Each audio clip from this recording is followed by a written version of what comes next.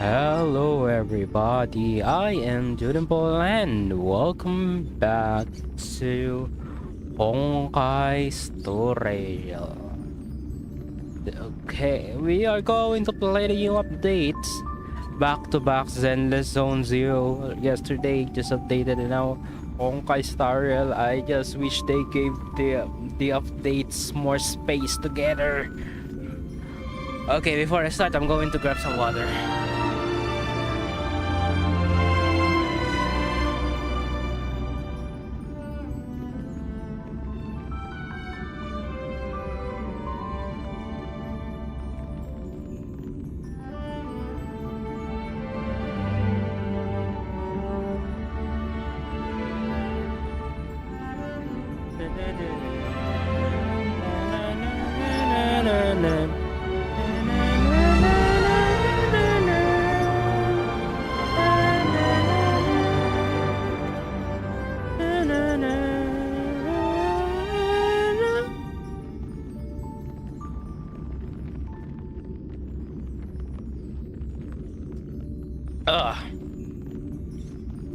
That is the spot. Alright. Let us start the game. I'm not going to pull for Ashveil. I'm going to skip. Because I don't have enough Spiral Jades. And I want Silver Wolf and Evanesia.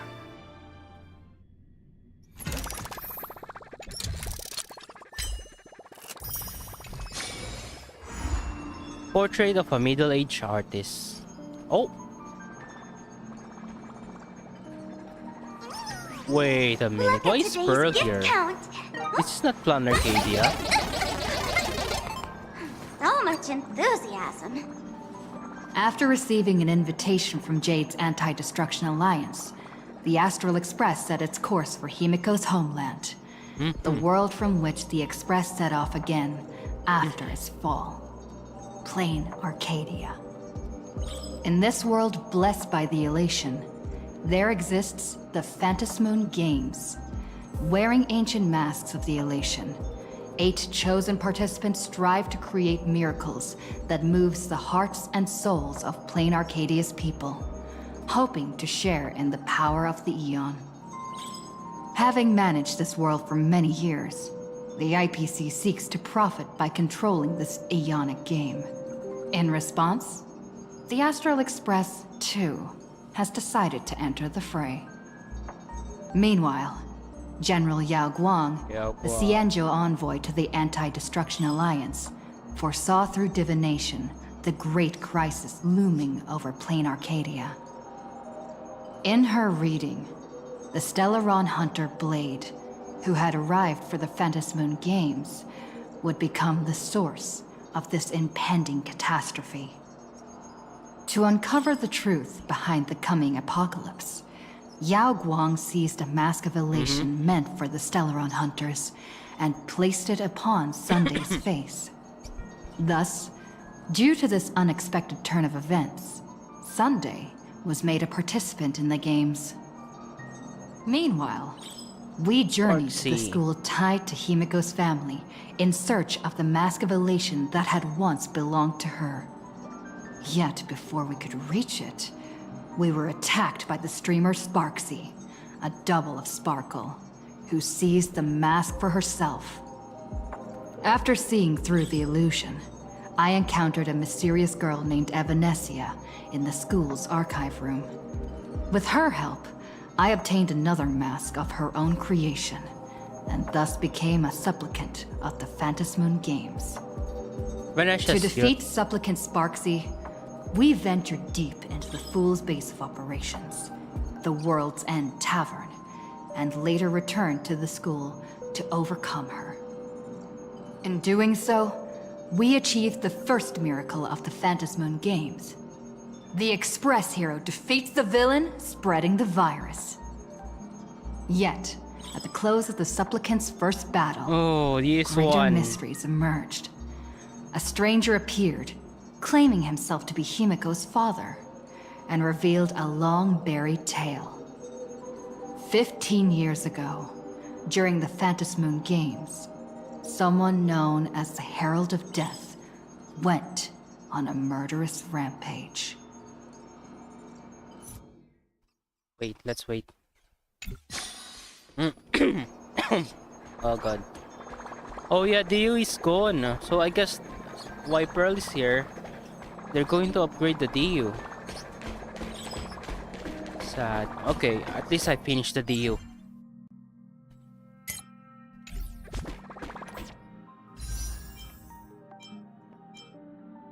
I see.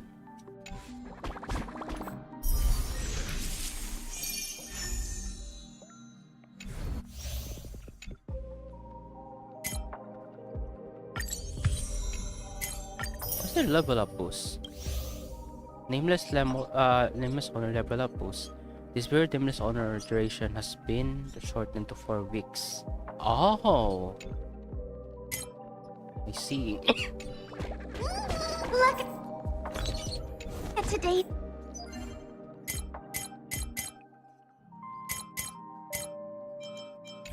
Gift count.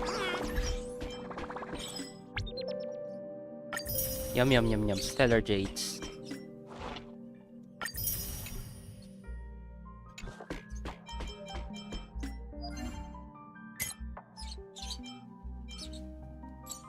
Okay, we'll do some quick there are no save files.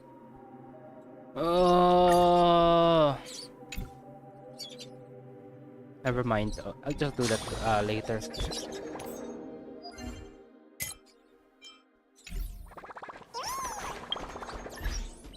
A travel log. Yes, claim that.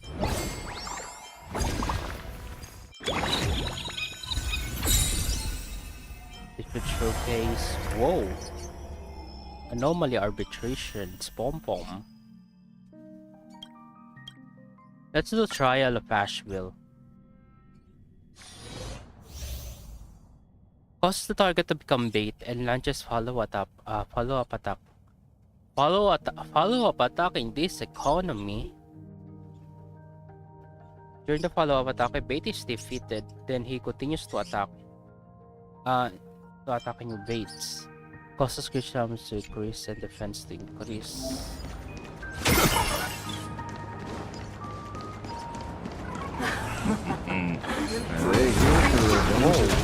Oh, never mind.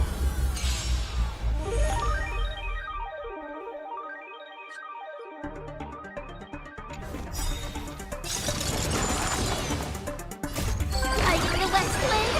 Away we go! Arthur and I.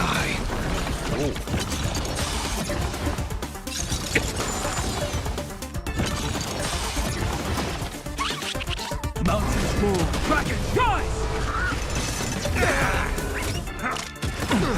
I'll endure. Mercy, through you. Serenity is before me. I will watch over you and guide you on your path. Fight to the death. Fiddle with holes. Beasts slaughter each other. Arthur and I. Fight to the death. Delivering warmth. Arthur and I. Fighting the west wind. Away we go! Fight to the death. Soaring above the lands. This is permanence!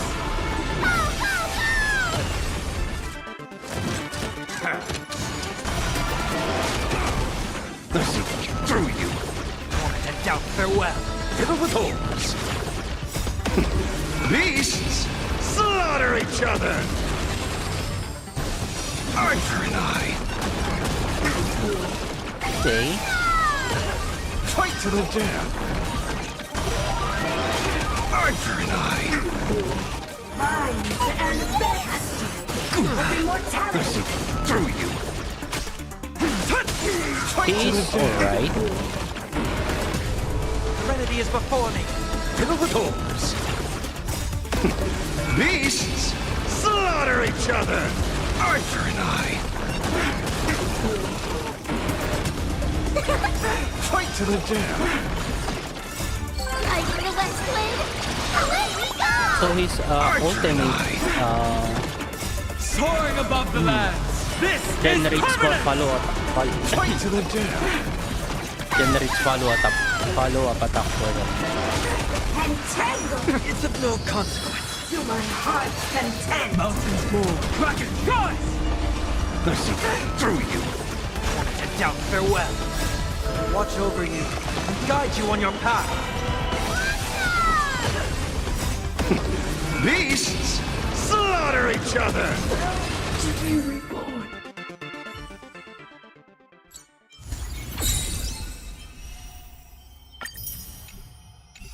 Alright. Still doesn't encourage me to pull.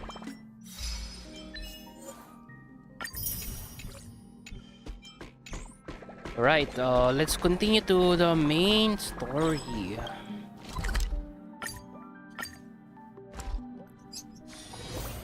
Why don't those people on the go? This is going to this is going to continue between the conversation between Himiko and his quote-unquote dad. Shortly after Fasco came to an end. Miss March, please, look straight into my eyes. Oh, Just like that. Perfect. Now, I'll need you to repeat these next few lines after me, and do so in the same tone of voice. Okay. The sky is blue, not a dazzling display of sparks. The sky is blue, not a dazzling display of sparks. Though dazzling sparks may light up the night sky, they can never outshine the eternal silence of stars. Are you kidding? That's one sentence? Okay, though dazzling sparks may light up the night sky, they can never outshine the eternal silence of stars? Very good. Very Good. good. The internet is both an umbilical cord and a waste duct for the mind, through which humanity's thirst for elation gave birth to the twisted Sparksy. Whoa there! That's a bit much. Maybe she can be the one to say it? Hello. Why am I here? These are the test sentences I improvised according to the guidelines from the Human and Intellitron Emotional Baseline Test. I carefully observe the subject's micro-expressions and tone changes at the moment they say the name Sparksy, to check if they are infected by a mimetic virus. So I passed the test, right? You didn't say Sparksy Given much. how fascinating your reaction was, I clearly don't need to worry about you. Should you find yourself experiencing any livestream addiction withdrawal symptoms later, feel free to contact the Department of Aberration Defense staff. We'll provide you with a series of corrective behavioral treatments. Corrective behavior treatment. You're handling this like a real pro, Miss Kuchiba. Has this kind of thing happened before? It's impossible to predict what will happen during the Phantasmoon Games. Once, a supplicant reversed the definitions of truth and lies, which nearly caused massive civil unrest. After that incident, we incorporated mimetic treatment into the Department of Aberration Defense's emergency safety protocols. Wait.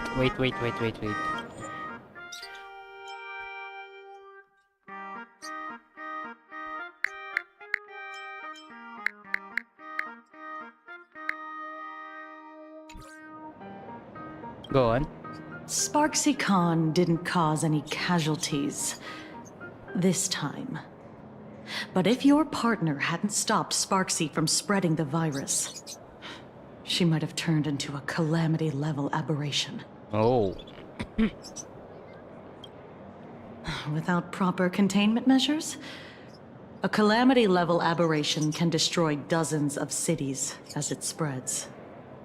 That's the scale we're talking about. Aberration. That's the Department of Aberration Defense's term for them. It usually refers to Imaginae infused with wish power who have lost control and begun to run amok. Over time, though, it's become a label that gets slapped onto any hazardous entity. So what level of aberration am I? You? An aberration? What are you talking about? Though, I gotta say, you do look pretty weird with that mask on. Don't tell me you're a Cosmicon collective player. The Department of Aberration Defense's hazard ratings are nothing like the power ratings in some card game. Right then, that's all for the required checkup. If you're interested in aberration calamity threat levels and how they're classified, you might want to take a look at this document.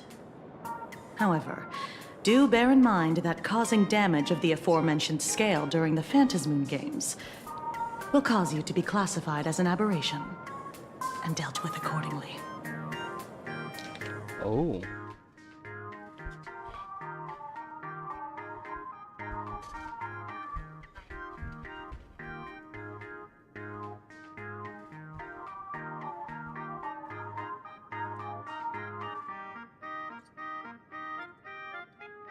Unreal has 5-tier rating system for uncontrollable aberrations and a scale of damage they cause.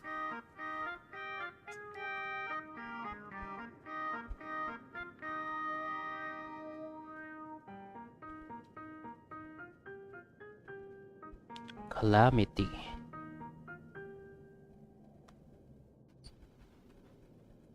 They could lead to the destruction of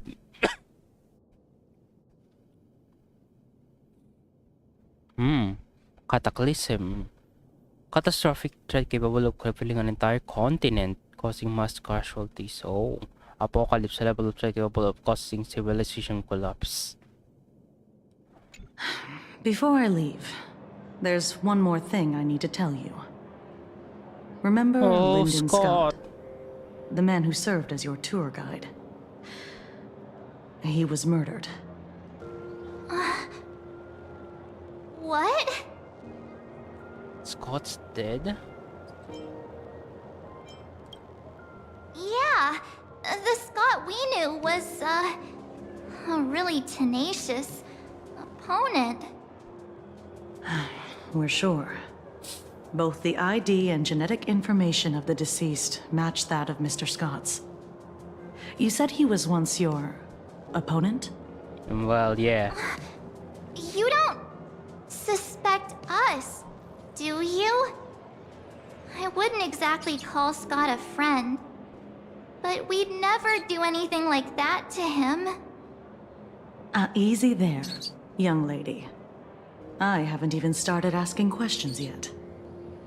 Of course, there's no way the renowned heroes of the Express would harm some lowly IPC employee simply because they had a problem with him.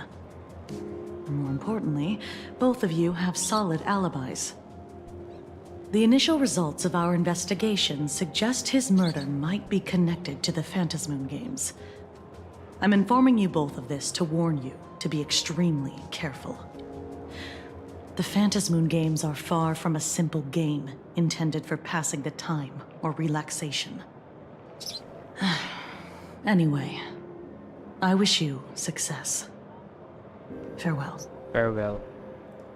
Scott. Could he actually... I just can't believe it! But it was Miss Kuchiba who told us, so... it must be true. So, the Phantasmoon games. Pretty frightening, huh? What's your take? I'm not feeling so good. I want to find out the truth. Yeah. Even though Scott pops up now and then to give us a bit of trouble, I still feel bad about him dying so suddenly during the Phantasmoon games like this. And without even knowing why. If the killer is here for the Phantasm Games, they might become our enemies soon. The Phantasmoon Games.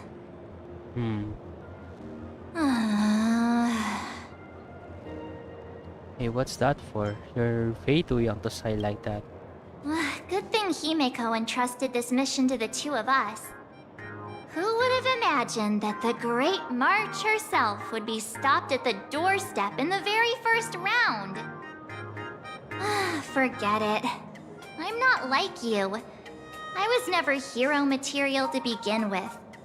Normally my hands can't even keep up with my brain when I play video games. You're definitely the right person for the Phantasmoon Games. It's just such a shame. We finally get a chance to vacation in Himeko's hometown. And I thought we'd make some happy memories together. But I'll work hard for the both of us. The Phantasmoon Games may be dangerous, but I hope you'll be safe and sound. hey, don't look down on me. I, March 7th, am a top-notch nameless who can hold my own. But look, don't push yourself too hard, okay, you? Remember that we've got your back. Oh, right. Where are Himeko and Mr. Yang? They must be getting examined and interrogated too, right? Why don't you send Mr. Yang a message? All right. Yeah. I heard this Mr. Yang already has a VA change.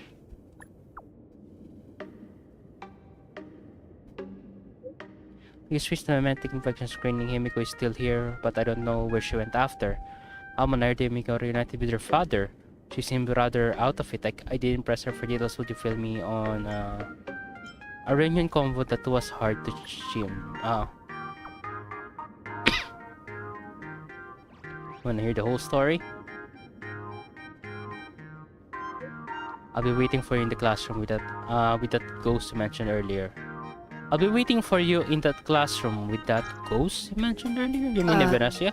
Mr. Yang said he wants to hear what happened between Himeko and her dad. Oh no, okay. I can't blame him for being curious. I really want to know too. Me too. I want to hear what Welt has to say. But what is this with General Got some store? new stock in. Want to hear the general store manager's recommendation? Yes.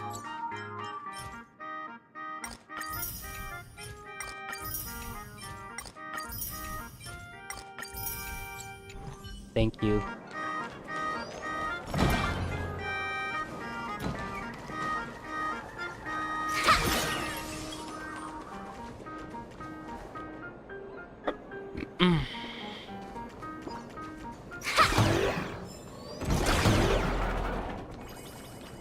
Oh, coins. After school.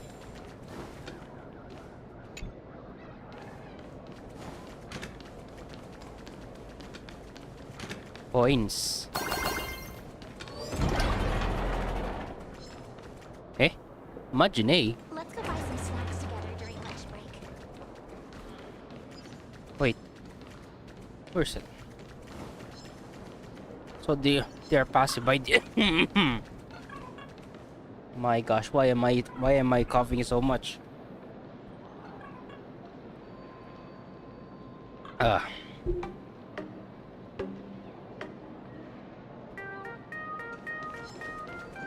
This.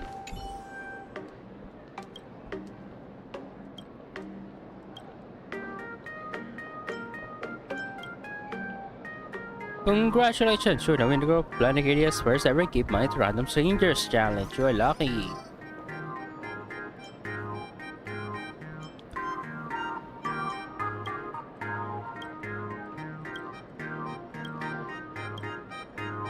Confirm. Sign here.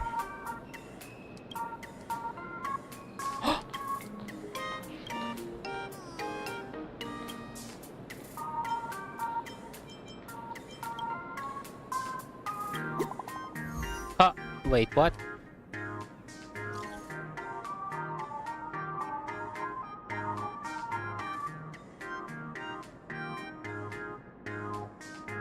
What?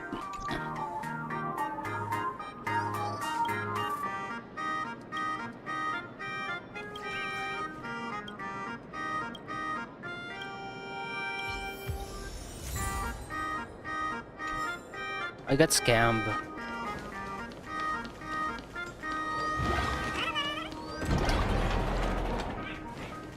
Oh, we're going to this classroom. Alright. Oh, the ghost you mentioned is... Ah, okay. I understand. Hey, Welt. You're here. Welt! Himiko hasn't mentioned her father at all in the time since I boarded. So, what is going on between them? As you were the only one with her at the time, you're the only one I can ask. Yeah, it really threw me for a sec when you said Himiko's father. But when you think about it, it's only natural that Himiko has a father, right? Not everyone's like me.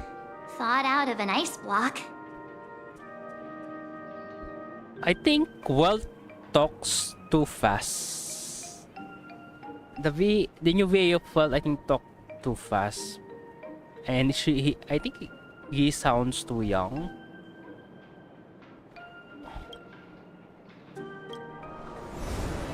A while ago, okay.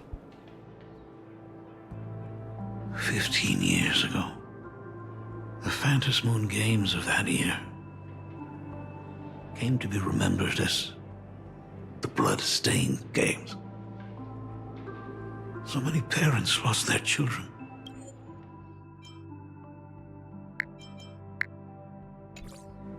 So many people lost those dearest to them. One of the victims was my very own daughter. Upon my return, I stood before the grave where she was laid to rest. Her name was Himiko. So, this lady who bears her name, who exactly are you? 15 years ago, when I made up my mind to join this Phantom Moon Games, my father wasn't with me. Even as I fought for my life against the Herald of Death, my father was still off somewhere, wandering the cosmos. Strictly speaking, ever since I can remember, his presence in my life has been as thin as the air in space. So, I would ask you, who bears his name, who exactly are you? Well, look at you. What are you getting so worked up over? Just a joke. A joke. It's been 15 years after all. And you've grown into such a fine young lady. How could you expect your old man to recognize you right off the bat? So, what's with that gravestone I saw with your name on it then? When you don't know if you'll live to see tomorrow, there's nothing strange about getting your affairs in order in advance, is there, Mr. Ryusuke? Mr. Ryusuke? How could you be so formal with your own father? At least call me Dad like you used to, okay? Hide in the corner. Hold it. And you are... Don't tell me. Himiko, is this... Mom! Your child? Yes. Hold up. Yes. Oh, could you please stop making things worse? I haven't seen you in 15 years, and now I'm a grandfather. Wait, who's the father? Who's the father? That's enough! You are looking at my colleague. A new generation of Trailblazer. My friend and my companion on the Astral Express. Do you understand now, Father? You hear that? She called me father. Hello there, my friend. Sorry about that. I thought you were Himiko's daughter for a second there. You not watch the news at all? We don't even have anything close to the same hair. Sorry. I'm just getting on in years. Whenever I see a youngster like you, I can't help but think my granddaughter would be about your age by now. I'm a painter. Most of my work involves traveling to different segmenta to complete commissions for my clients. Himiko. I know I've let too many chances to spend time with you slip away. Just slip away? The first time we met was at Mother's funeral, when I was already 6 years old. Let's put that aside for now. Were you also too busy with work when I was suffering from a weathering curse? You might not believe me, but I've been running around for your sake all this time. All these years, I've been trapped in this room that represents the past that I imaginated. And I've never left it. You didn't know about me becoming the Express's navigator either? 15 years. The Express never stopped here once. You didn't even leave behind so much as a single word to indicate you were still alive. And the Department of Aberration didn't Defense Express completely that? Did you sealed off like all crash records of what landing? happened during those Phantom Moon games. I did hear many rumors about the Astral Express, though. I even saw the navigator's name. At first, I thought it was just someone else with the same name. And even when curiosity drove me to look up your picture, I still didn't dare believe that the woman so full of poise and grace was my daughter. She'd grown up safe, becoming a living legend in her own right. I thought about contacting the Express, but what if their navigator was just someone who happened to share the same name? And same appearance. I've been clinging to an absurd notion that if I never sought the answer, there was still a 50-50 chance my daughter was still alive. But if I found the answer, and it was no, then she would truly be dead. So, Himiko, how did you... I'd rather not tarry here too long. I'll be taking my leave now, Dean. The Express has defeated the supplicant that occupied this school and prevented another tragedy like the one 15 years ago. Now it's time for you to fulfill the duties you failed in back then. Go comfort those students, and see if you can't figure out how to deal with the media bombardment while you're at it.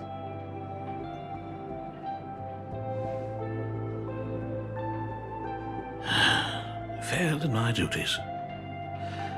So, still mad at me. Can we talk? Sure. Sorry, kid.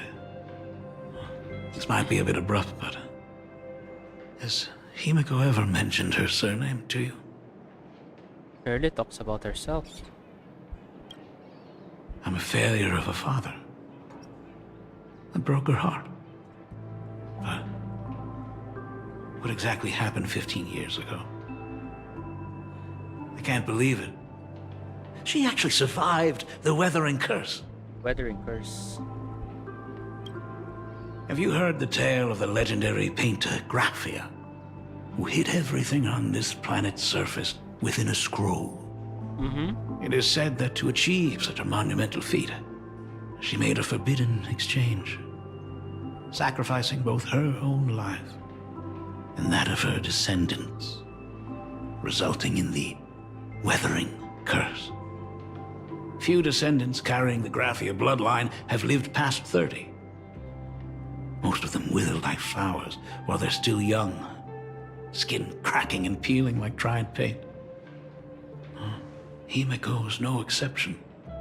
She was tormented by the curse for years. What did you do to her? But you appear to be very healthy. I'm just a useless son-in-law who married into the family.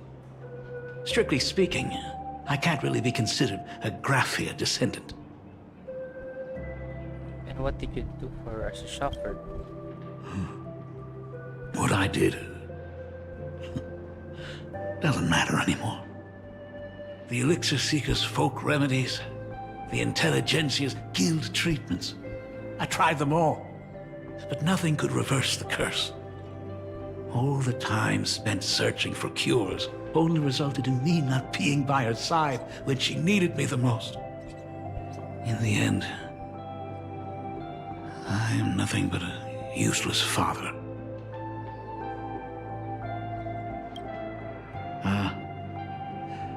You're right. I just didn't realize it quickly enough. How she got through it, how she survived, none of that's important. What matters is that my daughter is back. That's all I need. If I may ask a small favor, would you mind showing me where my daughter works? I want to make up for all the care I failed to give her all those years. I want to get to know my daughter better. Depressing. Truly a memorable father-daughter reunion. Brings up some memories of my own home as well. There goes Mr. Yang with that knowing look again. Just what kind of parent-child relationship are we talking about anyway? When I was a child, my parents were also always busy with work and were unable to spare a moment for me. As a child, I couldn't help but feel resentful. It wasn't until I became a father myself that I understood how they felt when they were forced to sacrifice the time we could have spent together. So, did you already promise to give Mr. Ryusuke a tour of the Express? Thought as much. After all, it's Himeko's dad. So, where is he? Ah, everyone's here. Sorry to keep you all waiting. I'm truly grateful to all of you for looking after my daughter. Not at all. She's the one who's been taking care of us. Would you all be so kind as to show me around? Right this way. So, this is the Astral Express. Really lives up to its reputation. It's even more impressive than I imagined. As to be expected, of course, huh? It's the place where my daughter works. By the way, what's the pay like for a navigator? Does a position come with insurance and an annual bonus? Talk about parental love. First thing out of his mouth is asking about her salary. Like I'd have a clue. Help! A little backup here? The Nameless don't have much in the way of income. We're poor. We Nameless earn at least as much as you do. Hey, that's not totally true. We get some spending money every time we stop somewhere. What? No income? Don't tell me that everyone working for the Astral Express is actually doing volunteer work. I mean, I guess you could say that. But actually, it's more like... I'm butchering the explanation. Anyway, it's nothing like what you're thinking. Mr. Ryusuke, please rest assured. None of the Express crew ever lack for money. We not only receive support from members of the Genius Society, but also from prosperous commercial worlds, such as the Planet of Festivities. Ah, good, good. Hearing you say that is a huge relief, Mr. Yang. Speaking of which, what kind of work does being a navigator generally entail? Don't you underestimate Himeko either. Her daily duties include, charting navigation routes, calibrating warp jumps, and technical maintenance. Not to mention she's always guiding the Nameless on missions. Oh, my daughter is really something else, isn't she? Of course! Every time we return safely from a trailblazing expedition, it's all thanks to Himiko's guidance and protection. She's the backbone of the Astral Express. March. Let me go tell Pompom what you just said. Where's your respect for our conductor? Hey, come on! You're just trying to stir up trouble.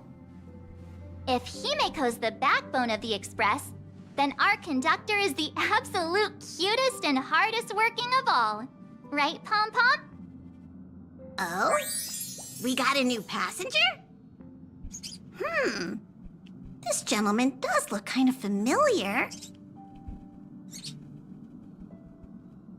No wonder he felt so familiar! How are you, Mr. Ryusuke? Conductor? Oh. So you must be my daughter's superior, huh? Well, thank you for taking such good care of her all this time. Superior? That's way too formal. It's Himiko who's been taking care of the Express and everyone on it. He's... What is he doing on the Express? Himiko, we are giving up to her. It's all my fault. I was just curious about your daily work, so I asked your colleagues to show me around. And I know I didn't ask your permission first. Just please don't be mad, Himiko. Mad? Why would I be mad? Mr. Ryusuke, welcome aboard the Astral Express. Is there anything else you'd like to see? I can show you around. That looks like that smiling face with closed eyes. That looks like she's mad. Well, I know you'd rather keep your distance from your good-for-nothing father. You're on a journey, and it's rude of me to barge in like this. But it's been way too long since we last saw each other. As your father, I want to get to know you better. Make up for all the time we've lost. At least while you're staying here. Please allow me to show you some of the fatherly care and devotion I owe you. Will you? Excuse me? Why don't the two of you go to the party car? Shush, get the drinks ready. Shush. All right. I'll go make some tea. No. That's just our domestic robot's name. Come on, Father. People are resting here. Let's not disturb them. Oh, and, come with us. Me, but this is father-daughter reunion. I want to talk about the Phantom Moon games, not just personal matters. Oh, They Mordor. left. Whoa. That's the first time I've seen Himiko be that cold to anyone. Oh, what are you still doing here? Himiko asked you to go to the party car.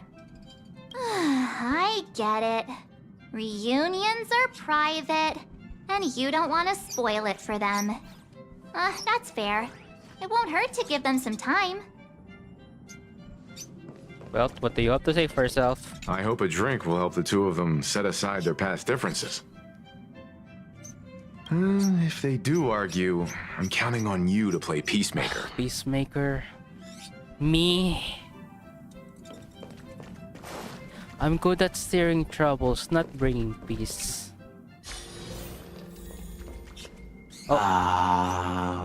Shush. When it comes to breaking the icy silence between a father and daughter, nothing's better than a cup of hot water.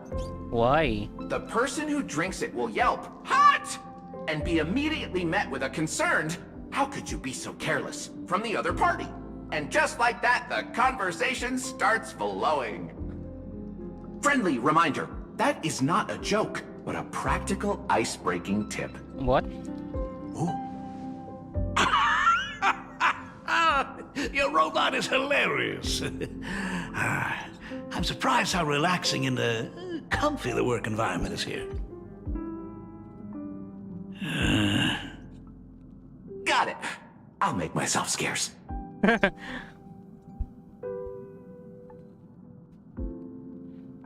There's Being a nameless is neither relaxing nor comfy.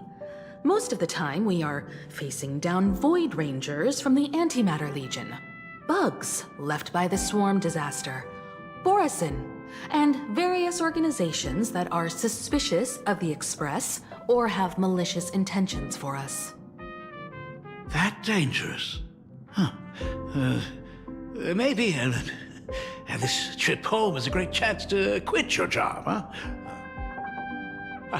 Talk about coincidence. Just so happens I'm getting on in years. And Graphia Academy is in need of a new dean.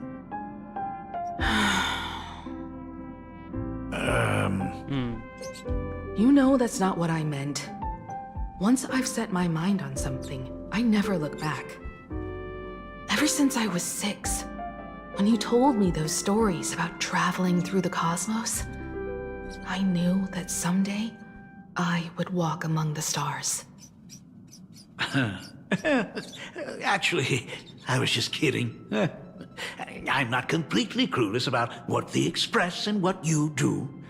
Oh, but once I knew the Express was coming, I even bought that comic series that's based on your adventures. that. Please don't tell me it's fluffy across the blue. I never thought you'd be into comics. That's right. The protagonist is a baseball bat-wielding raccoon. The character's based on that kid, right? As an artist, you do have a good eye. Come over here. Thanks for giving us some time alone. Don't mention it. Hey, Miko. That's the first time I've seen you smile since I've seen you this time. So, what brought you back home this time? What's the story behind our lucky meeting? Like I said before, we're here for the Phantasmoon Games. So, the Phantasmoon Games 15 years ago were the reason you were able to overcome the Weathering Curse? Indeed. I see. That makes sense. For those of us who haven't experienced the Ionic game firsthand, it's just something from the history books, or even akin to a myth. But I never imagined that the Ionic game would turn into a blood sacrifice overnight. The Herald of Death was a heartless madman. If I hadn't defeated him then, all of Duomension City would have become his slaughterhouse. Herald of Death. During the first few years of my journey, I relived that evening every single night in my dreams. The color of that twilight, painted with blood. So much blood. Blended with terror and screams.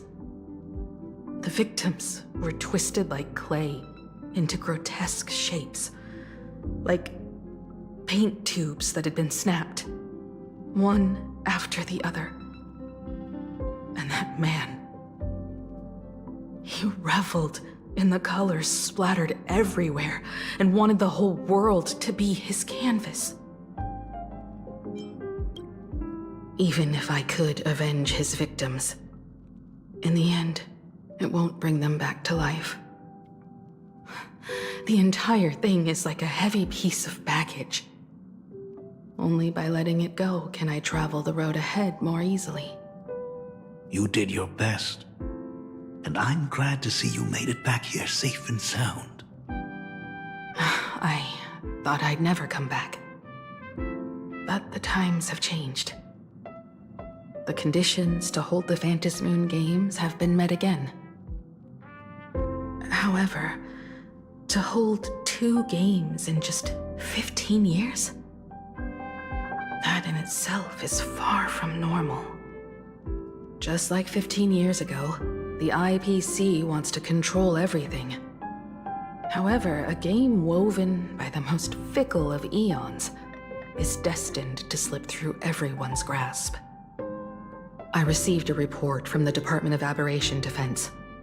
I'm sure she must also have heard. There's been a brutal incident in Dovebrook District. Someone massacred everyone at the headquarters of the Sinwish Syndicate, leaving a signature that only the Herald of Death would use. The Bloody Bloom. Recently, I can't read. I can't keep speaking, or else I will cough.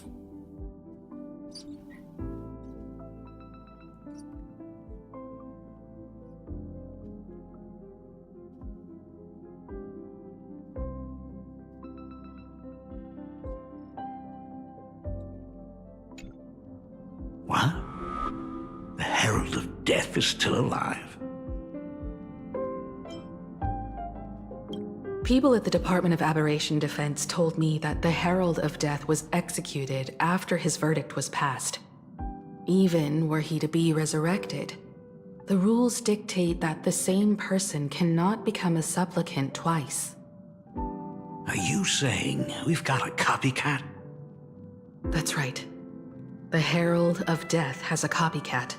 But what I find even more worrying is that this Phantasmoon Games has caught the attention of something even more terrifying than the Herald of Death. I believe that whether or not this Herald of Death copycat has a connection to the Phantasmoon Games, defeating him presents an excellent opportunity for you to demonstrate the resolve of the Nameless to the whole of Plain Arcadia. Exactly. As for you, Dad, have any clients commissioned you lately? It'd be best if you left this world for a while. May I take that as my daughter showing concern for her dad? You can take it as a safety advisory from the Astral Express. Also, as she has already become a supplicant and joined the Phantasmoon Games, she will have my full support. I'd like her to temporarily keep the Mask of Elation that has been passed down through our family. Too late for me to raise any objections at this point, right? Sounds good. The mask stays with the kid. Thank you. Would you like another drink? Got it. Next, it's time to show me the way out, isn't it? I've definitely overstayed my welcome. For most of my life, I couldn't be there for my daughter. And now that I finally have the chance, she wants me to leave. In that case, I ought to be on my way. Himiko. The Graphia family has a number of records about the Phantasmoon Games, passed down through the generations. Come over to the school library later. I'll give them to you. I'll be there, Dad.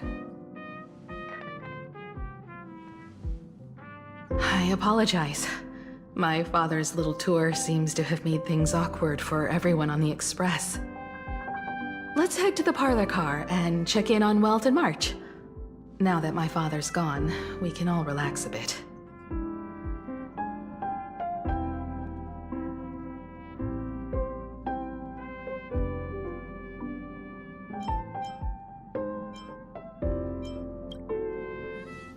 Has Mr. Ryosuke left? Yes. I told him to head home for now. After all, what is going on with the Phantasmoon Games has nothing to do with him. I'm really sorry, everyone, for bringing my personal family matters onto the Express.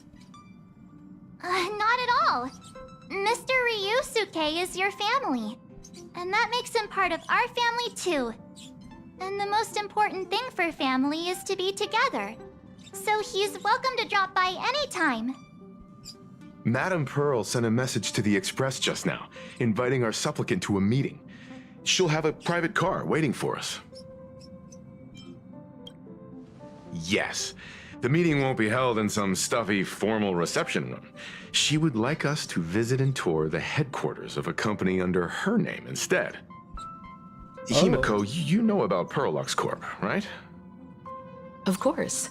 It's the biggest entertainment conglomerate in plain Arcadia.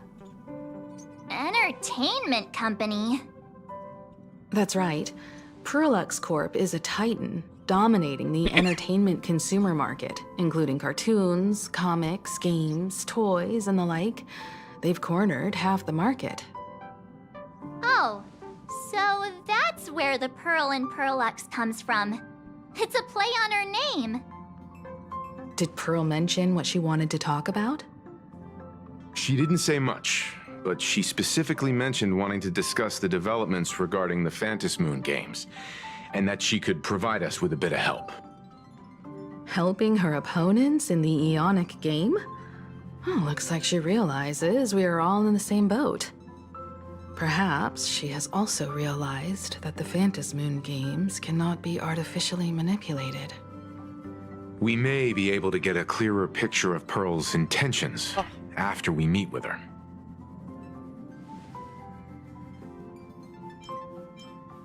You're really going to have me meet with Pearl?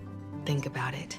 You've already crossed paths with key figures from numerous factions, and even built rapport with some. You're already a capable Nameless who can more than hold your own. Though she holds a high administrative position on this planet, do not forget, she is also one of the 10 Stonehearts.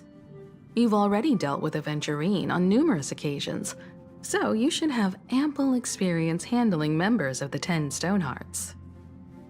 Hey, don't worry.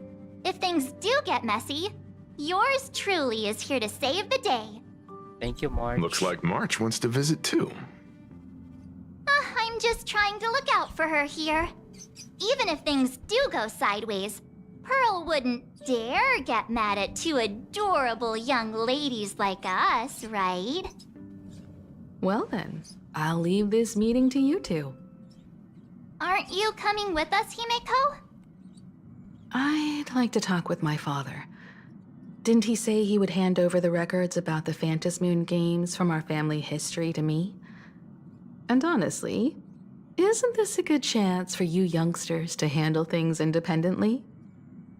I understand. In that case, she, March, and I will be heading out now. Oh, score!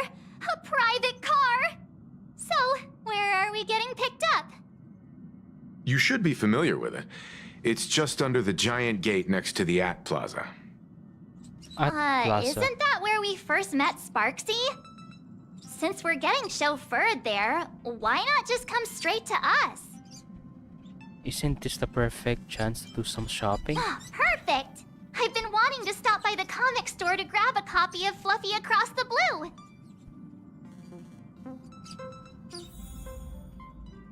Destination Perlux headquarters. And let's grab a copy of the Fluffy while we're at it. Aw, this is just perfect. We'll head out when you're ready.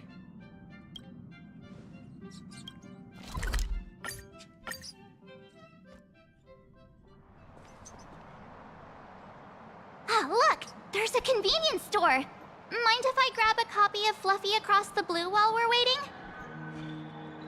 Is that the comic based on the Express's adventures?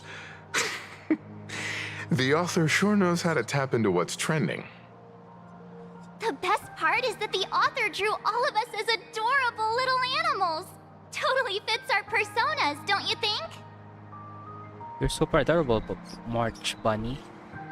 Right back at ya, baseball raccoon. In fact, it was recently announced that the Fluffy is getting an animated adaptation. Wow. And the copyright for it is currently held by Perlux Corp. It's a super memorable comic. No way can I miss getting a copy while I'm here. I promise I won't be long. A couple of minutes, tops. Looks like we got here on the early side. Since coming to this world, I still haven't had a chance to get a street-level view of the city. How about this? We'll meet up under the at the plaza gate in a few minutes. All right. Sounds like a plan. Might as well take a look around then. Absolutely insane. Did you see the post I shared? Hey, you hear the news? There was a supplicant battle at Graphia Academy. Yeah, I saw it. The online forums are already blowing up. The supplicant called Sparksy. How terrifying! Actually using live streams to spread mimetic viruses. Eons, that's just evil! I can't believe the Department of Aberration Defense is letting someone that dangerous run loose! I heard her livestream got permabanned. Aw. Good thing that Nameless from the Astral Express acted so quickly. I wonder what the next supplicant will do.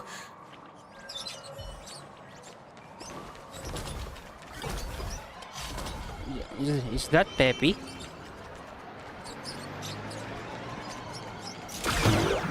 Have you read the new chapter of Fluffy Wait. Let me get this. Hello there. Would you like to learn more about the Research Society of Happy Smiles? So, are there any charges or fees? Whoa. Isn't that Detective Passerby? What's he doing here? Have you read the new chapter of Fluffy Across the Blue? Sorry, I'm not into comics for kids. They just released the official concept art for that giant pom-pom robot! That mech design is totally unrealistic. What's so great about it? Do you have the slightest clue how to talk to other people? Do you? Hey, relax.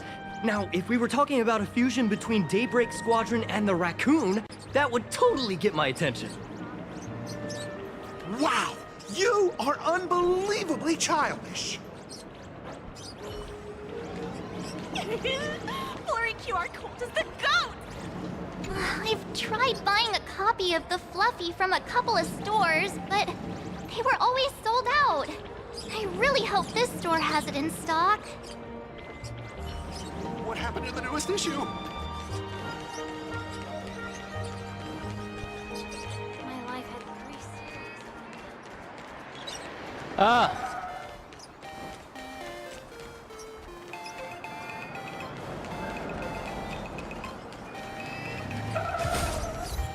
Ha ha ha ha ha.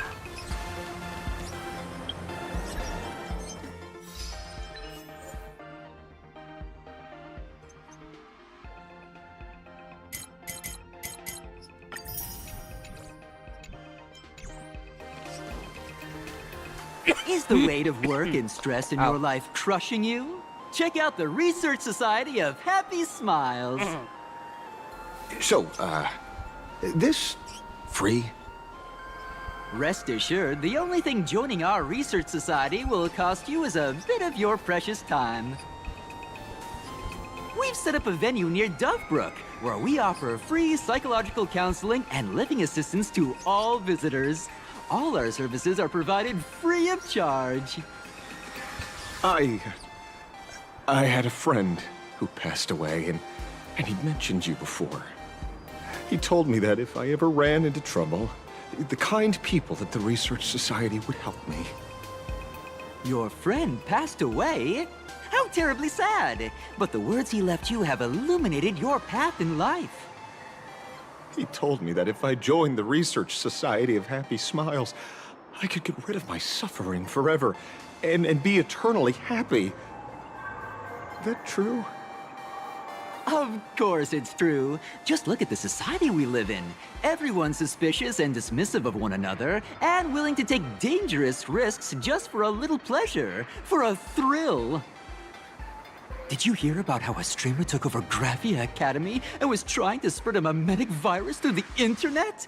And over in Dovebrook, gang violence erupted and left a pile of corpses in its wake. Oh, may the Master of Elation save us all. The Research Society was founded with the sole purpose of healing humanity's incurable inner pain. Following Aha's creed, we aim to spread laughter across the mortal coil and eliminate all suffering. Eliminate all suffering? Exactly what it says. As an eraser wipes away the doodles of a pencil, so too shall the pain be wiped away. Have either of you heard about the tragedy of the Bloodstained Games 15 years ago?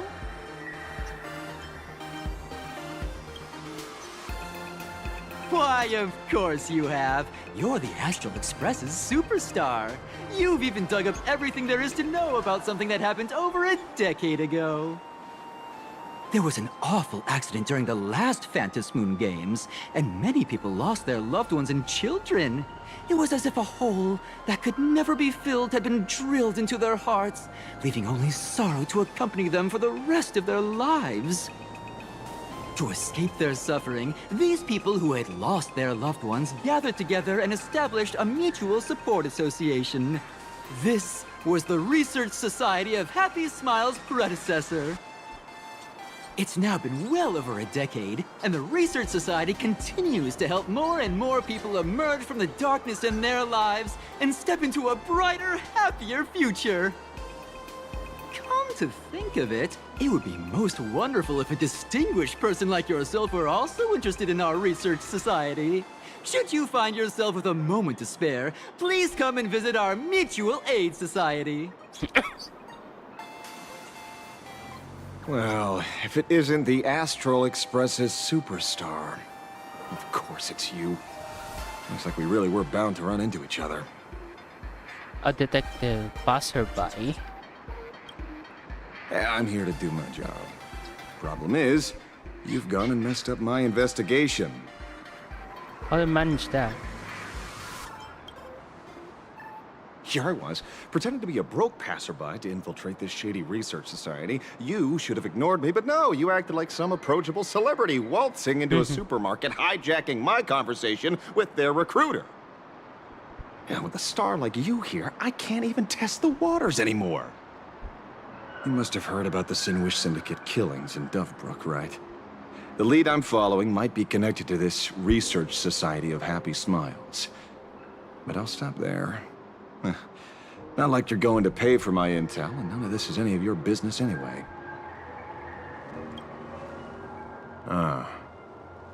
Based on your social circle, you wouldn't be talking about the poor IPC sap who was unlucky enough to be there, huh?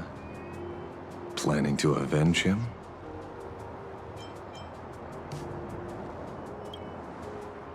Oh.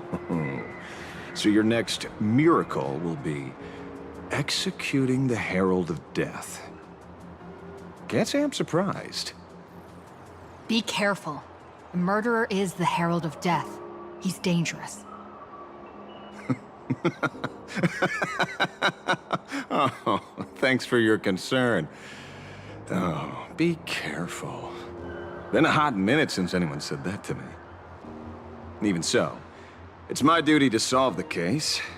Doesn't matter if nobody pays me. I'll still find the killer and exact justice on the spot.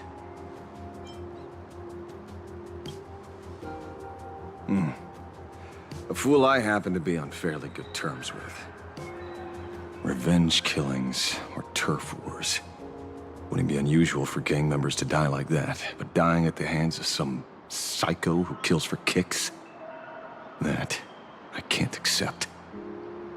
No matter where you are in the cosmos, which era, regardless of how civilization evolves, some rules will just never change.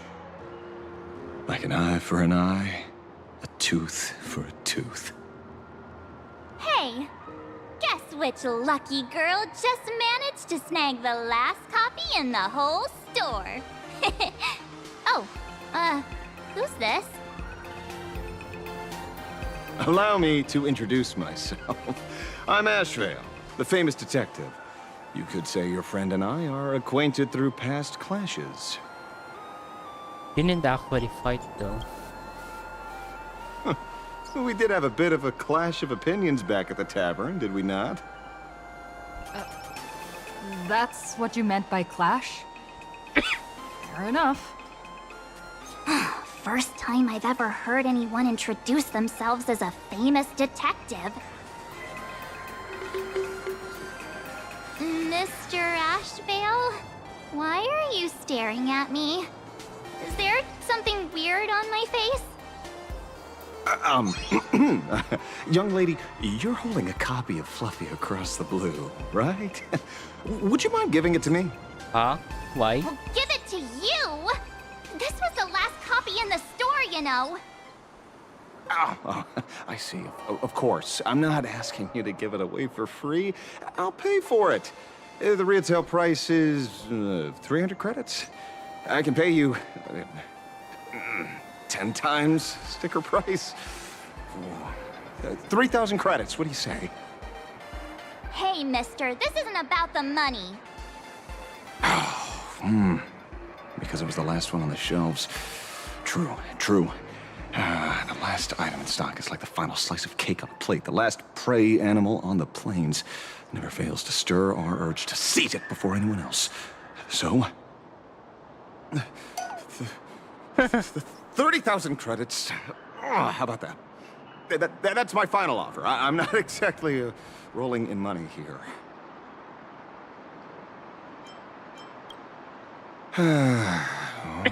Truth is, I'm actually buying it for that foolish friend of mine. The one who died. Today is his farewell ceremony. I thought I'd buy him his favorite comic to pay my respects. He'd always be rambling on about some raccoon with a baseball bat, and how the journey of the Express would never end, that kind of stuff. I heard those stories so many times, it felt like my ears were gonna fall off. But, after all that fuss, I completely missed the chance to buy it. Every store around here is sold out. Oh, that's enough. My poor little heart can't handle sob stories like that.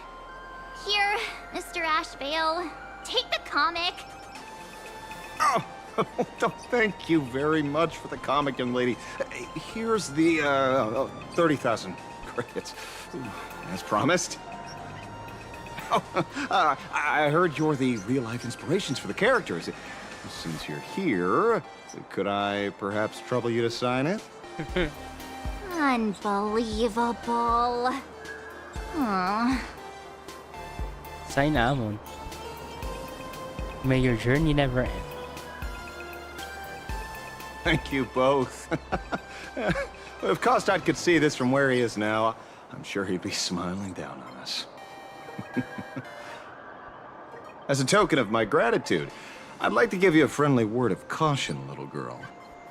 I know you plan to target the Herald of Death and cement your heroic image. However, all eyes will be on you during the Phantasmoon Games. On such a public stage, discretion would be wise. Because when the masses see your magnificent miracles and wield your extraordinary power, fear and jealousy could turn their wish power into wish you ill power at the drop of a hat. Forgive the expression, but you get what I mean. So, whatever plans you might have for this Herald of Death, why not leave the whole messy affair of revenge to someone who couldn't care less about winning or losing? Like me. Just like this comic, I'm dead set on getting him. You're a supplicant?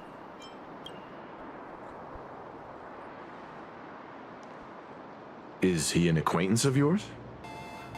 He's just some weird detective who was passing by. It's nearly time for Perlux Corp to pick us up. We should get going.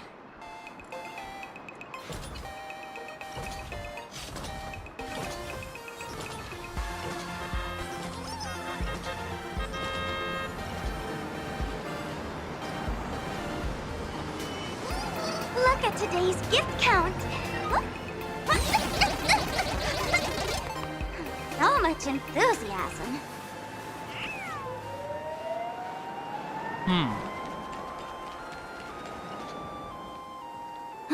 Well, we're here. So where are they? I don't see anyone in IPC uniform. They're running late. Maybe we got the wrong time. This is the time we agreed on. No mistake about that. Maybe they got held up in traffic. Greetings, crew of the Astral Express. It is my honor to escort you on your visit to headquarters. Mechatron? I am guard number 100086, created by Perlux Corp, a security specialist from the business division. My designated human name is Faerun, said to derive from an ancient language meaning iron. It's a pleasure to be of service. I'm truly honored to hear you say so. So, what are we waiting for? Let's go!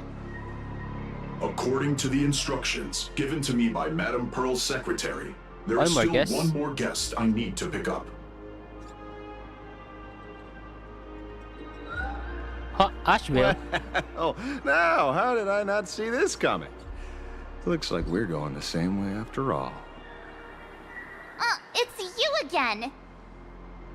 Hey, Mechatron, what's the plan? Do we hop into your cockpit, or are you gonna give us all a piggyback while you fly over? Your ride is ready. Please, take your seats, everyone. Where? Car? Whoa. Fancy.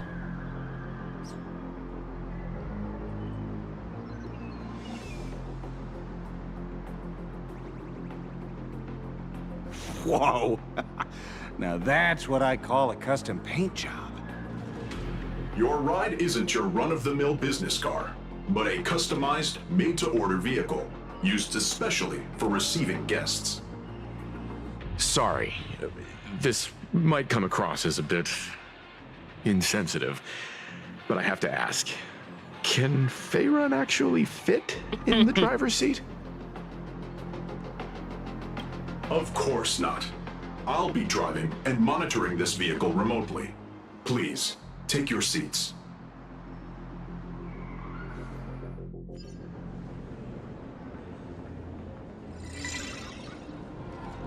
Pom-pom. Pom-pom Mechatron. Now that is astonishing. Wow, that's one massive robot! Ladies and gentlemen, welcome to the headquarters of the Perlux Corp.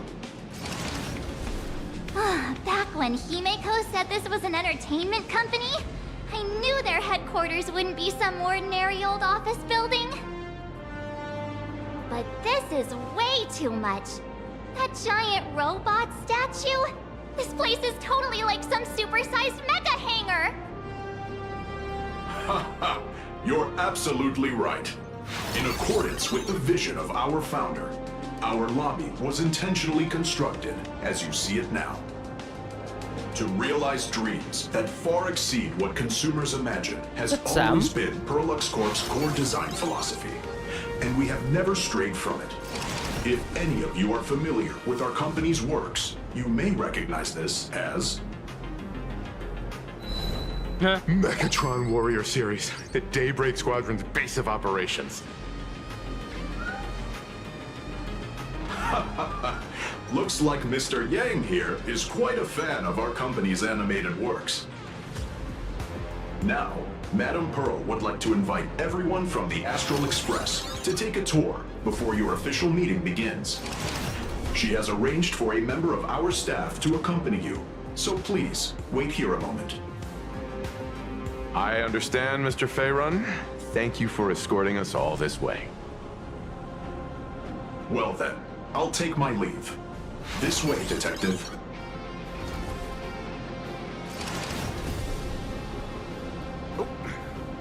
See you around, everyone.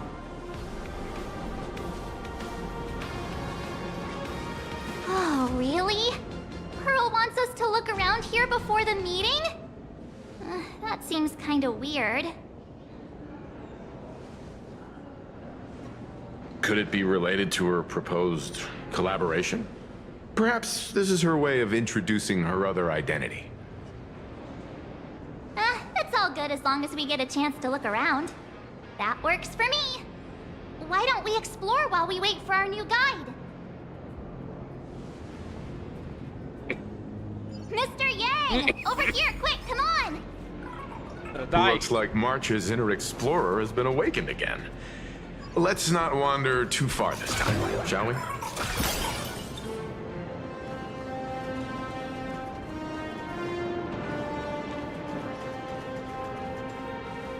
Mr. Yang! Isn't this your favorite giant robot? Giant robot, engine of creation. I saw it. Please, just keep it down. We're here as their guests. We should be careful about what sort of impression we leave. Looking more closely, it appears many of this Mechatron's components were never installed. Oh, what a shame. I was hoping to see it finished, to see the completed Mechatron. Imagine how it would look in motion. What a glorious sight that would be. Really? In that case, Mr. Yang, let's hear it. Which one's stronger?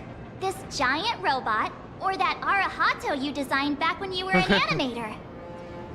Seeing as we're on someone else's property, comparing robots from different works would be most disrespectful to the creators themselves.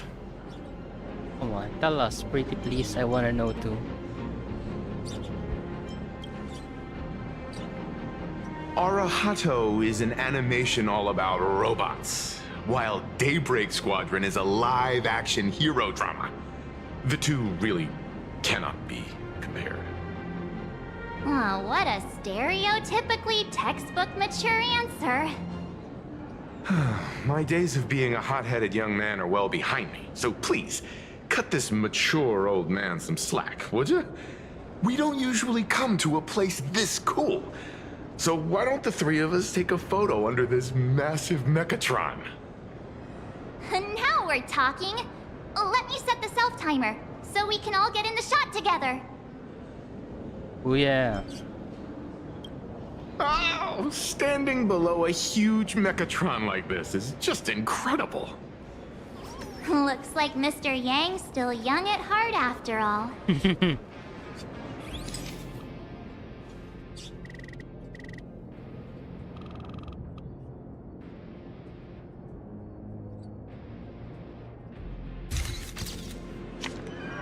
Oh, now it looks.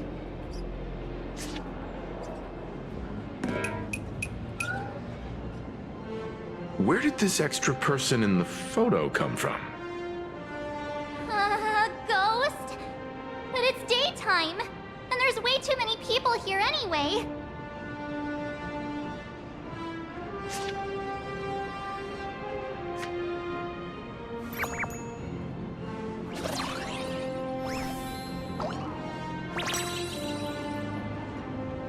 What's this now?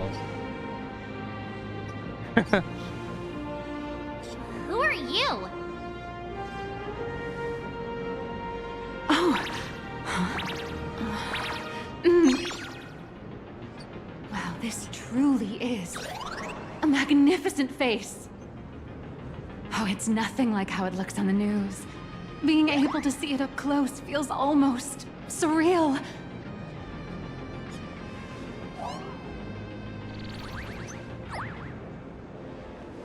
Am I too close? Oh, sorry, my bad. I'm not great with personal space. Keep the compliments coming.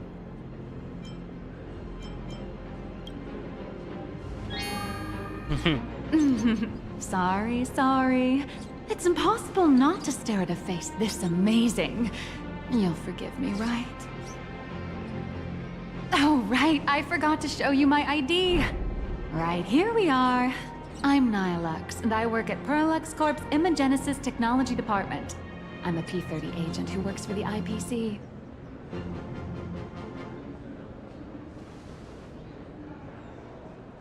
How high up the corporate ladders be 30? Just a slightly higher ranking workhorse, that's all.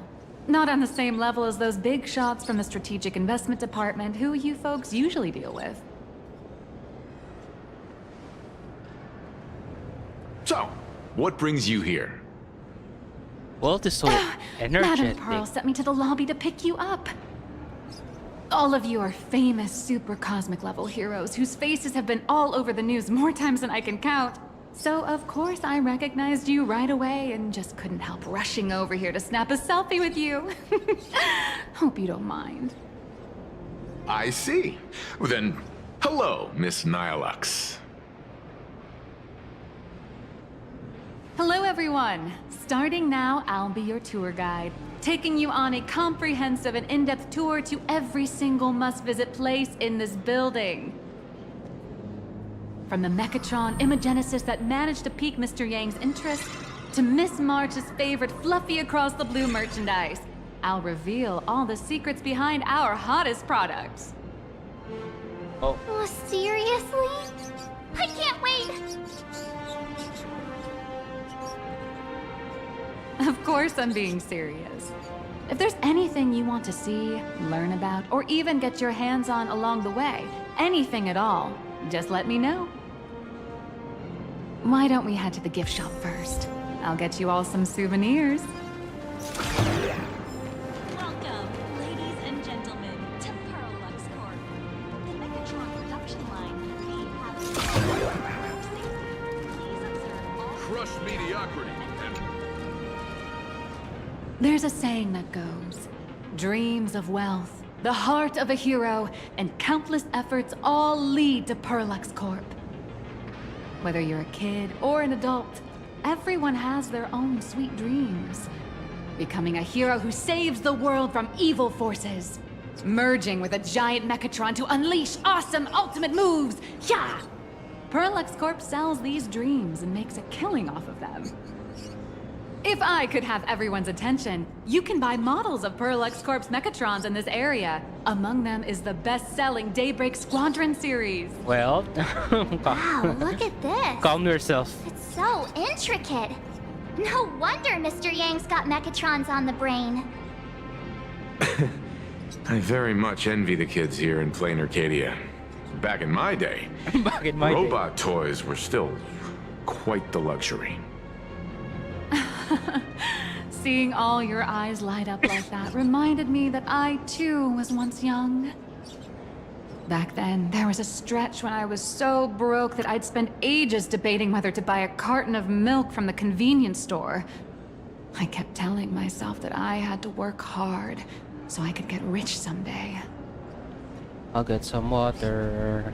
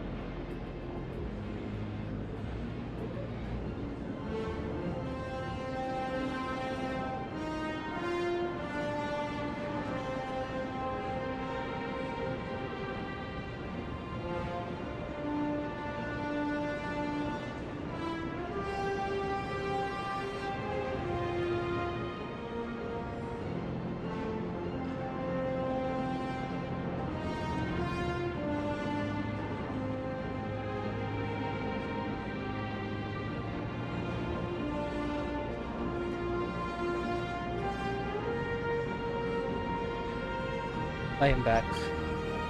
So, did you manage to get rich? After years of hard work and hustling, at the very least, I'm no longer young.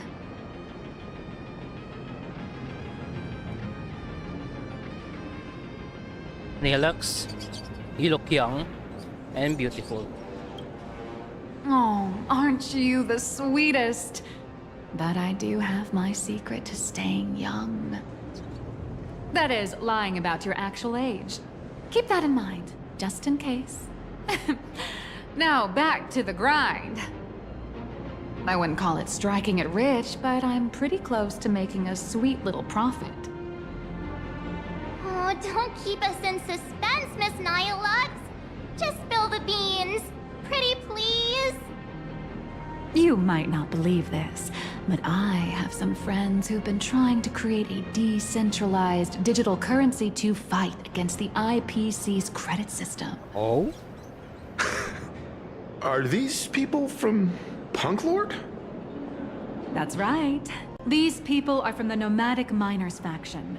They've discovered a way to hijack Noose's computing power for mining, and are digging up a limited supply of learned coins.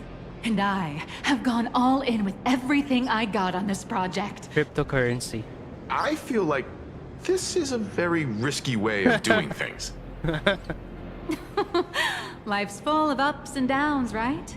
The higher the risk, the bigger the reward.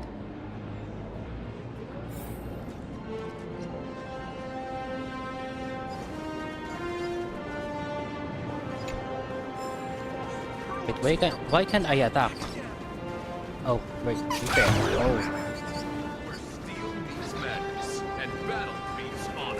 You watch Daybreak Squadron too?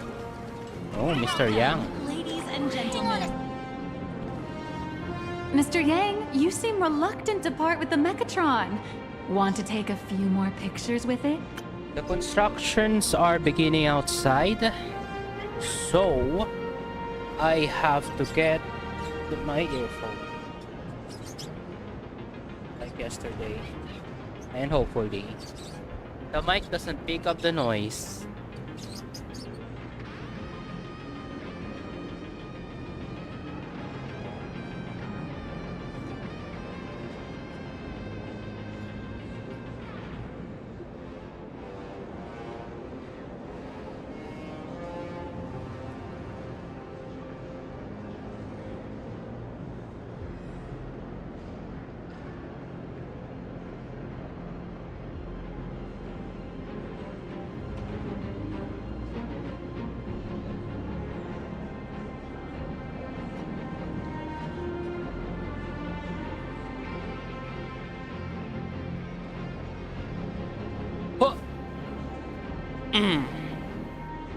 Stretch.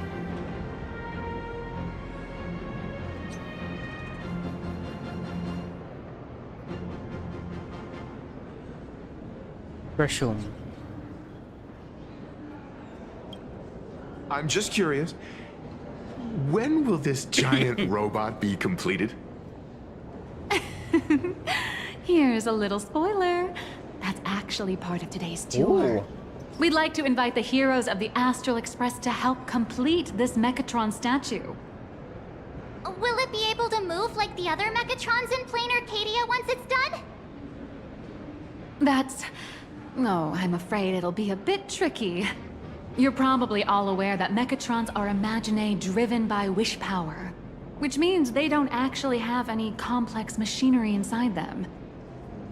You know how humans tend to unconsciously imagine inanimate objects as living things that can think and move?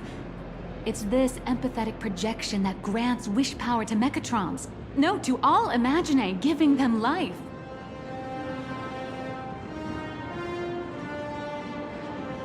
Yeah, so what's wrong with this? Can't it be the same as the others?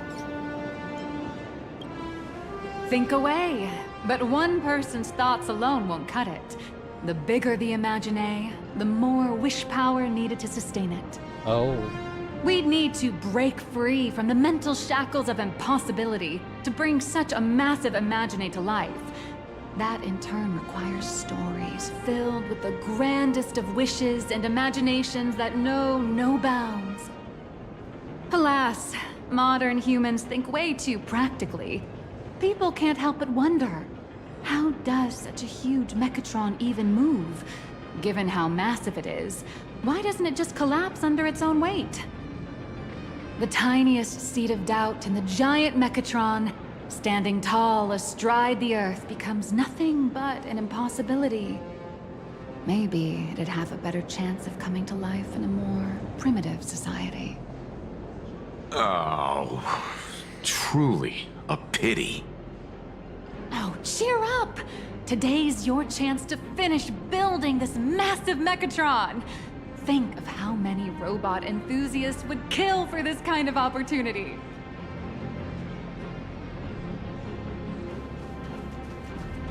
Welcome, ladies and gentlemen, to Parallax Corp. Hey, wait. This isn't right. Isn't this Pom-Pom? Oh, wow! Oh, that's some really fine craftsmanship. This is a toy model of Alloy King Pom-Pom, which hasn't been officially released to the market yet. But just you wait. You'll see even cooler toys coming up later. Are you sure there's no copyright issue with this thing? Actually, this is Pom-Pom from Fluffy Across the Blue, which is totally unrelated to the Pom-Pom from Astral Express. That still means they're related. King Pom-Pom and Pom-Pom are different characters. You really shouldn't be making cross-franchise comparisons. Speaking of souvenirs for the Express, I bet nothing could be more perfect than this toy. Pom-Pom? What's your voice? I have a small favor to ask. Would you mind taking a photo with me by that headless Mechatron statue over there? And maybe signing the photo too. I'd love to leave it as a memento for the staff at Parallax Corp. How's that sound? If you're willing, I can pull a few strings and use my access privileges to give you all the gold-plated prototype of the yet-to-be-released King Pom-Pom Alloy Armor 999, the only one in the entire universe. Just give it a thought. Just give it a thought.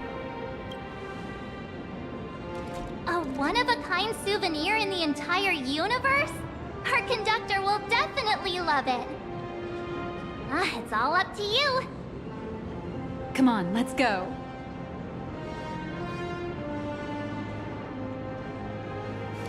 Crush mediocrity and rise to greatness. The ultra-movable Magico Mechatron, on sale soon. You watched it.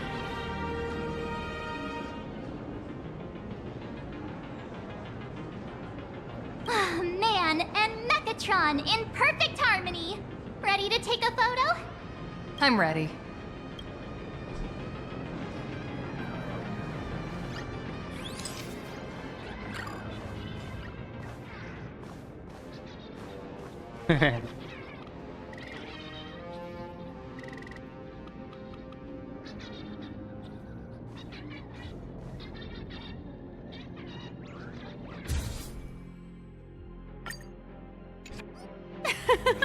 I love this one so much.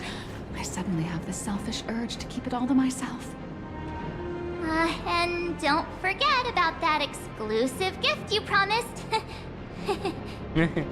You bet. In fact, I'll throw in a normal edition for each one of you as hush money. Come on, let's head to checkout.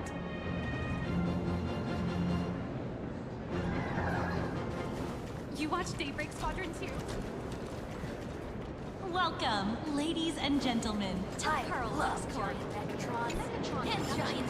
Pero sa funny color. For your safety, please observe all safety guidelines and refrain from crossing this. How are you doing? It's my pleasure to serve you. I'd like to present each of our 3 distinguished guests from the Astral Express with an Alloy King Pom-Pom toy model as a gift.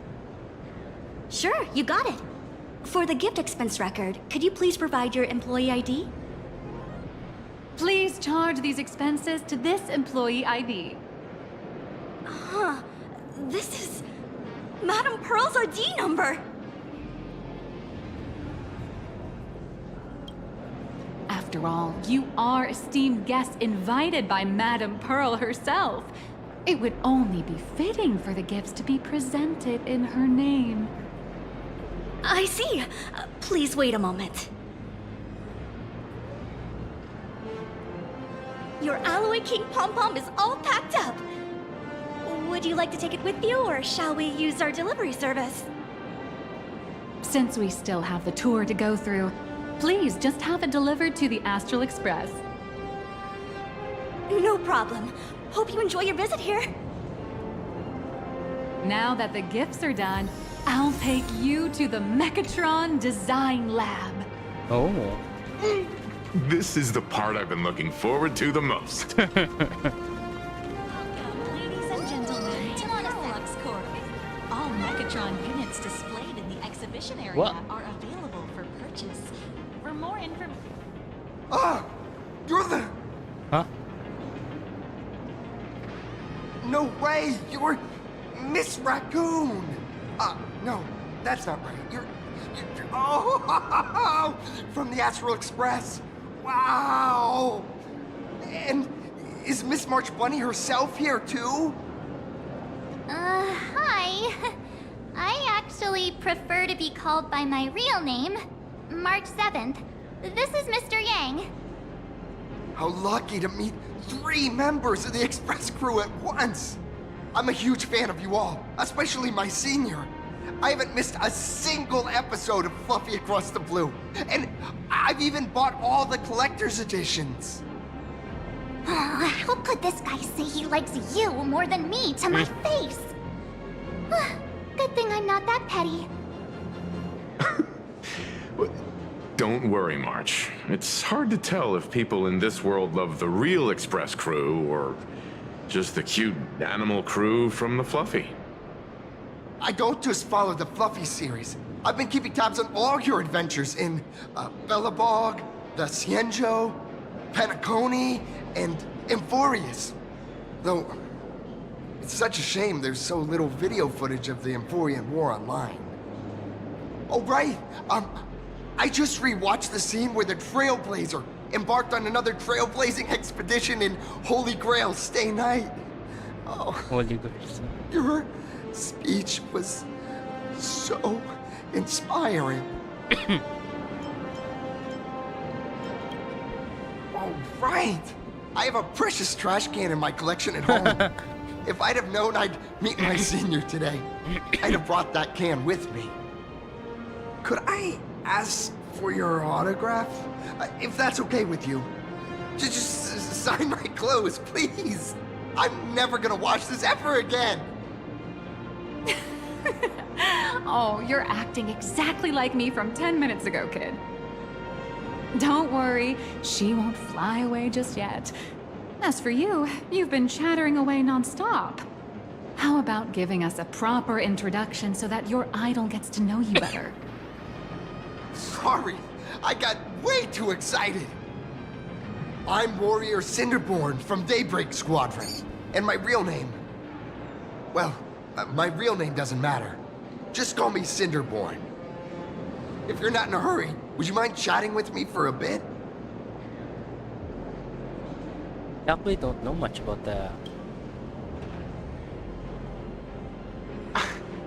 Daybreak Squadron is the most popular superhero drama in Full Wish TV's Mechatron Warrior series, following the story of young heroes fighting alongside Mechatrons against the Shadow Slither to save Plain Arcadia.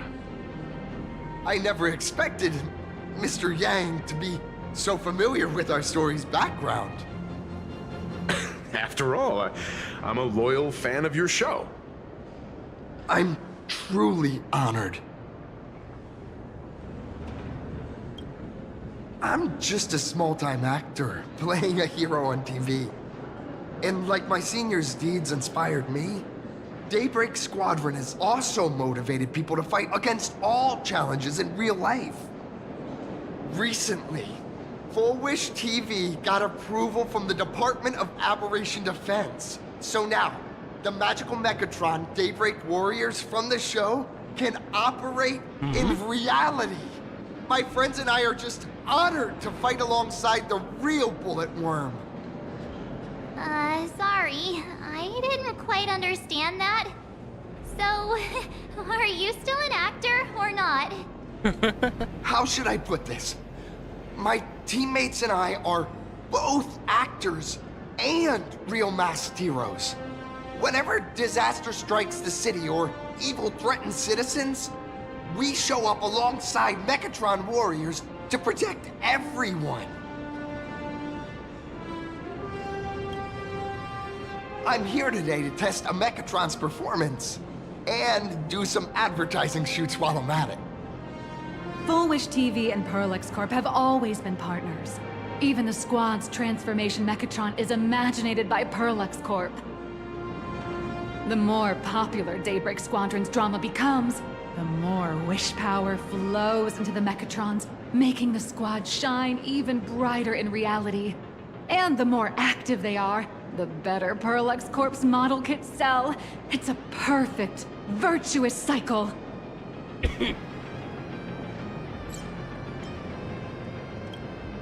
Oh, sorry for taking up your precious time with all this chit-chat.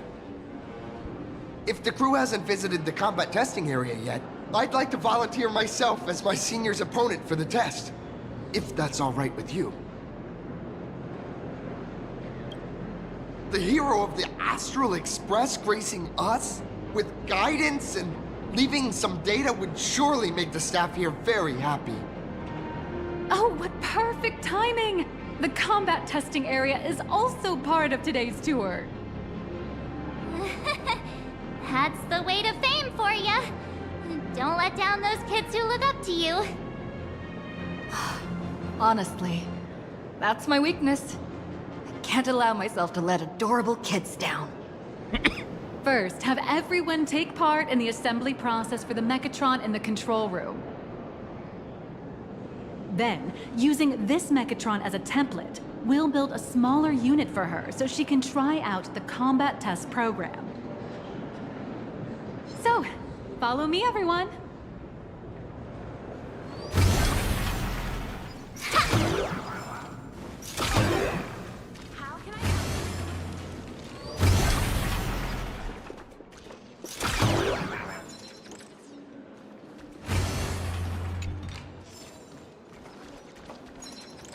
This is Parallax Corp's Mechatron Imagenesis Design Lab. 15 years ago, the first Mechatrons of plain Arcadia were born here, and they immediately gained widespread social influence upon their debut. Today, Mechatrons have become the most common and iconic symbol throughout the streets. You could say that Mechatrons are the first and currently only Imagine that can be mass-produced on assembly lines.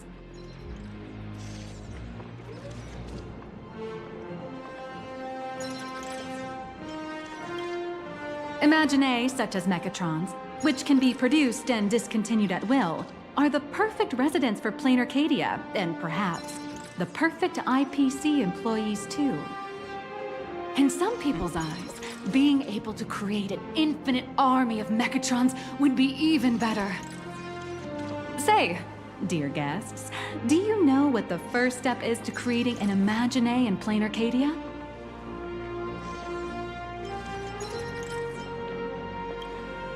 As expected of the Nameless, you're quite knowledgeable about the customs and culture of the world you've set foot in. Drawing the physical form means humans using brushes to give shape to fictional beings, which was originally the domain of professional artists. But here, collective creation and standardized Mechatron blueprints have replaced traditional artwork, improving standardized workflow efficiency and reducing wish power resource waste. In short, this is the industrial revolution everyone's been chasing. Oh, to think that even Imagenesis, a skill as magical as this, could be industrialized. I'm suddenly starting to admire the IPC. That's nothing. Our company aims to create 2 billion Mechatrons for social production and public services before Arcadian calendar 2030. And that includes special combat Mechatrons like the Daybreak Squadron. That's a staggering number. But can the wish power of the people here really sustain so many Imagine? That's why Parallax Corp keeps churning out animations and hero shows one after another. In other places, these are just entertainment. But here, they're legit breeding grounds for spiritual energy. all of this shall serve Madame Pearl's grand goals and ideals. All right, back to square one. First step, let's go print the Mechatron structure blueprint.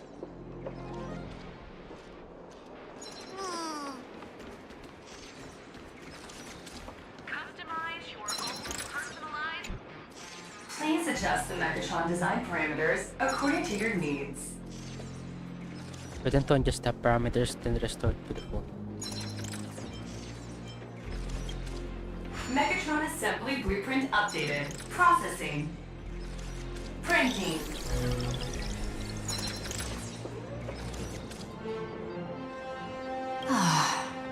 Could it be that no matter how much I adjust it, the final printout always comes out exactly the same?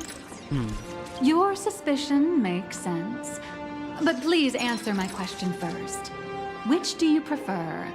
The sense of achievement that comes from hard work, or the convenience of getting things done easily?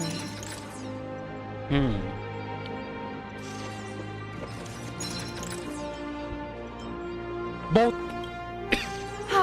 You got that right. The fully automated Imogenesis blueprint design system perfectly matches your needs. You can meticulously adjust every parameter, or just hit one button to skip it all, and the automated system will always produce results that meet the standards. Amazing, right? Just like how the inventors on planet Scrulum used to ask themselves, if all their inventions were already pre-recorded in the Supreme Punch Tape, what's the point of inventing in the first place? Printing complete. Please retrieve your blueprint. What you just said is the answer. It's not about the results of creation, but the elation we experience in the process.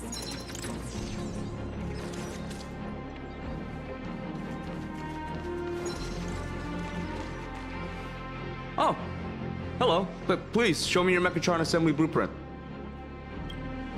No problem. Blueprint has been recorded. The Mechatron parts are ready to go. Hope you enjoy the experience.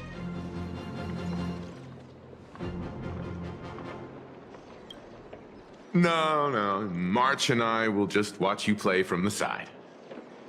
Now then, please follow my guidance to complete the Mechatron assembly. This experience mainly involves assembling 3 parts: the arm, the shoulder armor, and the Daybreak blade on the back of the Mechatron. Go for it, little raccoon! Assemble the Magico Mechatron Daybreak warriors and save our city! All right, everyone, I'm heading out.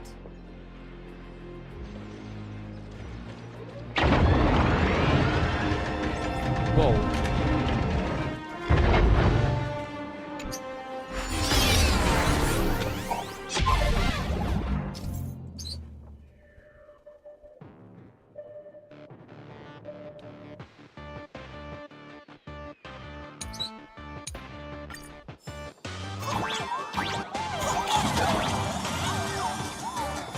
The first step of assembly is to remove each part from the frame, one by one.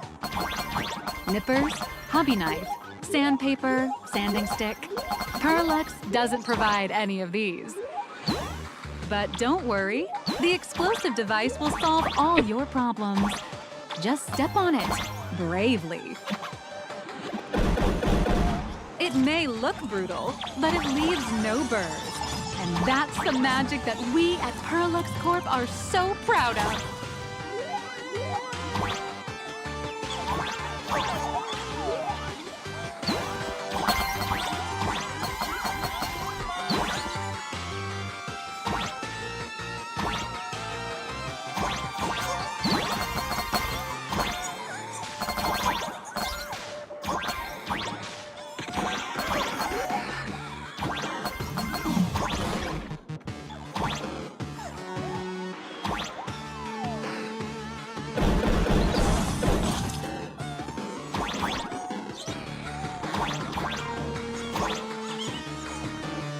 Whoa.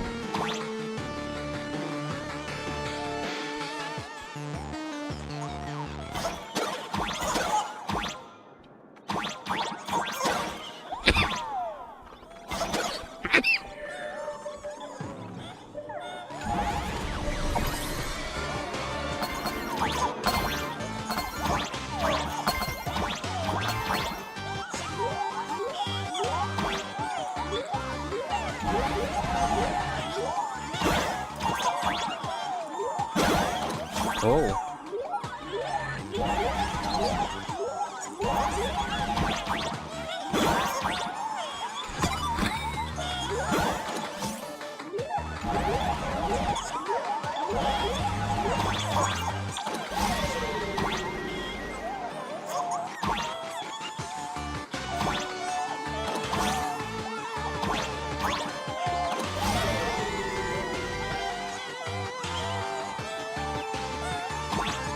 Next, please activate the mechanical maintenance arm and align it with the shoulder joint base to connect the arm.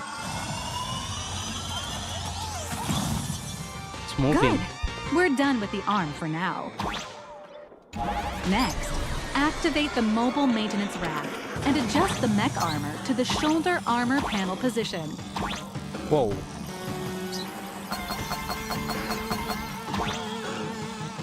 What?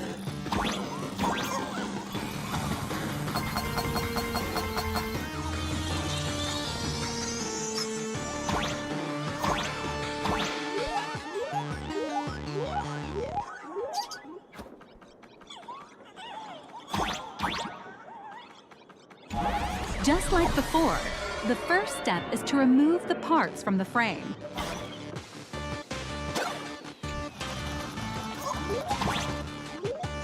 Artificial gravity field adjusting. Please exercise caution. What? Activate the thruster and push the shoulder armor towards the unit interface.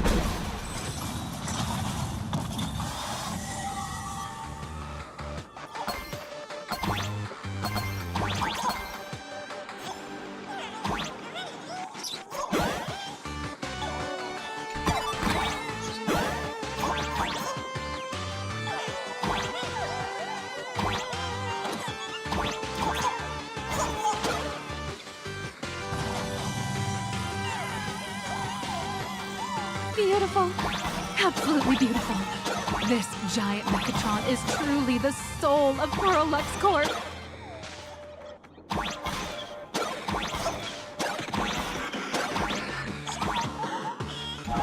Now, for the final part. Please install the Daybreak blade on its back.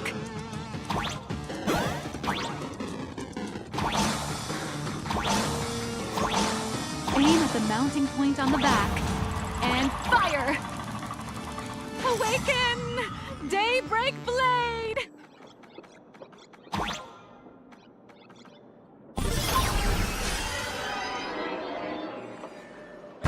Mission accomplished! The colossal Mechatron you built with your own hands will now stand proudly in the center of this hall.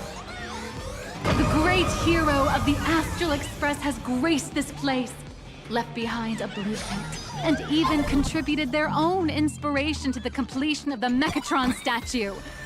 What outstanding promotional material this is for the marketing department.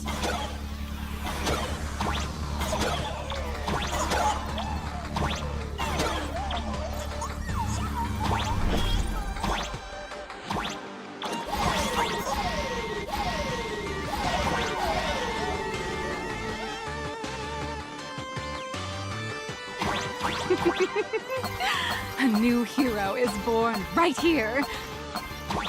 Step forth, Miss Little Raccoon, and become the guardian of Plain Arcadia.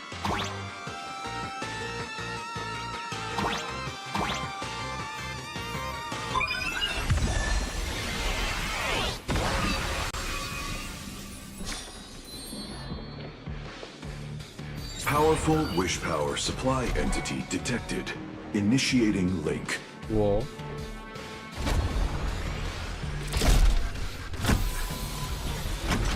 Mechatron synchronization rate 15%. Assembly complete. Could the next step be? That's right. With the completion of the Mechatron assembly, it's time for some heart-pounding combat. Combat? Mechatron synchronization rate 39%. 42%. Your little fanboy, Cinderborn, is eagerly awaiting some pointers from you. While we can't power up this big guy, I've printed a small unit. Now it's time to show you how a Mechatron fights.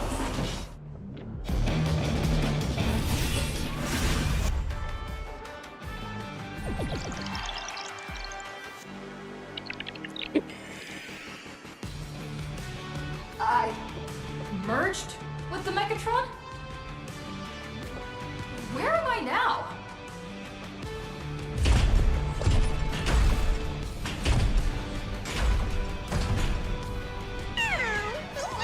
Why, of course.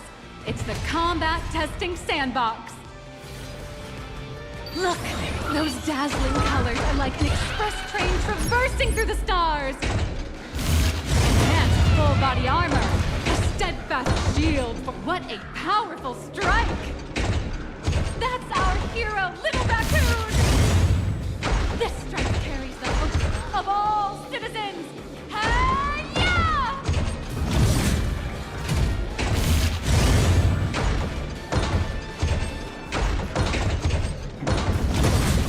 Whoa. Our hero got blocked by an illegal building! City, what are you doing? Legal building. No choice left. Smash it to pieces, hero! Just focus on dealing with the city's crisis and let Madame Pearl worry about the compensation.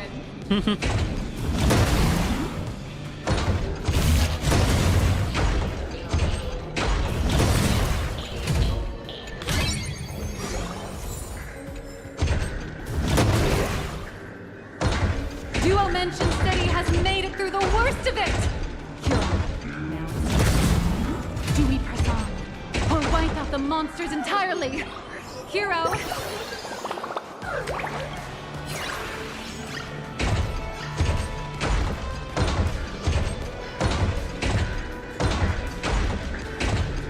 The monsters that were hiding here seem to have been reduced to nothing.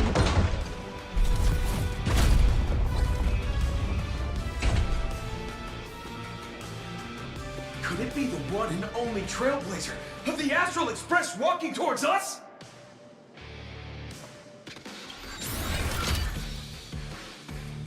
Galactic Baseballer! We've been expecting you. Although the giant shadow crisis in Duo Mention City has been dispelled, the real battle for you and the Daybreak Squadron is only just beginning! As the old and new generations of superheroes, you will face off here to determine the victor! Oh. Forged by raging fire, burn away the darkness, the star that sets the world ablaze! Blaze Weaver! Slice through the skies, flanks of lightning! From the blue heavens descend, Azurling! Ka! Shatter the eternal night, light blazing bright, the radiant bow of hope, Dawn Lance! Cut through despair, unyielding blade of steel, edge that never fades, Cinderborn! You can do it, friend! Darkness wanes, and dawn awakens! The Daybreak Squadron arises!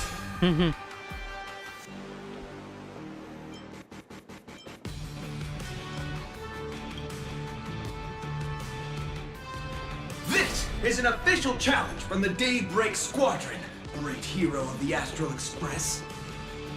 If we defeat you, we hope you'll accept our invitation to become the honorary Phantom 5th member of the Daybreak Squadron and help us safeguard the peace of Plain Arcadia.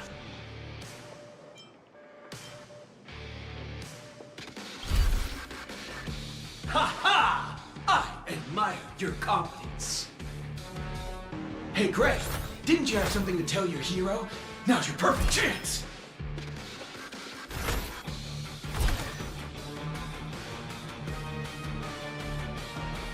My friend, you know what?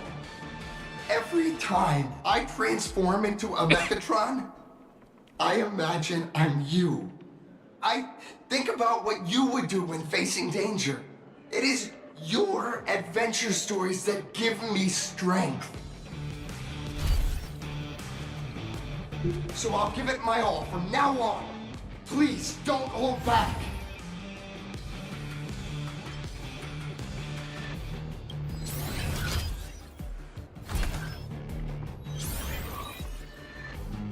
Now then. Let's settle this on the horizon, where the vengeance moon rises! Whoa.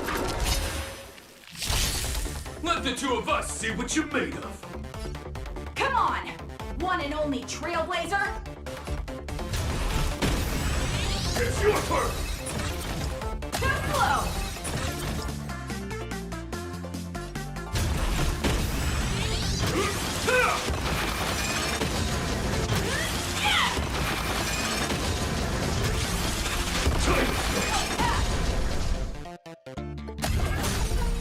I shall bring judgment!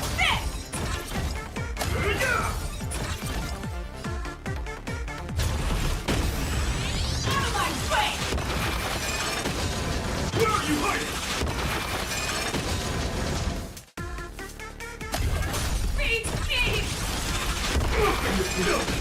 As expected of the Astral Express hero. So powerful! It's your turn!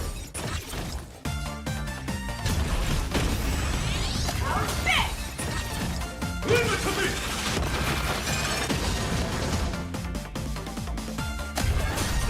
Not good! Ashveil! Productive! Too slow! Okay, kill! Boss, Gray, I'll leave the rest to you! The honor is mine to cross blades with you. As heroes, we'll never back down! Brave chance! For justice! Leave it to me!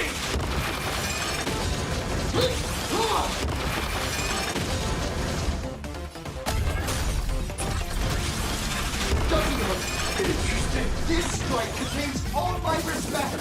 Whoa. Bring it on! What? Even the invincible little raccoon is reaching her limit? Listen, those are the people's wishes. Power converging as one. That is limitless possibility! Everyone's wishes! I've received them all! Railblaze Infinity! You make me?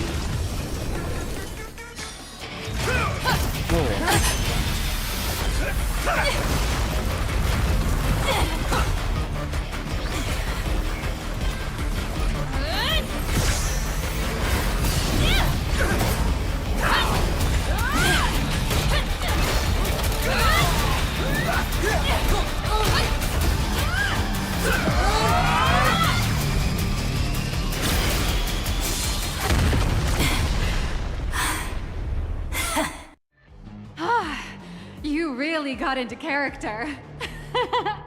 That was some great acting. Huh? Were we just fighting in a film studio? Don't tell me you actually thought you were fighting them in a real city. That ain't gonna happen. Madame Pearl's insurance fund would collapse. It doesn't matter if it was a real fight or a fake one. What matters is your experience. Did you have fun? Yeah. The user gave us a 5-star review.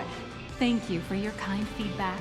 Your satisfaction and approval are our greatest motivators. Looks like the Daybreak Squadron is waiting for you. You gave them quite a combat lesson, it appears. Why don't you go share a few words with those youngsters?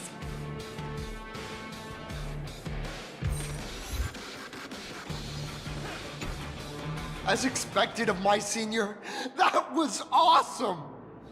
My life is now complete. Before joining Daybreak Squadron, Gray had always been your fan. That kid knows every story about the Astral Express like the back of his hand.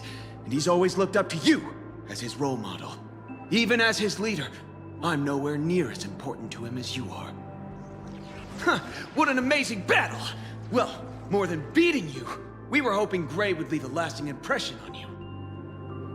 After all, being remembered by their idol is the highest form of praise for a fan, isn't it?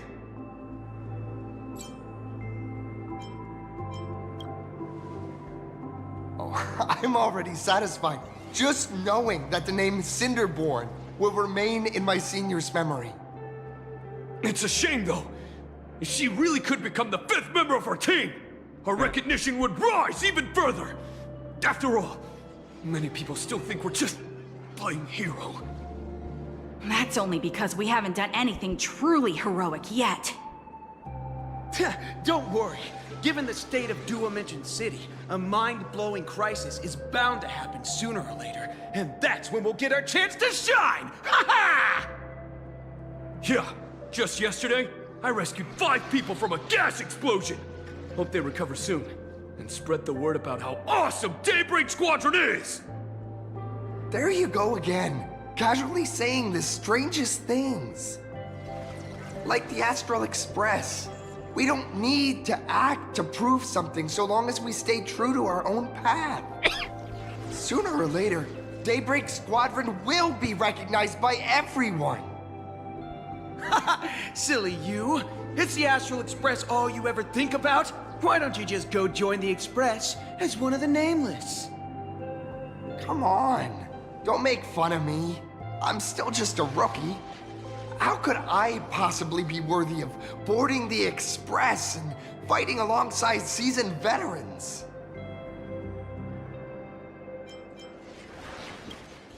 Anyone who perseveres in their own life is a hero indeed. Thanks for your guidance, Trailblazer. And lastly, I wonder if you could take a picture with the rest of us. Trailblazer, please, take a photo together with us! Oh, my senior's so close to me that my heart's beating like crazy. 3, 2, 1. Darkness wanes and dawn awakens! The Daybreak Squadron arises! Whew. Time's about up. We should meet with Madame Pearl now. Oh, right. Want to say goodbye to your big fan before we go?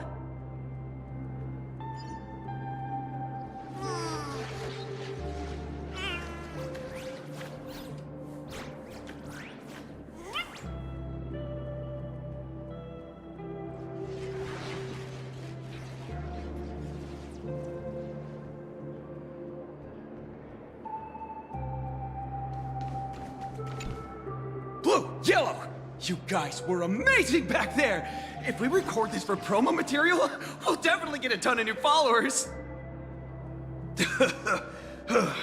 If only we could have beaten the Nameless! We were actually so close during that Mechatron fight! What are you talking about? There's no way we could have beaten the Trailblazer.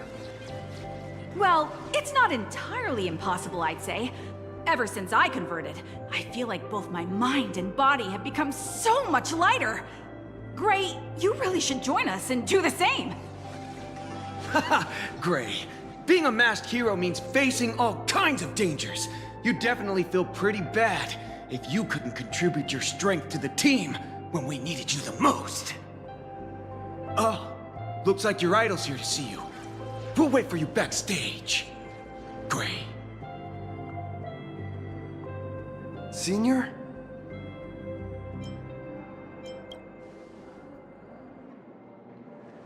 Me? I'm fine. Totally fine. It was no surprise that you took us down without breaking a sweat. It's me. I'm just too weak. I'm always hesitant, whether in combat or dealing with life. Even though I know I can never become an amazing hero like you, I've always been trying my best to get closer to being like you. It's a bit embarrassing to admit, but no one ever taught me the principles of how to live and behave growing up. I dropped out of high school pretty early and started hanging out with street gangs. every time I threw a punch to intimidate someone, I thought I was being a hero. But when I saw how scared those people were, I had this nagging feeling that maybe I was doing something wrong. Later, when I read about the Astral Express story online and learned about your legendary deeds, I finally understood what it meant to be a true hero. Looking back at how immature and awful I was, I made up my mind to leave my old organization. Now I too have a chance to become a hero like you. Together, with my brothers and sisters in the Daybreak Squadron, I can bring happy smiles to the residents of Plain Arcadia and protect them whenever danger appears. But I'm just too weak. I don't have the immense strength like the Express Nameless. I don't even have any special talents. Maybe I've chosen a path that doesn't really work for me.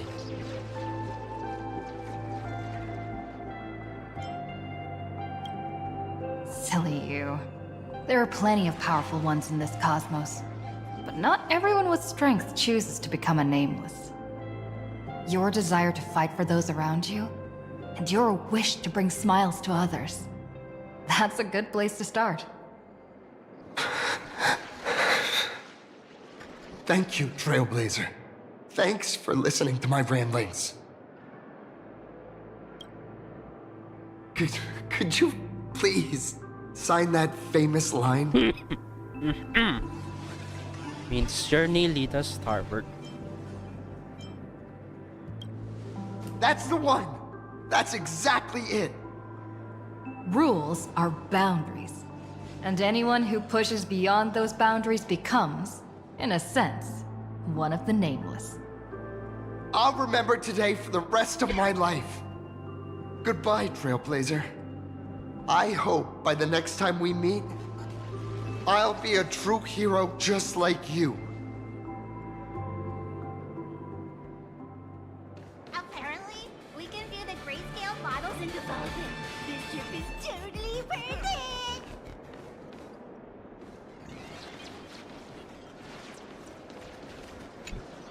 Well, that about wraps up today's tour. After seeing everything, what do you think? You're only realizing that now. That's your greatest advantage in joining the Phantom Moon Games. A story that's already spread far and wide.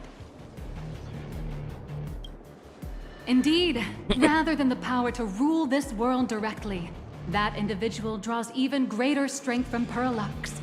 The stories and dreams spun by this enterprise are capable of steering the future of Plain Arcadia and of serving as the cradle for new imaginae.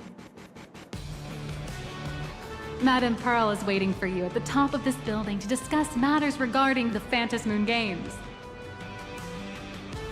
Let me give you a little reminder. The rules of Phantom Moon Games have never required any competition between supplicants. As an IPC employee, I've said far too much. Your friends are waiting for you in the hall. You should go meet up with them. Don't keep them waiting too long.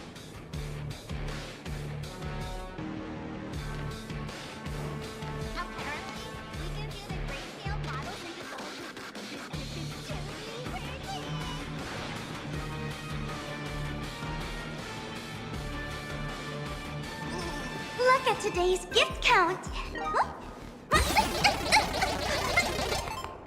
Oh my.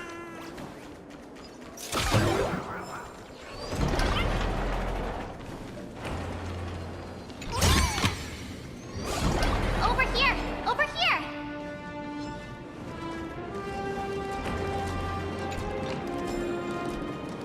You watched Daybreak Squadron 2? Mr. Yang and I watched the whole thing on the screen. Not only did you assemble the Mechatron and give autographs to your fan, but you also got to live out your superhero fantasy. Did you have fun? Yes. Mr. Yang's looking at you with such loving eyes. Like a parent watching a kid riding on a carousel at an amusement park. Indeed. Seeing her so happy reminds me of my younger self. Those were the days. What are you talking about? Mr. Yang, you're still as young as ever. Oh, right. We've been wandering around here for ages and seen everything there is to see. What's this Madame Pearl really up to?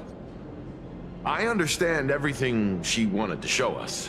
There are just a few questions I'd like to confirm with Miss Nyalux. Miss Nyalux?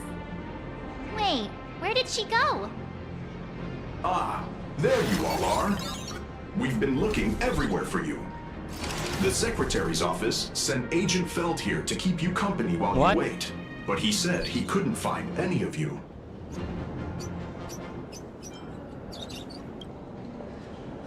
Wait, if Mr. Feld is the one who's supposed to meet us, then who is Miss Nyalux? Miss Nyalux? Who? Agent Nyalux, an IPC ranking P30 who works at Perlux Corp's Imagenesis Technology Department. P30? Imagenesis Technology Department? Since when did Perlux Corp have an Imagenesis Technology Department? Could she be some kind of corporate spy who snuck into the building? Oh, this is a real mess. What are those security guards even doing? Distinguished guests, are you hurt? Or did she trick you into giving her money or anything like that?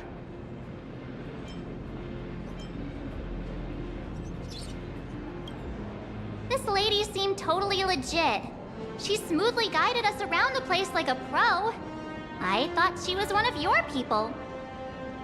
I need to report this to security right away. She can't have gone far. Let's catch her in the act.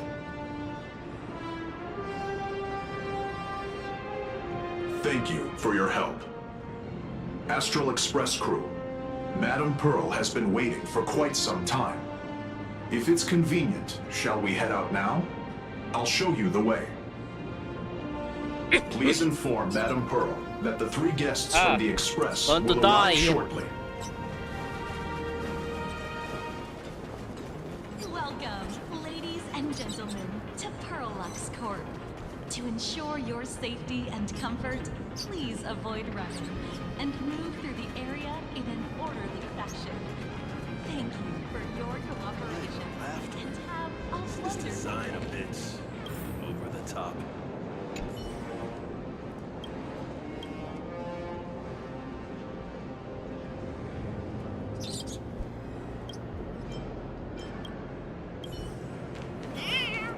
Pearl demonstrated the full process of creating a Mechatron army, based on what I saw.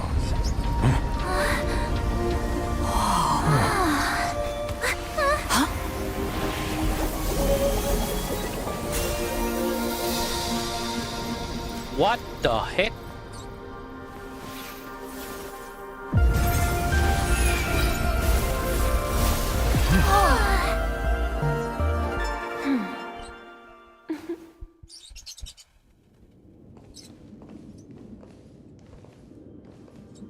Hello, guests from the Astral Express. Nice to see you again. Thank you for your gracious hospitality, Madame Pearl. I understand there was a minor incident in the lower lobby involving someone impersonating a Perlux employee. I hope it didn't spoil your enjoyment. We're fine. Don't worry about us. But how are things with you? Did you lose any valuable tech? Blueprints? Or top secret information? No, Perlux's data firewall remains untouched, and all assets under security network surveillance are intact. The only change is an additional expense claim under my employee ID. Never mind. I can make a preliminary assessment that this was the result of someone's momentary impulse. Lately, mishaps have been piling up, like dark clouds before a downpour, casting shadows of uncertainty over my plans. Could you be referring to the Herald of Death? 33 citizens were found dead in the Dovebrook district. In addition, an IPC specialist assigned to negotiate the purchase of a Mask of Elation died in an unexpected incident. This party has made overt threats to public order and is clearly challenging the IPC. My intuition tells me this is only the beginning. Managing capital and managing a corporation share one thing in common. That is, an aversion to risk and a pursuit of stability. And I bear both responsibilities. As the executive officer of Plain Arcadia, I bear an inescapable responsibility for the safety of this world. As one of the 10 Stonehearts, I hope to bring the Phantasmoon Games to a swift and safe conclusion. Rather than staging another dangerous battle, like what happened at Graphia Academy, I hope the supplicants can show the people of this world miracles of joy and happiness, instead of sorrow and rage during the Phantasmoon Games. Therefore, I'd like to hear the Express's request. Trailblazer, please, tell me. What's your ultimate goal for joining the Phantasmoon Games? Bringing Emporius back to life.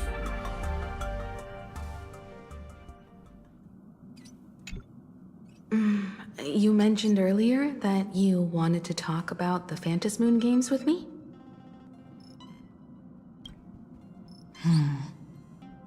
I'd like to talk about our ultimate goal for participating in the Phantasmoon Games. Got something in mind? I think the rules and rewards for the Phantasmoon Games are a little too vague. That's exactly what I thought when I joined the games 15 years ago. These games allow supplicants to do anything, good or evil. As a result, everything that unfolds in the course of these games exists beyond control. What's more vague is what can winners do when they share the power of the elation.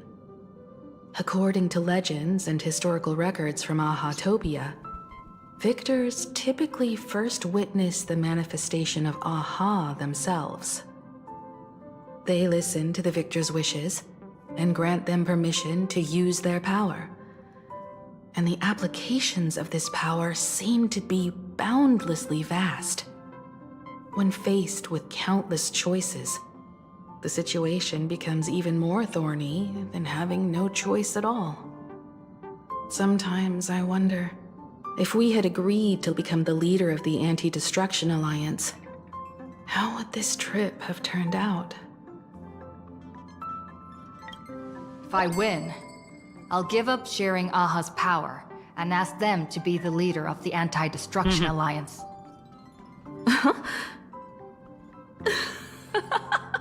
That's such a hilarious idea. I can totally picture it. I get it. That's actually a brilliant idea. To begin with, this is far more meaningful than taking up a god's authority and squandering it freely for a single minute. Secondly, placing an Eon on the righteous cause of opposing the universe's greatest threat is something neither the IPC nor the god itself could reasonably object to. Finally, this would also help us avoid the risk we currently face, cooperating with the IPC while remaining wary of being drawn into its ambitions during the operation of the Anti-Destruction Alliance. If we handle the negotiations well, perhaps Aha could stand behind the Astral Express, just like our cooperation with the Xianzhou, where we could maintain distance from one another while offering support from afar. The only question is, Will Aha agree? Don't worry about that. From what I know about them, they'll agree. What kind of god of games would they be if they broke their own rules? Besides, they still owe the Express a debt. This From is Bacon their Express. IOU for the Express debt from when they were traveling with Ashveil, complete with their signature and seal. Solely for the sake of fun, I have on numerous occasions during my voyage aboard the Axel Express misappropriated and vandalized public property of the Express. Itemized list of preparations to from is no. Telemicro unit on supersonic slippers, optical camouflage globe, anti-gravity levitation, either brooms bearing a striking resemblance to swords. Note, lively for the centuries, jointly assumed with the community. The Viatan Tour. Trim conductor's outfit, organ drum with multiple pneumonia actors.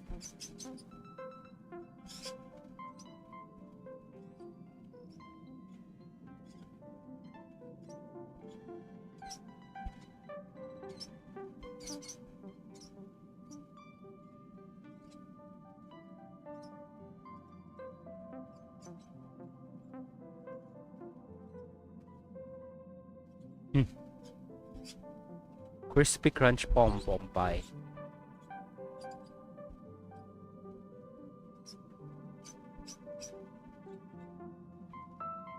Deptor Aha.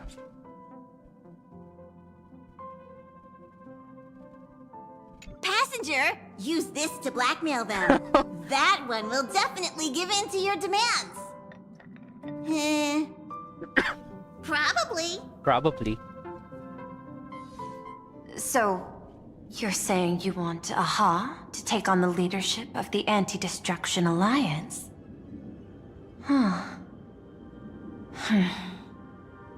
Logical extrapolation. Failed. Success rate indeterminable. This peculiar proposal nearly brought my thought process to a halt. This request is far too lacking in structure, yet within an irrational context, it seems to conceal a certain kind of logic. If the universe is the master of Elation's playground, then they should do something about this playground that's about to be destroyed. As expected of the Trailblazer, your thinking is so... out of the box. I've learned something today. However, I don't think you stand much of a chance in the games, because I've joined as a supplicant.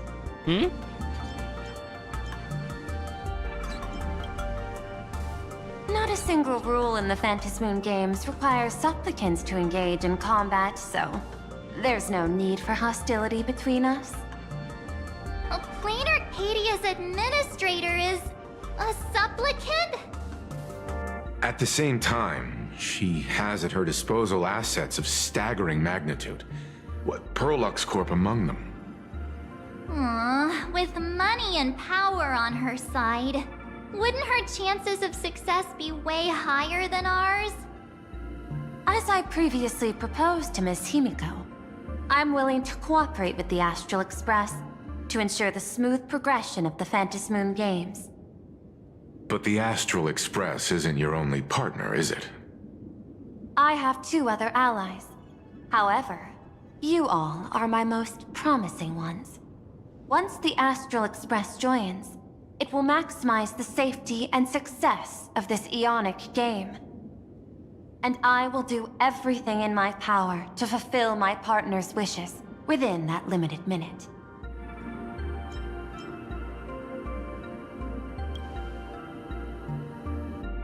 As we told you before, our strategy is to become a sail, advance and retreat together. The Astral Express is not a lone supplicant, since we have our own allies in the games. An ally like Sparksy? It's true that you defeated her and took her mask, but given her typical decision-making style, Sparksy isn't exactly what you'd call a reliable ally.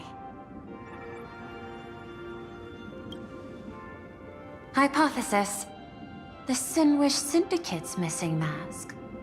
I thought it fell into the Xianzhou's hands. Don't tell me. Yao Guang gave it to you guys? That's right. 3 against 3. We're tied at the moment. With this new variable in play, I'll have to adjust my extrapolations. But the conclusion seems unchanged. After all, as the administrator of this world, I have the natural advantage in resources. An IPC senior executive, Plain Arcadia's administrator, a member of the 10 Stonehearts, joining the games personally. It certainly has an intimidating ring to it. But when you think about it, isn't this identity precisely the greatest burden Madame Pearl has to overcome? She's right. Your identity is far too sensitive. You want to control these games and end it safely and quickly. But Plain Arcadia's citizens might not see it this way. All they see is the all-powerful IPC and an influential executive pulling all the strings. Your every action will be scrutinized twice over.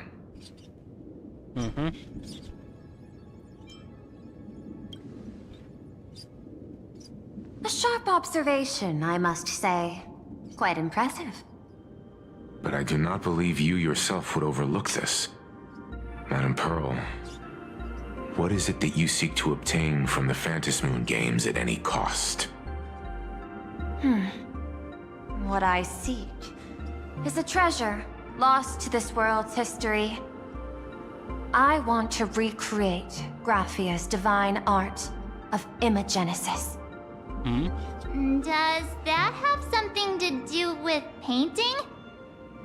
Hard to believe, no? My birth originated from the theme assigned by the celestial differentiator of planet Scrulum. Art. At first, I was nothing more than a machine that imitated human paintings. For an Intellitron, generating works of art is no great challenge.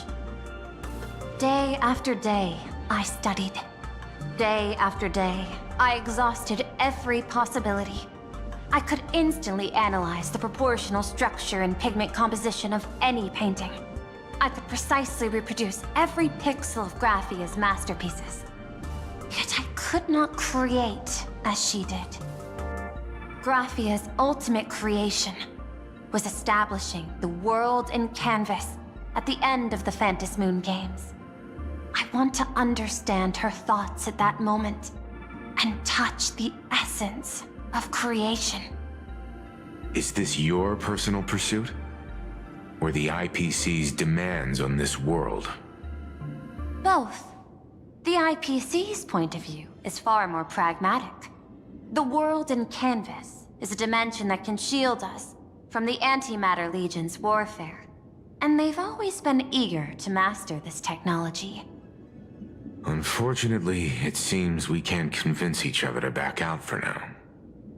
Then, I have another proposal. Why don't we shift our perspective and turn our attention to those 2 supplicants who haven't surfaced yet?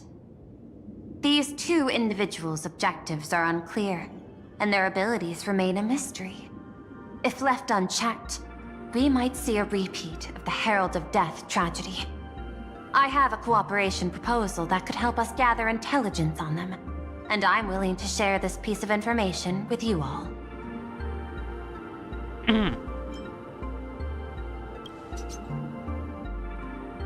A tiny sliver of your reputation. Before we move on to the details of our cooperation, would you like to take a short break and have some tea to wet your whistles? Or shall we continue? I was thinking of having Perlux Corp host an expo for the Astral Express. As for the name, how about... Star Rail Fest. Star Rail Fest. Star Rail Fest? You mean hosting a Fluffy Across the Blue convention? Correct, but not entirely.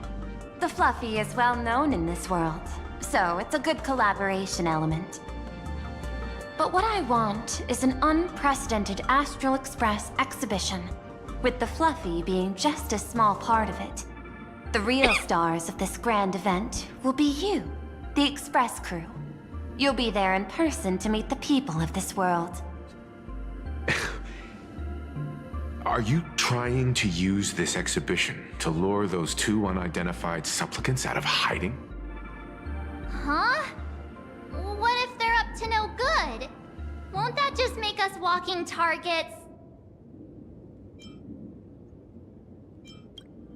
What could be more inspiring to the people of a world than standing face to face with heroes of the cosmos?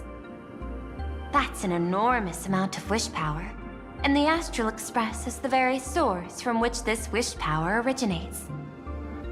Together, we can create a miracle for all to witness in Arcadia devoted to the legends of heroes. I'll also get Full Wish TV and other mainstream media outlets involved for promotional cooperation. And in return, wish power will flow to you. Of this, I have no doubt. A wise choice. Before the Star Rail Fest officially begins, I have one more favor to ask of you all. I'd like the Express crew to pay a visit to Blurry QR Colt, the original author of Fluffy Across the Blue. Doesn't Perlux own the rights to the Fluffy? Since their debut, this author has remained anonymous, never revealing their true identity in public. But if the real-life inspiration behind the story were to pay them a personal visit, it would surely be a great honor, and likely persuade them to attend a signing, stoking the excitement even further. Now that we've reached an agreement, I'll leave it in your capable hands. My secretary will be in touch to keep all parties apprised. By the way, before you leave, please accept this small gift as a memento of our first collaboration. What's that? That looks like adventuring coins. Yeah. I've studied in detail the records of my colleagues' interactions with partners in Penacony, and I was particularly inspired by Aventurine's technique of giving small gifts that symbolize good fortune. So please, keep this chip with you as a symbol of good fortune for our future cooperation. Take care, everyone. Well, we'll be on our way then.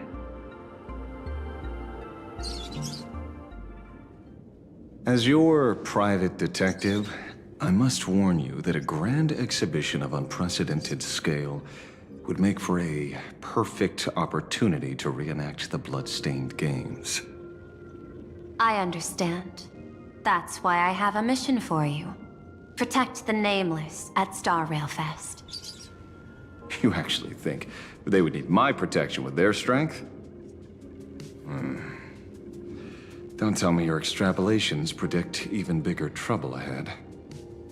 Hidden beneath each extrapolation, tiny signals of unease keep bubbling up to my thought interface. I must be thoroughly prepared for whatever may come. Now that you've taken up the mask, let's talk about payment. What do you want? The same as always? Money? Revenge, probably. Before we talk about payment, let's discuss the Herald of Death. Although the Department of Aberration Defense sealed and destroyed all records of the blood-stained games, I still managed to uncover some unusual leads. After the Herald of Death incident, the victims' families collectively received compensation so massive it could fill any gaping wound. So, I figured, maybe we could find some leads by looking into official Plain Arcadia expenditures. But here's the interesting part.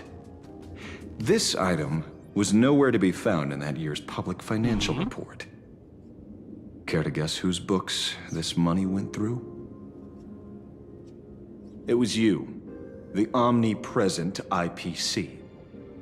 To be precise, It was the IPC's technology department that paid this astronomical compensation. Why would a little incident with some minor frontier planet cause IPC scientists to hemorrhage funding? Don't tell me they're moonlighting as philanthropists on top of their research work. Following the usual human drama tropes, am I supposed to give you a round of applause now? Being able to dig up all this information really shows your connections and capabilities, Detective Ashveil. In movies, a big shot like you would usually raise a hand right about now, revealing the dark muzzle of a gun. I'm afraid you've learned too much. And bang! That's when the gun goes off. And I, the poor sap who uncovered the truth, am supposed to bite the dust. Sorry, my hand is on the checkbook and unavailable. Mr. Ashveil, tell me, how many zeros would you like to see on that check for our cooperation? It's not about the money. Indeed, money isn't the issue. 100 million credits. Are you trying to buy me off like some poor victim's family? Tell me, why did the technology department pay to sweep this under the rug? 300 million? I know you've always needed money. For cryosleep, supporting the families of fallen comrades, and for treating those who survived. Isn't this exactly what strategic investment is about? Putting money in the hands of those who need it? I'm not your lackey, Intellitron. Tell me the answer. 500 million? I could pretend there's a glitch in my calculation process and make it a cool billion for you. Money or answer? Your call. I want the answer. Oh, an unexpected choice. It defies my usual understanding of your decision tree. Note, I say this without sarcasm or ridicule. The answer is, I don't know much. Hard to believe, perhaps. But as CEO, my power isn't unlimited. Besides, the Herald of Death affair lies 15 years in the past. This world is like an unfinished game of chess that's been dragging on for years. The hidden moves laid by the previous player keep becoming my challenges. Even today. But since you've invited me to finish this game together, sharing intel is a must. Reasonable. I'll share what I know about the answer. Marcus Antali, the Herald of Death, last member of the Intelligentsia Guild School of Evolutionary Perfection. 5 years ago, his identity was confirmed, and he was executed. Note, executed in every sense of the word. Miss Yabali, head of the technology department, took possession of his belongings, and even I don't have the clearance to access those records. No wonder. So, that guy was practically IPC personnel, give or take. That also explains why the technology department shelled out the compensation. Yet, the method behind this latest killing is identical to the one from years ago. If the Herald of Death is truly dead... A serial killer coming back from the dead is the least of our worries. Even if a serial killer does come back to life, he's still just a serial killer who's been shut out of the Ionic game. What's more concerning is this. Someone wants to exploit the legacy of the Herald of Death. Miss Yabali took away everything that man left behind, except for the fear he instilled in the people of this world. And during the Phantasmoon Games, not only can miracles trigger wish power, but fear too. Based on my extrapolations, the appearance of this new Herald of Death might mark the beginning of the festival spiraling out of control. No wonder you're in such a hurry to end the games. Mr. Ashveil, I've always respected you. But right now, I need to rely on your strength even more.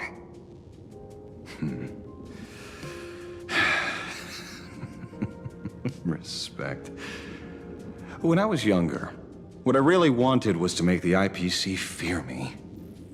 The passage at times not exactly kind, is it? Deal, Madam Pearl. But I will require one more form of compensation.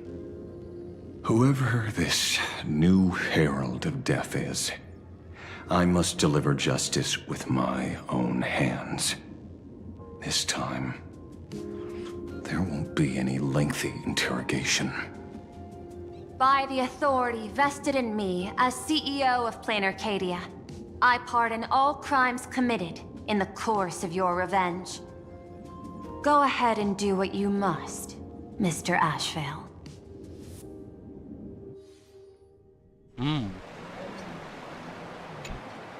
My friend, I don't blame you, but I'm done being a breathing dead weight.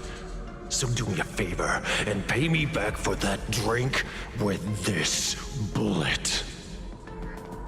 Just do it, you coward! Let me die as a Galaxy Ranger before I turn into a monster of abundance! Bana, shoot me. I beg you. Thy Skybow above. May you have a pleasant dream. Not knowing who you are, not knowing why you exist here, that isn't life. Ashveil is a Galaxy Ranger. In ancient times, humanity's daily goal was to obtain 2,000 calories of food. Humans back then knew they were just one member of the animal kingdom. They understood why they migrated, hunted, gathered. I'll get another water.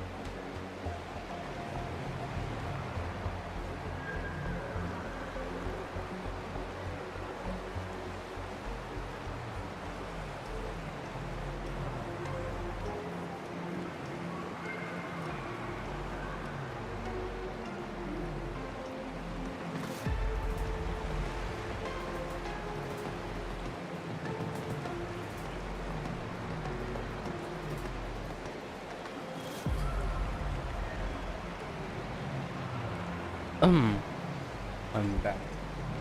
With water. Oh.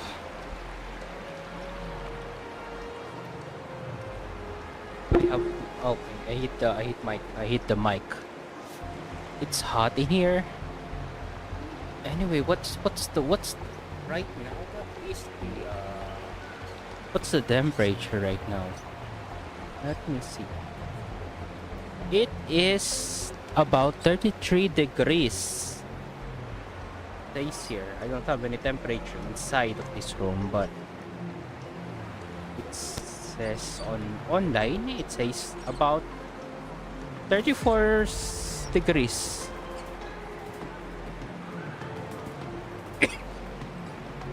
It's very hot.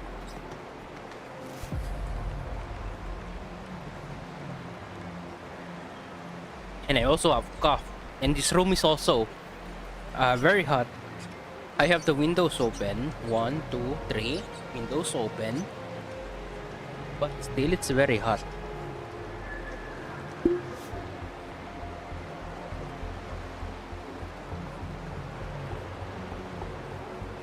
Alright, let's continue. But now, in an era where you can get food delivered to your door with just a tap of your finger, effortlessly achieving that 2,000 calorie goal, humanity has lost its way like never before. The PC is also adding to the heat inside of this room. The PC is under my table, is under the table. The exhaust, I can feel how hot it is. So I have the fan right beside me to blow away the layer towards behind it. Tell me, will the Phantasmoon games bring a new direction to this world, Ashveil? What's wrong with getting food with just the tap of your finger? Don't tell me you want to go back to the days when everyone was starving and at the mercy of the harvest? 2,000 calories are pointless, but just for survival. It's the goals beyond 2,000 calories that define humanity. And the Phantasmoon games holds up a mirror to humanity, allowing them to see their truest selves. I'm just a detective. Ask me such a profound question again next time, and I'll charge extra. My apologies. I just heard you joined the Phantasmoon games and couldn't resist asking for your thoughts. You've met Madame Pearl, huh? She dumped this hot potato of the Herald of Death on me. Someone's calling me, wait.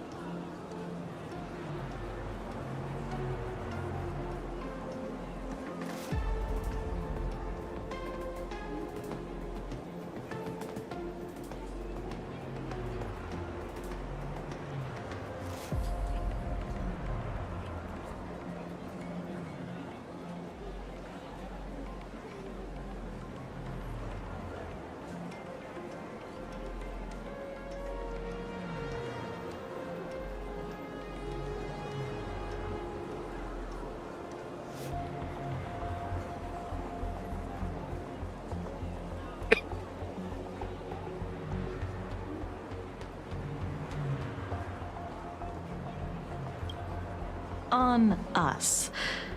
Judging by your expression, it seems less like a hot potato and more like a sweet fruit. Because I have a lead now. I think the key lies in the word copycat. Copycat. To prevent copycats, you kept the Herald of Death's modus operandi from 15 years ago under wraps. Which means... There's only a few people who could reproduce this killing method with such precision. The investigators from the Security Bureau and the Department of Aberration Defense at the time, and those directly involved in the Herald of Death case.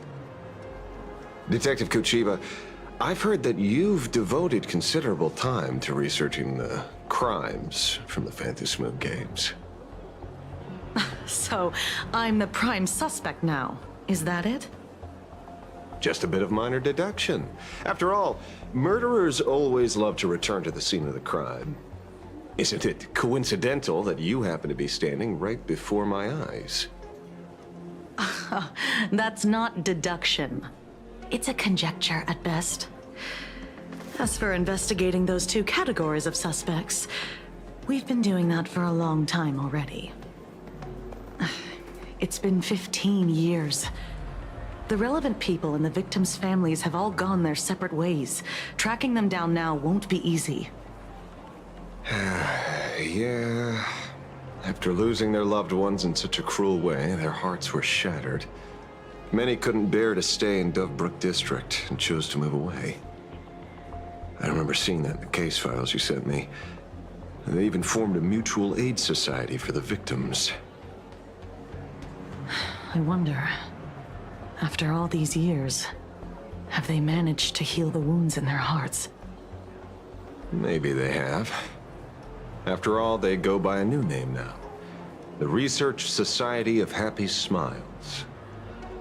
Ah, you mean that charity with the slogan, Healing Smiles, Healing Arcadias? Before he died, Kostad mentioned that group to me. He said quite a few young people in the gang left without looking back, just to join them.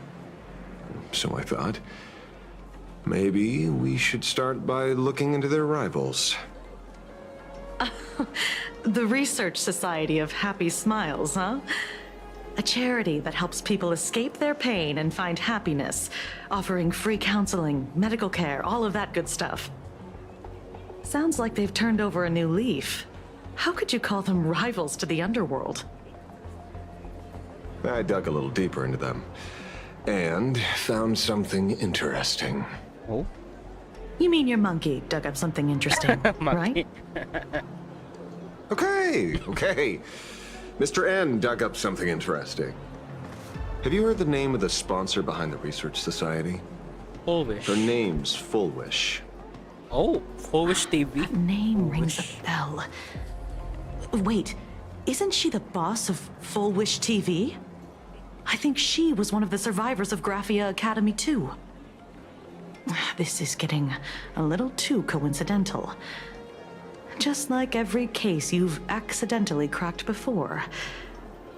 Mr. Ashveil, should I compliment your keen instincts or your incredible luck? Luck's a part of a detective's toolkit too. Anyway, whether Fullwish is guilty or not, we won't know until we look into her. That's why I asked you here.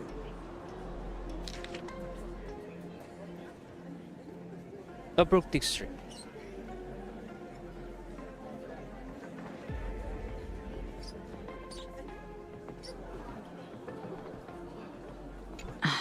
Dovebrook District New Life Project. Public Recruitment and Mental Healing Seminar at the Research Society of Happy Smiles. And she's the speaker? Holding a seminar at a place meant to bury past trauma. The very site of 2 bloody incidents. Miss Fullwish's audacity is certainly impossible to ignore. So what are we waiting for? It's time to drag Dovebrook District's old skeletons out into the light. Are you talking? Yeah, I'm almost there. What? I want more happiness. That's creepy.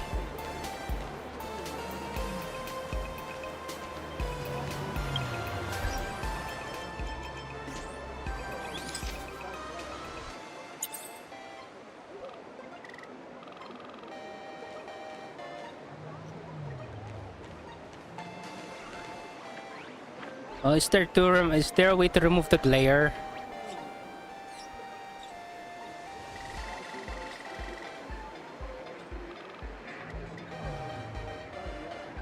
That's a creepy smile.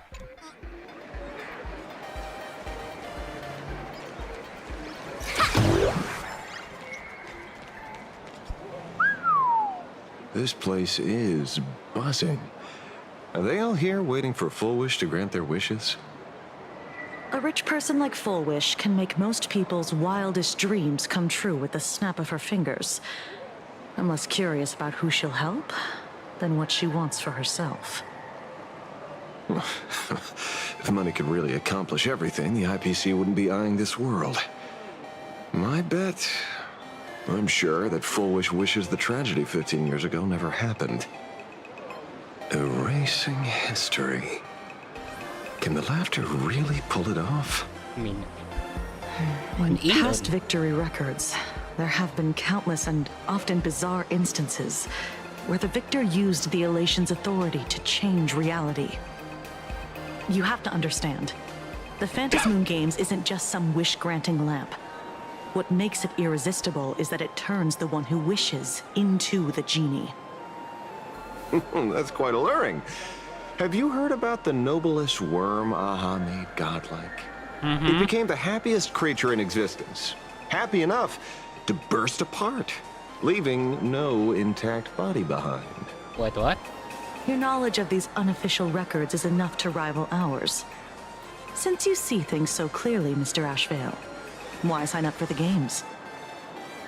Miss Kochiba, is that a rhetorical question?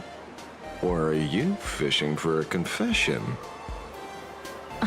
Fishing? Don't be afraid. Now that you're a supplicant, public officials like me no longer have any authority over you. I'm guessing what you want goes beyond a straightforward act of revenge, beyond a vigilante execution carried out in public. If you were only out to avenge friends, with or without the Phantasmoon Games, someone like you would toss laws and decorum aside and do what needs to be done. So tell me, Mr. Ashveil, what do you actually hope to get from the games? Consider it a mystery. If I make it to the end, you'll know the answer before Aha does. Well then, I'd be honored. Just don't let your wish ruin our lives here. Daily life here fits like a tailored prison uniform. Wear it too long and you forget what your bones should feel like. Ugh. It's time to break free. Look at these prisoners of routine before us. Full Wish hasn't shown up yet. Let's talk with the members of the Research Society. Maybe we can coax something useful out of them.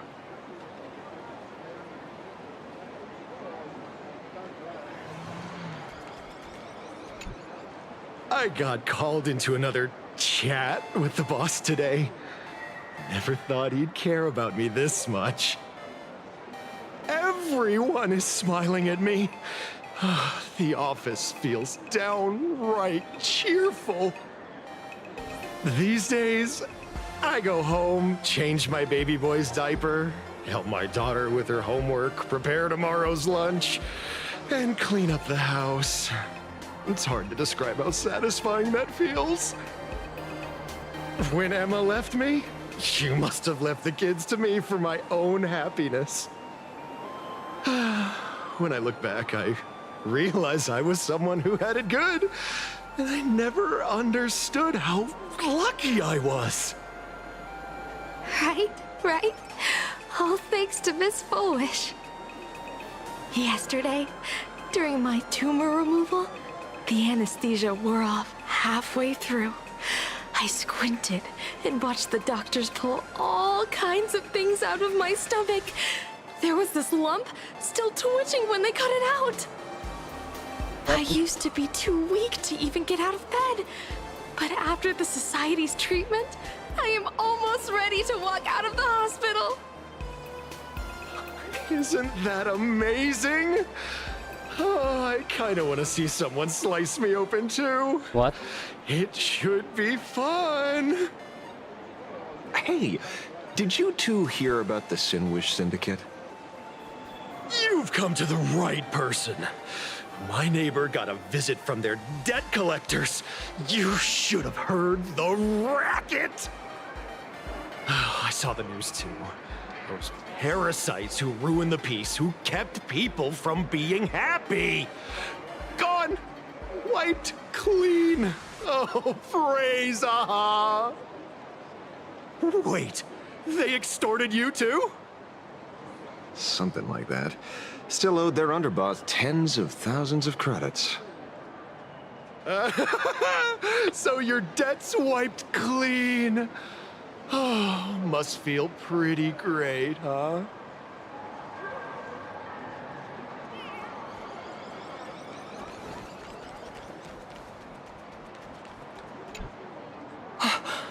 We meet again. Hey, Lady Megatron. How have you been? Good. Since I joined the Research Society, I've made so many new friends. In the past, I struggled with mobility. I always had to work 3 or 4 times harder than the other Megatrons, just to keep up. A lot of Imaginae think factory-made types like me don't count as their own. And humans look at us and see soulless machines. If every sentient being has a home, then even the scrapyard is closed to me. I'm not even considered recyclable waste. But here, in the society, no one cares what I am or what I can do. They just see me as a normal person. Congrats. You found your home. Aha said the same. They and everyone here are my family. Aha talks to you. Of course! You mean you can't hear them? Guess you're not happy enough yet. Don't worry. Once you join the society, you will. No pain, no tears, just pure joy. The society makes everyone happy.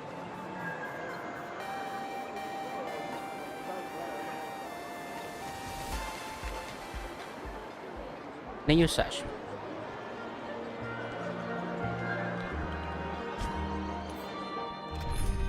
Oh, I can. Let's remove Sparksy.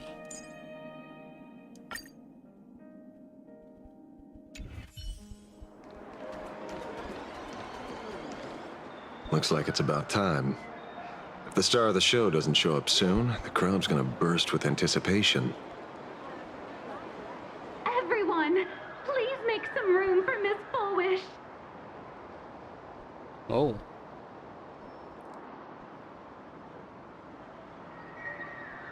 By the Master of Elation, may they bless all souls and grant them smiles. Are you all happy today?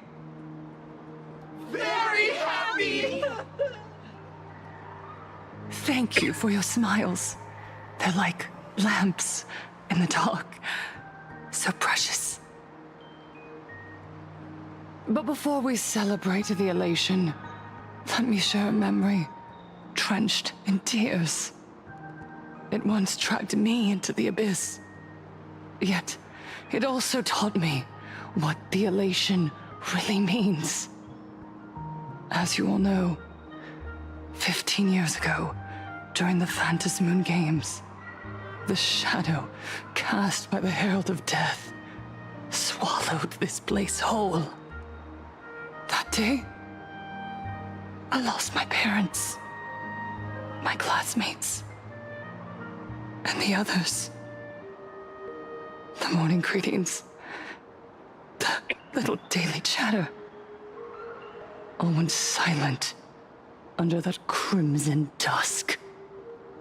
After that, for a very, very long time, all that remained of my world, a door shut tight, a room steeped in silence, and a wound in my heart that would never heal. Just hearing the words, Herald of Death, made me shake uncontrollably. I even once thought the only escape was to follow the dead and leave with them. Back then, I was just an empty shell. Breathing, beating, but lifeless inside. And just as my soul was about to fade away, an old lady from the Mutual Aid Society knocked on my door. She didn't offer empty words of comfort. She just looked me in the eyes and asked, "Child, would you try stepping outside this door? Out there are many people broken by pain, just like you. But together, we can start picking up the pieces, one by one." She smiled at me. A warm, gentle smile. And in that smile, I felt the Master of Elation grant me a reason to live. At the Mutual Aid Society, I saw countless souls scarred by fate. Some bore wounds beyond healing, and some had lost their loved ones. Each of us bore a different wound, but every wound cut deep. And yet, what truly moved me wasn't the pain. It was how, beneath those scars, they still reached out to one another, offering a smile to a child who'd stopped crying, lending a guiding hand to someone lost. They taught me something precious. Pain can destroy a person, but the wish to bring elation to others can spark the fire of rebirth. That was when Aha's voice echoed again in the silence of my heart. The smiles passed from one another through mutual aid is Aha's most precious blessing. It does not belong only in the small room of a support group. It yearns to illuminate hearts lost in darkness. Each time we share a true smile, it's as if we hear Aha's voice. And when that voice rings out, all suffering fades, all pain is healed, and everyone knows what true happiness feels like. That's why the Research Society of Happy Smiles was founded. I will share this divine smile with all of you. No more sorrow, please.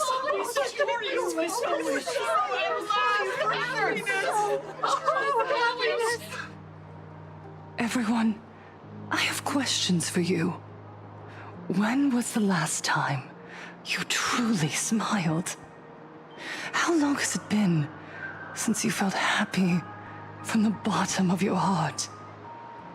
Minato, do you ever feel like your days are looping endlessly, like an old silent film, repeating until it suffocates you? And when you realize that loop might never end, does despair flood in like the tide? You're right. Miss Bellwoods, you left school full of dreams, only to have your resume rejected again and again. You told your parents you were busy in Seafeld City, hiding your heartbreaking loneliness behind that lie. Please, help me. And Taija did the cold exclusion at school and the indifference of the adults who should have cared build a wall around your heart. One that made you afraid to open yourself up to the world again. Yes. When we were born, no one had to teach us how to smile. But who would have thought that one day, even smiling would become so hard? Once, our world was blessed by Aha's grace. A gentle world in canvas, painted in elation. For centuries, humans and Imagines lived freely together in that eternal haven. Until the Inter-Astral Peace Corporation violently tore us away from that sanctuary. They brought us their so-called inter-astral civilization, imposed their so-called standards of happiness, and told us that life's ultimate joy lies in self-focus, self-indulgence, and self-satisfaction. They flooded us with dazzling material desires, blinding our hearts. They fed arrogance and prejudice into our minds through the network, making us chase pleasure for ourselves and forget that true elation is found when we smile together. Wish power has turned into fuel. Credits jingle where heartfelt laughter used to ring. We drown in anxiety, competition, and an endless sense of not being enough. And in all that noise, we can no longer hear Aha's gentle voice. Elation, the truest light of life itself, is being eaten away and replaced by the external. You said it. I work myself to death for scraps, and my boss doesn't even notice. And those useless loudmouths online. They do nothing with their lives, yet constantly judge everyone else. The IPC is nothing but a nest of vampires! They're feeding off of us! Oh, Miss Foolish, please tell us how to be happy! Look around you. This land was once blessed by the master of elation. And yet now, it's overflowing with misery. Everyone's chasing their own happiness, but in doing so, they wound others without even noticing. Do you remember the moment I found happiness again? It was when someone who was suffering just as I was, smiled at me. Even through their pain, they gave me that smile. A smile filled with blessings. That smile saved my life. So listen well.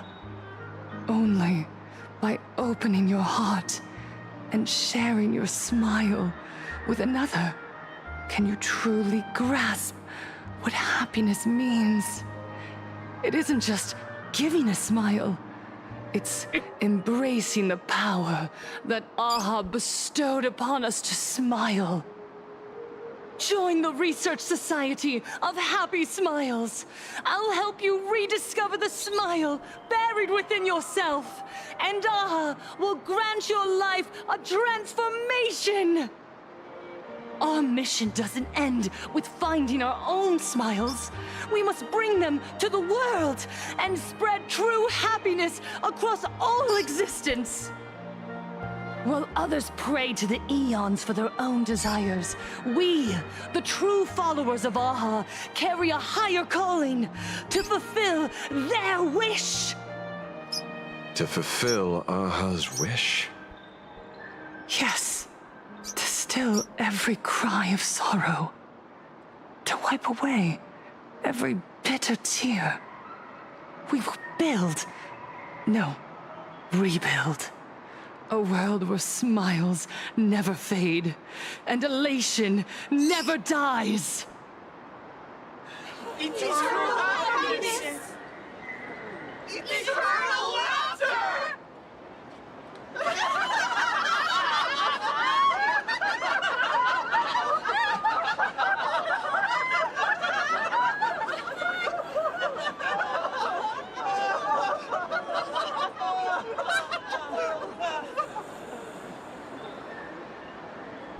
The speech is over. What's your take, Detective?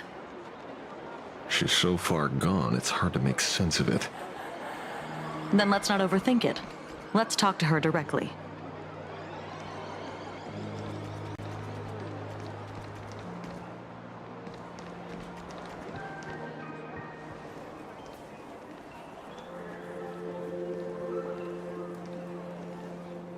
Miss Fullwish, I'm Kuchiba from the Department of Aberration Defense.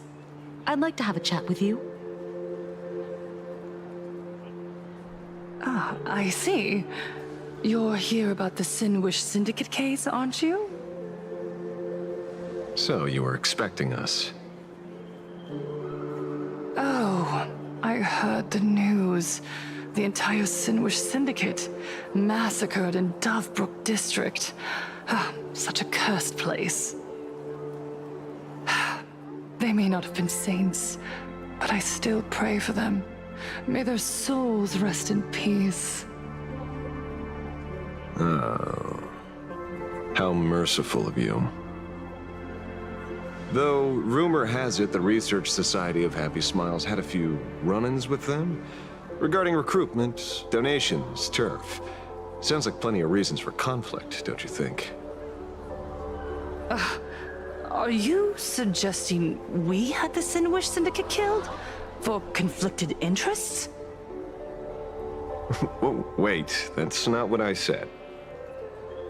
You know nothing about our finances. Every expense is covered by a charitable foundation established with the compensation from 15 years ago. We don't need a single cent from our members. When I heard about this tragedy, I personally allocated relief money for the victims' families to keep order and peace in Dovebrook. Tell me, Miss Kuchiba, someone copied the Herald of Death and slaughtered dozens. What will your Department of Aberration Defense do this time? We never released that detail. How do you know someone's imitating the Herald of Death?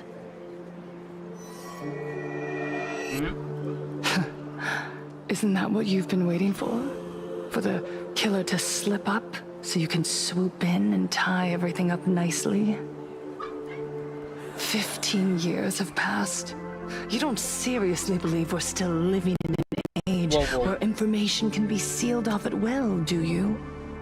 From the very day the murders occurred, the news has long since spread online.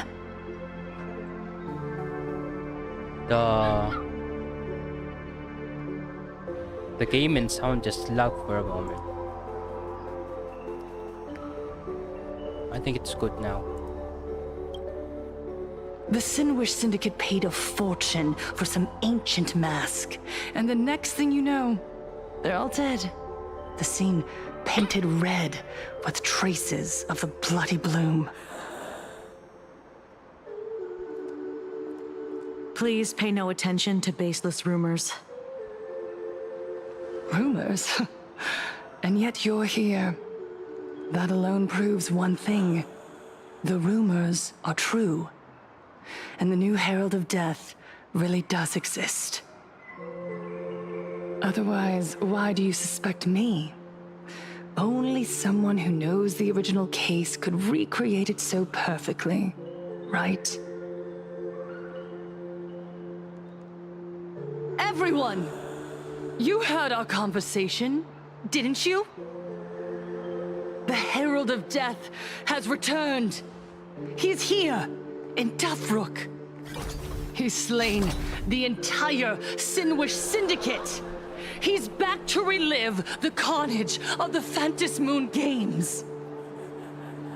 Oh, the Herald of Death? Didn't the officials declare him executed? How has he appeared again? He's immortal? A demon? He's back for revenge! He'll take revenge on everyone. We're doomed!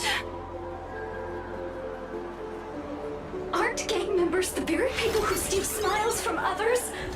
And isn't the best way to make bad people happy to erase them from the world? Wouldn't that be doing something good? Yeah, Sister Mechatron is right. Those thugs deserved it. Back from the dead? Lies! The IPC kept him alive to wield him as their weapon. You useless officials! 15 years ago, you failed and let him get away! And that's why he's back again now!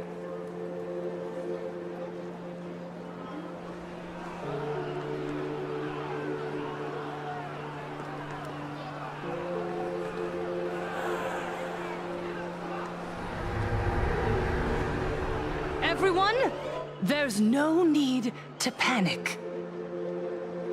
Remember who you are.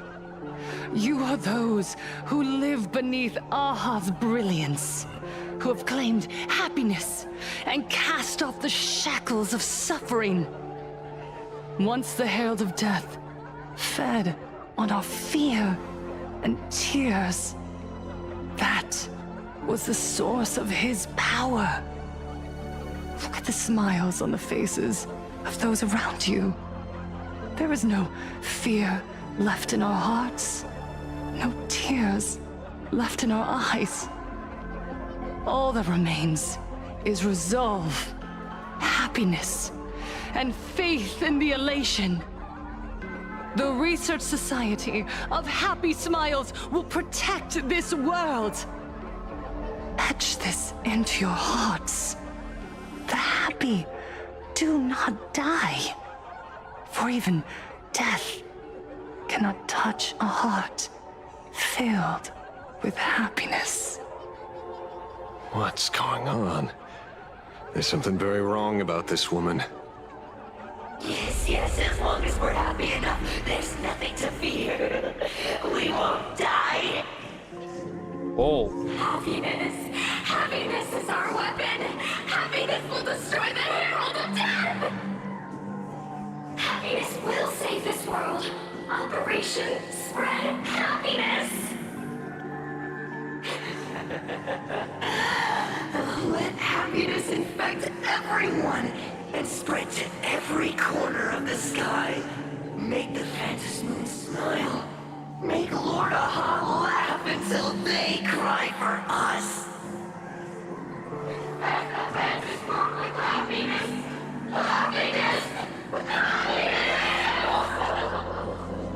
A mimetic virus?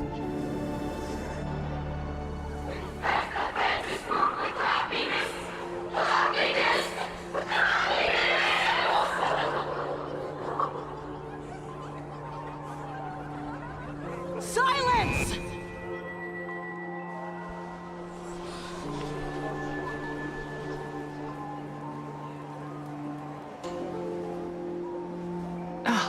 My apologies, officers. I can't provide anything useful for now, but rest assured, I'll cooperate with any investigation from the Department of Aberration Defense or the Security Bureau. And of course, I'll fulfill my civic duty. Whether it's the newly emerged Herald of Death or the various upheavals surrounding the Phantasmoon Games, the Research Society of Happy Smiles will handle them appropriately. What we protect is the future and the smiles of plain Arcadia. Or perhaps, after all this, you too have felt that yearning within your hearts. Would you like to join us to embrace eternal happiness? I'll pass. But I've got a feeling we'll meet again.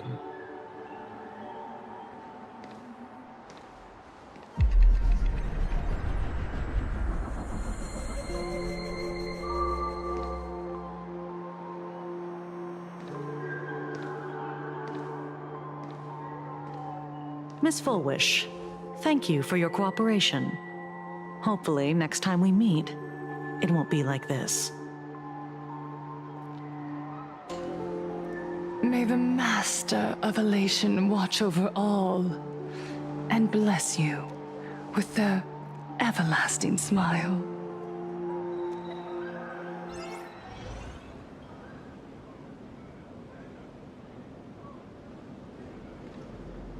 Let go of your obsession. Let go of the shadow in your arms. Let go of that false sense of responsibility. Okay, wait. Let's go into the bathroom, to the comfort room.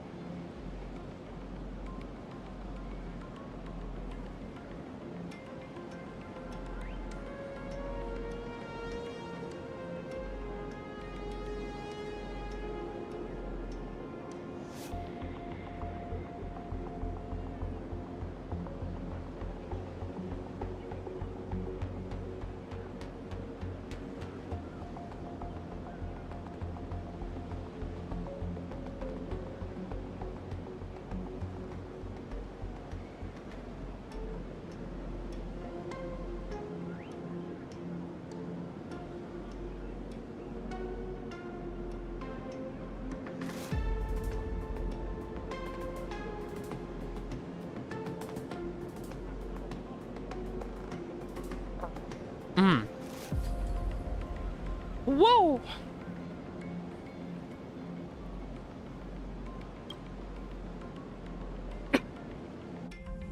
You're the one who should be dead, aren't you? Come, join your brothers. Let the gears grind to a halt. Let the hands fall still and end that life of yours that was never meant to be.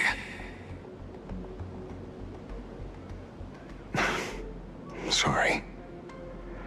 That day will come. But for now, there are more important things I must do. What did you say? Nothing. Never mind. Looks like Full Wish is a much slyer fish than expected. The bait was there. But she ignored it. And instead, she stirred up a whirlpool. Quite the opposite, actually. Not only did she take our bait, but she also flat out told us she couldn't care less about the hook. Huh? Was there something I missed? The bloody bloom mark from the Sinwish Syndicate massacre. How did she know that detail? When we specifically obfuscated it with special mark, even in our internal reports. Oh. She broadcasted this information word for word, and even used it to stir up public sentiment, scattering it across the place like tossing blood-soaked feed into a fish pond. Now stopping the rumors from spreading will be even harder. Well, maybe she has her connections, or maybe she made a lucky guess as one of the victims. Regardless, she's right about one thing. Trying to stop something from spreading today sure is a lot more difficult than 15 years ago. So, Mr. Ashveil, did your lucky radar start blaring when it came to Full Wish? There is something very wrong about that woman. You saw the way she played the crowd, huh? I guarantee you that it had nothing to do with her public speaking skills. She could very well be a supplicant in disguise. Still, this whole run has been smooth to an unbelievable degree. We got our bearings in no time at all. So, let's keep our prized fish in the pond for now. Full Wish is not going anywhere. You're right. It's too risky to make a direct move against a well-respected philanthropist and media tycoon. Maybe we should start with the people around her. There were people from all walks of life at the gathering just now. Workers, suits, students, the elderly, and even Mechatrons. Judging by their crazed enthusiasm, I highly doubt they'd be willing to testify against Full Wish. But I have my ways. Mr. Ashveil, coercive interrogation is strictly against the rules. Please refrain from doing it somewhere I can't... Don't get the wrong idea. I meant an old friend that I spotted at the gathering. By the way, ever watch Daybreak Squadron? It's on Sunday nights at 8. Oh, that's Cinder, right? I thought you weren't a TV person. Not me. Mr. N. He watches it. I thought earlier that guy looks familiar. Your monkey is quite the child at heart. Anyway, come on. Let's go get an autograph from our heroic film star.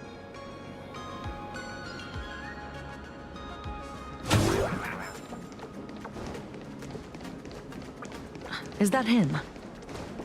Shh. Don't... What? You lost him? Not even close. Hey! Why are you two following me? Oh, we're just two grown-up fans of the Daybreak Squadron trying to get an autograph from Big Brother Magnus. Mr. Ashveil? Don't prank me like that. You really scared me. Really? Cinderborn, the peacekeeper of our city, vanquisher of evil fiends, is scared of his own fans? Long time no see, Magnus. You're not here for autographs, are you? I saw you two at the gathering. I don't understand. Why are you investigating Miss Fullwish? She's been nothing but a kind, lawful person who spreads happiness to others. You heard about what happened with Sinwish Syndicate, I assume. Then... was Miss Fullwish telling the truth? The perpetrator left the same signature as the Herald of Death did 15 years ago. So, did that monster really kill Mr. Polwave and Costide? 15 years and he's back? This demon? How many more lives must he take? Mr. Magnus, you're one of the survivors of the incident, right? Yes. That monster took my parents that day. But... what's the Sinwish Syndicate case got to do with Miss Fullwish? Because that Herald of Death was executed 15 years ago. That's for certain. The Sinwish Syndicate case, on the other hand, has copycat written all over it. And Fullwish is a suspect. So, just because we're survivors, we automatically become suspects? What? Are you gonna interrogate me too? if that's what you want, Miss Kuchiba can arrange for it later. For now, I just want to ask you a few questions about the Smiles Society. It doesn't matter if you have a few or 100 questions. I have nothing to say to you. 15 years ago, I was left all alone in this world. The so-called relatives closed in like a pack of hyenas, their eyes fixed solely on the compensation smeared with my parents' blood. Abuse, deception, expulsion. To them, I was nothing more than a walking money bag, an eyesore, a jinx. It was the society that gave me the chance to live the life I have now. What about the Sinwish Syndicate then? If I recall correctly, they took care of you once. Old Polwave helped you deal with those relatives. Listen, Mr. Ashveil, the debt I owe the Sinwish Syndicate will be paid. I will avenge them as a member of the Smile Society as well as the Daybreak Squadron. I'll rip the Herald of Death out from the shadows in their name and see justice served. That is my duty. You're in over your head.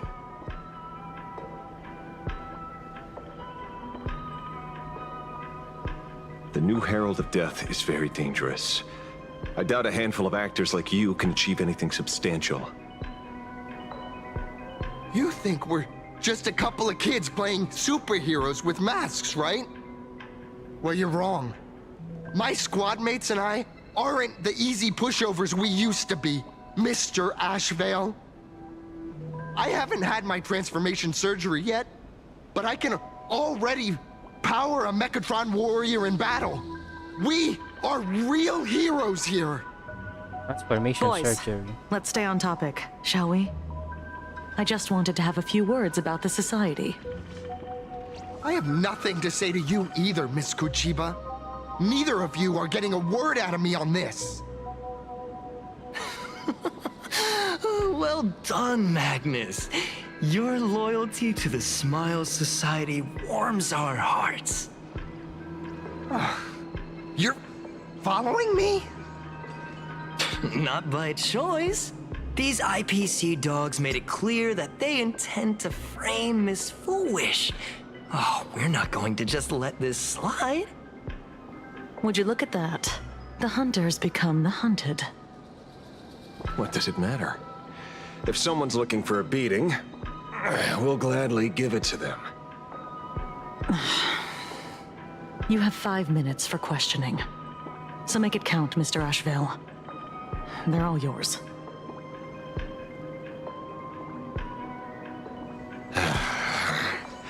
Never expected my first miracle as a supplicant to be teaching thugs. I mean lawful citizens, a lesson on the streets. Let's get this over with then. And if you want to join them too, Magnus, be my guest. Fair warning. I'm out of practice. If you get hurt, that's your problem. Oh. Your fists don't hurt at all! Mr. Ashveil, stop!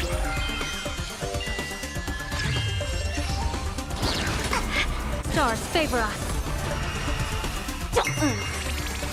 Hit him with hose! Bad omen. Don't thank me. Eye for an eye!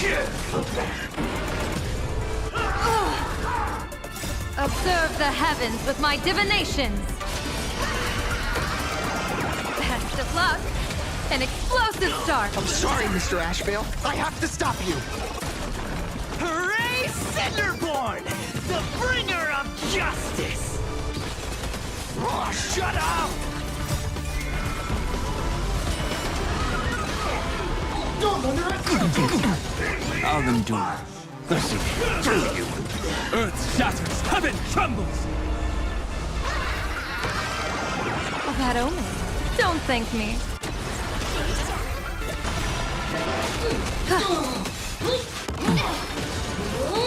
Hit him with hose! each other! Eye for an eye! Just like the storm. It hurts a little, but I'm happy. There's something seriously wrong with you all. Enough! Are you really going to kill them? What's the matter, defender of the city? Are you scared? This is the real Phantasmoon Games, Magnus. This is the bloody truth under the mask of the Elations game. 15 years ago, at dusk in this city, the Herald of Death tore people apart, one by one.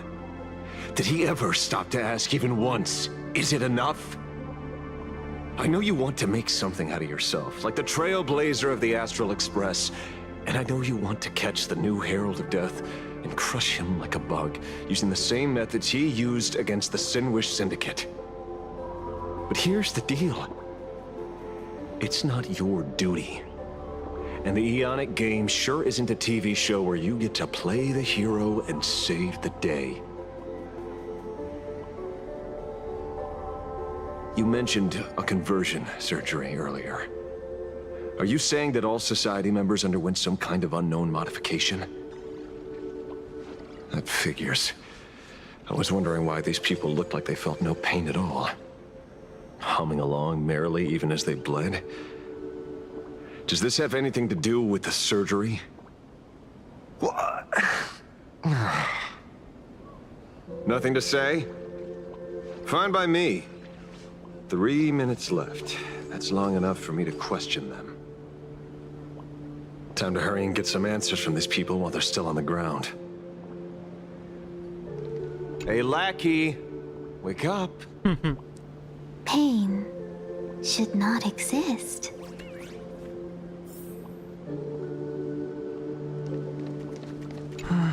Smile.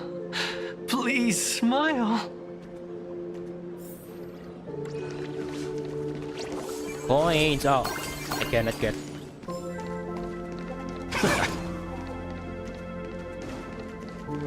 The laughter. Don't let it stop.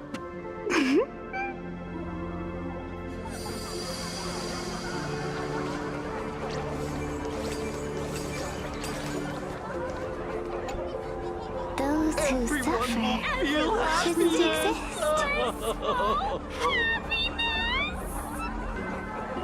What the heck happened to these people? This is... the small procedure that official members receive. They call it the happiness surgery. With a prick of the needle, no more than a mosquito's bite. The doctor puts this small thing inside your eyelids, even smaller than a synesthesia beacon, and more convenient. People who have had the surgery say that it soothes all your pain and suffering, past or present. Even your body becomes stronger, and your mind clearer and more focused. A state where you can truly receive happiness. Wait a moment.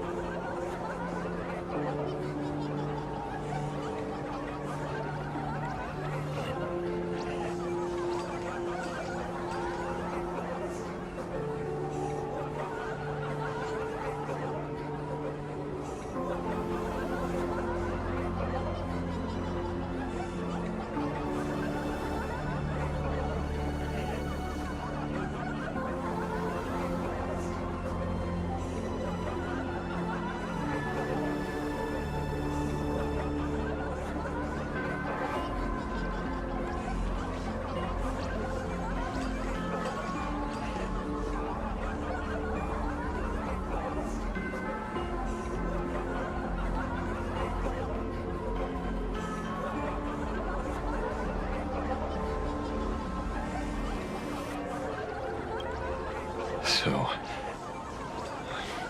you haven't had this happiness surgery yet, right? I'm not ready yet. I've been thinking it over. But the rest of the squadron had it, and they've all become happier. They say it's the necessary step to becoming a true superhero that safeguards everyone else's happiness. If I don't do it, then do I still deserve the name Cinderborn? Mr. Ashveil? What should I do? The surgery won't make you stronger, nor will it help you get your revenge. These guys on the floor are proof enough. Remember the hesitation and fear you feel in this moment, Magnus. If people simply erase their perception of fear and pain instead of overcoming them, then those people will never find true strength. Go now. I have some cleaning up to do.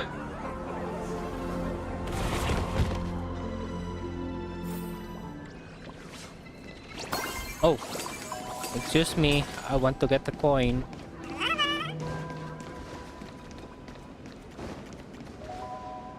So, did you, pry the answers you were looking for out of them? These people have all been processed by the Smiles Society. Heck, who knows what method they used. It completely neutralized their ability to feel suffering and despair and gave them bodies like steel, incapable of feeling pain. Say, is this the kind of treatment that the Medical Ethics Committee would approve? As if. I doubt they even bothered to submit an application. Which means Folwish has far more dirty laundry than we initially expected. The idea was to find the Herald of Death with the leads we had. But here we are, going deeper down an increasingly scarier rabbit hole. Judging by their voices, these followers don't seem to have any ill intentions. In fact, they sound a lot more humane than most humans. If all this has nothing to do with the Herald of Death, then it matters little to our investigation. After all, how they pursue happiness is their own choice. Wouldn't you agree? Are you serious, Kujiba? It's only human instinct to avoid pain, right? Such avoidance doesn't go against the laws of nature, nor does it legally constitute a crime when the party involved was a voluntary participant. Not a crime. Well, my instinct right now is telling me that this definitely has something to do with the Herald of Death. Unfortunately, Mr. Ashveil, we need evidence to solve a case. I'm here to follow my senses and dig up whatever's at the bottom of this. As for evidence, that's your headache. Besides, I don't think we need to turn over every stone to figure it out. If the new Herald of Death and Folwish are connected, we'll be seeing another move soon enough. If I were her, I'd choose the brightest stage possible so this weapon could spread maximum panic. Star Rail Fest. You mean the Star Rail Fest? Madame Pearl promised that top-level security would be deployed during the fest, as well as a contingency plan, robust enough to quell any crisis. Pearl did say that they're going to partner with Folwish.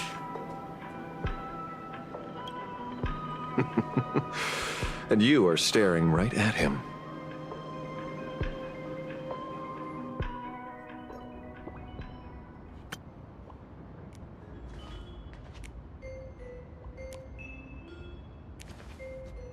According to Sunday, the crow should lead me to Blade's whereabouts.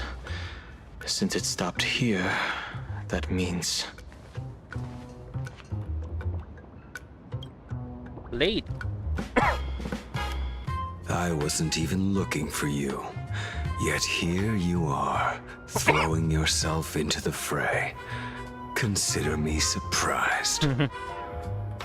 We haven't even settled the score over the mask you stole from the Sinwish Syndicate.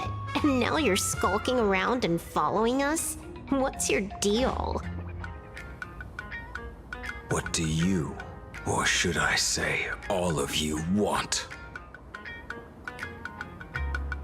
General Yao Guang of the Yue has come to this world and is looking for you. Dragons clash in the wilderness, their ichor dark and yellow. In her divination, you will become a slave to your own violence, bringing a catastrophic end to all. I am in that future as well. The only violence within you that comes to my mind is Shuhu. The emanator of abundance who resurrected time and time again. The monster who turned planets into living beings and merged billions of people into flesh spheres.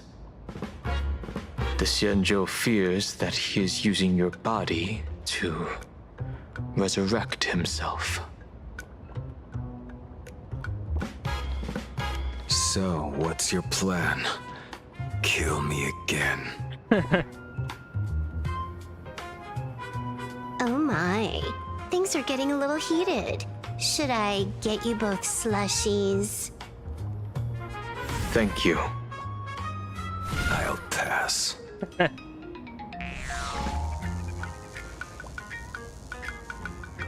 While General Yao Guang's divination may foretell a death battle between us, that doesn't necessarily mean it's the only interpretation. My experiences on the Express have shown me time and time again that even fates set in stone aren't entirely immovable.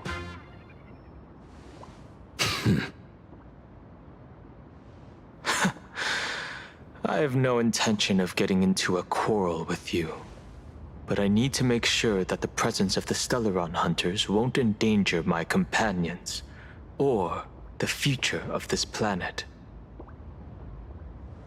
Thus, I must know your purpose here, Blade. What has Destiny's Slave written in your script? Blank. He stated this trip would be connected to death. Should I congratulate you? Much obliged. In my experience, it's best not to get your hopes up too soon. Prophecies rarely unfold the way you expect. However, the General's divination isn't entirely baseless. Ever since my arrival here, I have been feeling restless. There's another power here beckoning me. Is there another form of abundance in the world besides you? Perhaps there is more than one. Whoa. Are you referring to the disciples of Sanctus Medicus? Or the Elixir Seekers? Something far more dangerous. Oh? Do they have support from other factions? Unclear. Nice and As such, I'll keep an eye on you until everything settles. Just like you did in the past. nice transition. That's as far as I'll go.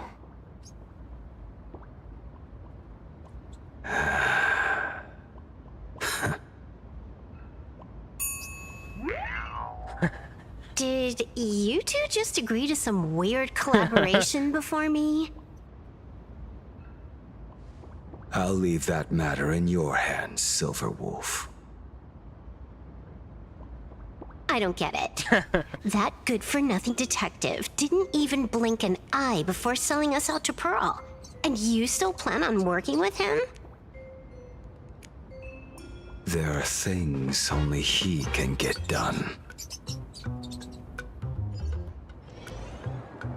Meanwhile, in Daybreak district. Hey, you two! Why the long faces? On land blessed by the Master of Elation, frowning is bad manners. Come on, smile! Whether you're hungry or full, poor or rich, the laughter is with you. Would you be interested in learning about our Research Society of Happy Smiles? Thank you, but I'll pass. Another one? How many people have been talking to us about happiness today? Well, 6, exactly. Locals say ever since the Sinwish Syndicate case, this research society of happy smiles has exploded in size. That gang's fall left a power vacuum, and the Research Society of Happy Smiles filled it like a fast-growing fungus. Even those who were once resistant or indifferent got swept up in it. I think I'm starting to get a better picture now. Is this, by any chance, tied to what you're preparing to do in the Phantasmoon games? Not only me. It might also be tied to the ominous fate General Yao Guang warned about. The one looming over this world. A few days ago, when I used the tuning power to help her intervene at SparksyCon, I caught a strange sound echoing in people's minds. Oh? A strange sound? Yes. Cheerful, happy laughter echoing in their heads. Oh, without those gangsters, this street's much cleaner now.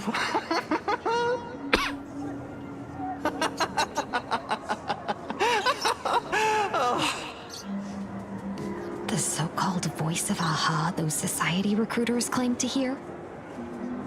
Could the Joy Seeker truly be so passionate about universal redemption? Whatever that is, it's not Aha's laughter. From the moment I set foot on this street, I've been using my tuning ability to sense the residents' minds.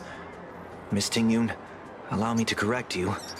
Those connected to the Research Society of Happy Smiles number not 6, but 42. Each of them carries the same sound. Identical laughter, looping endlessly like a broken record. Mind control? Or something worse? Are you trying to say that this is tied to the harmony? My apologies. I dare not make such wild assumptions. No, this isn't the work of any tuner. It feels like a barrier, born from the human mind itself, to numb the unbearable pain it cannot endure. Like a worn-out tape recorder hidden deep in the subconscious, repeating the same thing over and over. I am happy.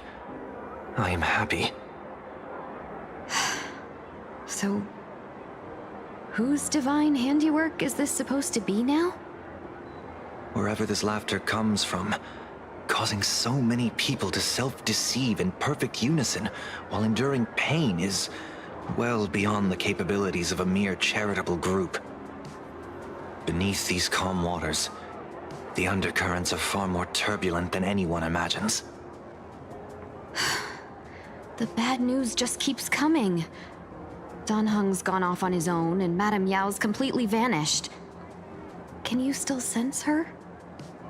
The bird I entrusted to General Yao Guang has seemingly gone silent. I can't share its vision anymore. I can't even feel her thoughts through it. But I know it hasn't faded. That means she's still in this world somewhere. Let's pray she returns soon, with some news to pierce through all this fog. Otherwise, this Arcadia built on happiness will crumble fast and fall into the abyss.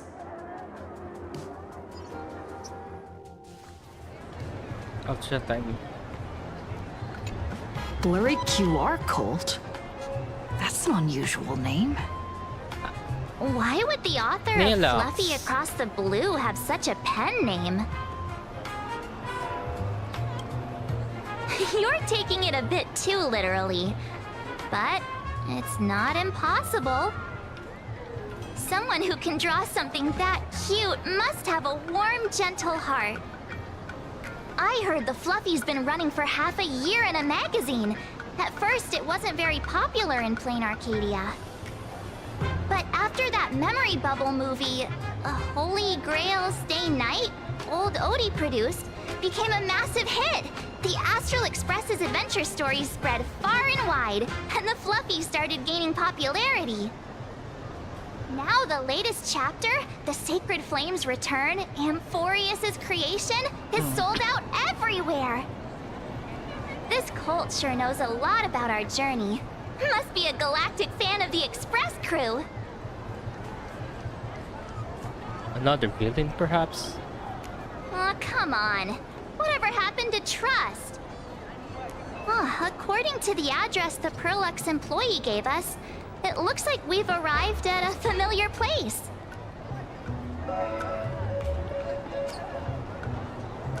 For such a small place, Dovebrook District is really full of hidden talents.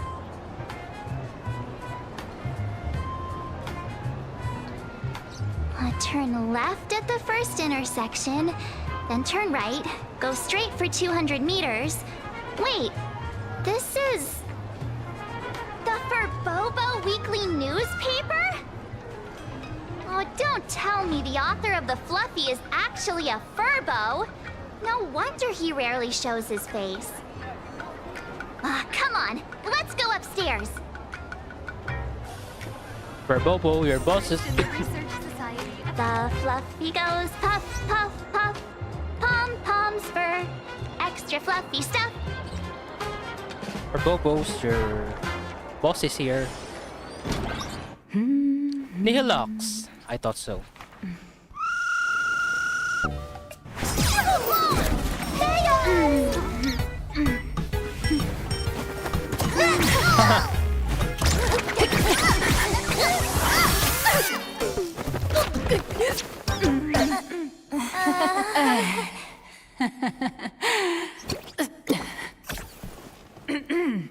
Please come in. Let me guess. Your next line is... Why are you here? I won't say anything then. Miss Nihilux, what are you doing here?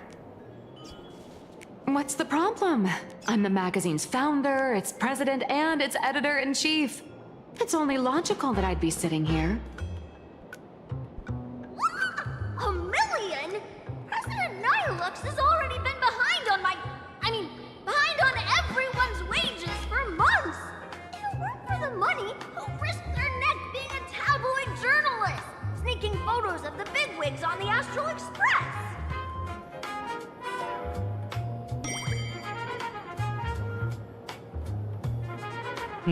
A deadbeat boss. A boss who doesn't pay wages has no right to sit here. They belong in the underworld. Idiots. Without me, you'd all have been locked up in some Department of Aberration Defense painting prison long ago. And you still have the gall to demand wages from your savior. Have you ever heard of the sensational serial thief case, Phantom Furbomorph? It happened in the year 1996 of the Arcadian calendar.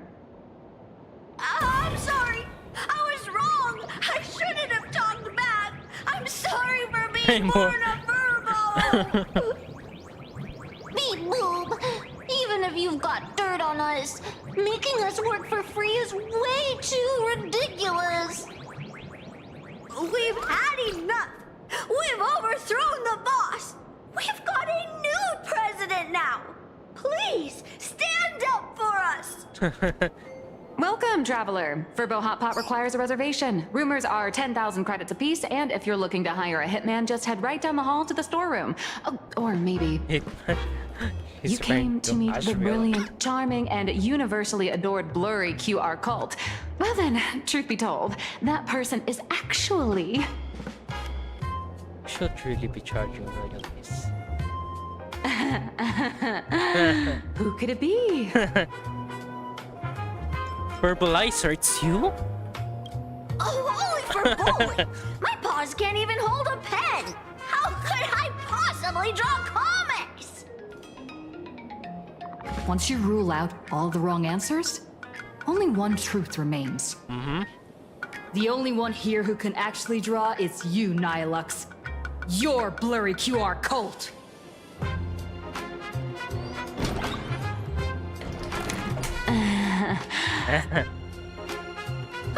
You saw right through me. As a reward for seeing through my disguise, How about an autograph or a photo? Allow me to reintroduce myself. I'm Nihilux. You can also call me by my pen name, Blurry QR Cult. Aw, no wonder you were tagging along back at Perlux Tower, acting like you knew us so well. Wait... This blurry QR cult persona isn't a fake, is it? Identity is just a mask and a body. Real or fake, it's all in how you see it. At the very least, for now, there's no other blurry QR cult around who could show up at Star Rail Fest for a live signing and hype up the Astral Express, right? So, you already know why we're here. Just a little deduction, that's all. The news about Star Rail Fest is already everywhere online. Knowing how that perfectionist Madame Pearl operates, she's definitely pulling strings to make your collaboration a success. Naturally, having me step in was part of her plan. If that's the case, will you... She will say no. That said, I'll have to respectfully decline.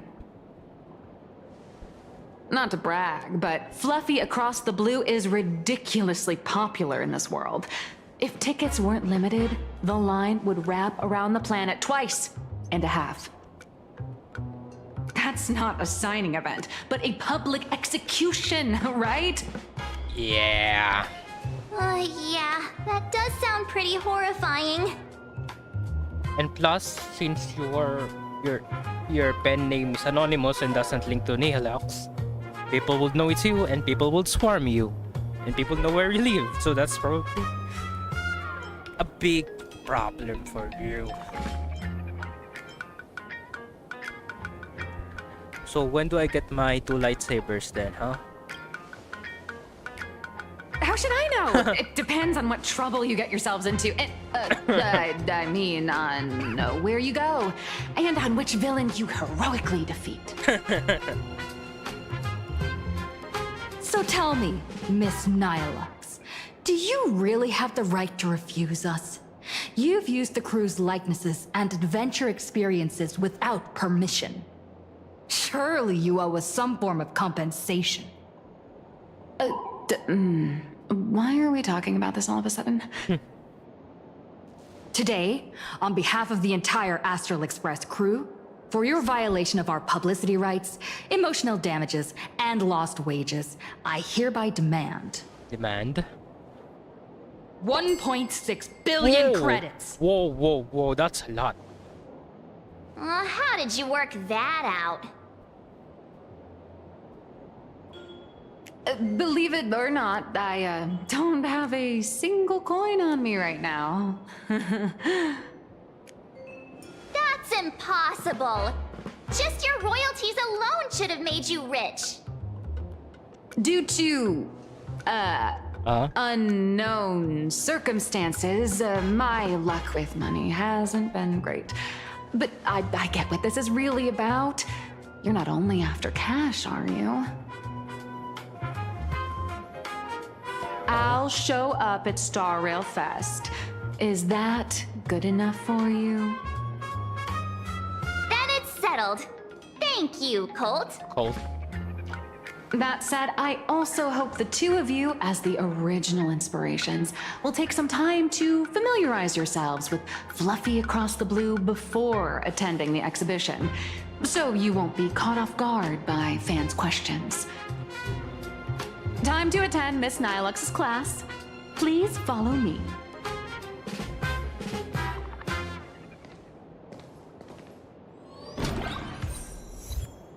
Dream Eater. Miss Nihilux's mini class is officially in session.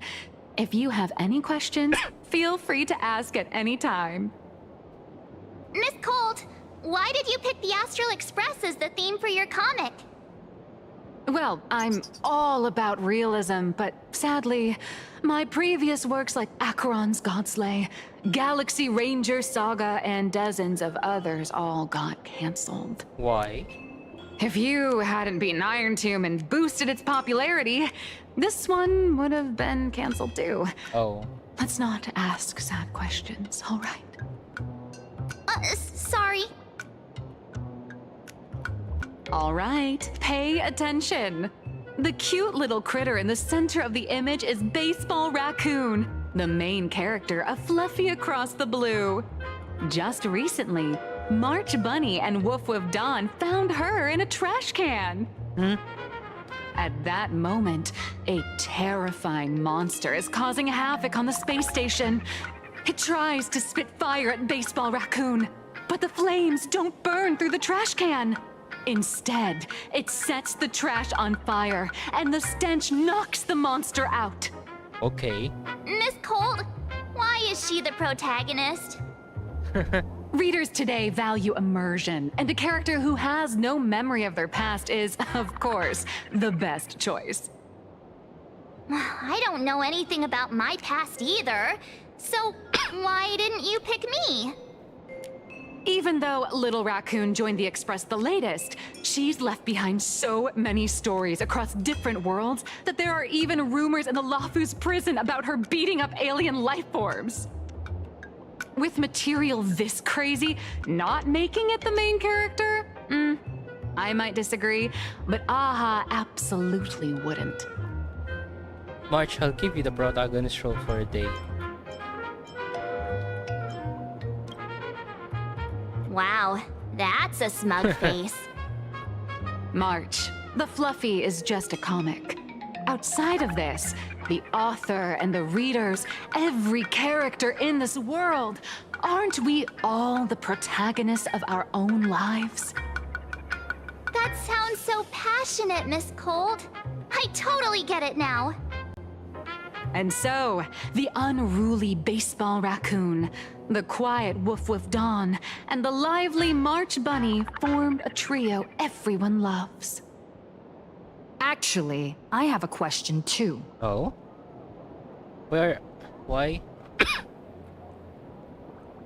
Marketable plushies. Ever since I got punched in the face by sales numbers, I've grasped a universal truth. In today's world, fluffy, cute animals aren't always a crowd pleaser. Seriously? Even I feel like I can't compete with Pom Pom's cuteness. Designing the adult versions took some work. After defeating the monster, Baseball Raccoon accepted an invitation from the other fluffy animals and boarded the Fluffy. Here, the protagonist meets 3 big animals with distinct personalities. First, the adorable and universally loved conductor, Pom Pom. Beside them is the elegant navigator, Miss Himecat. Himecat.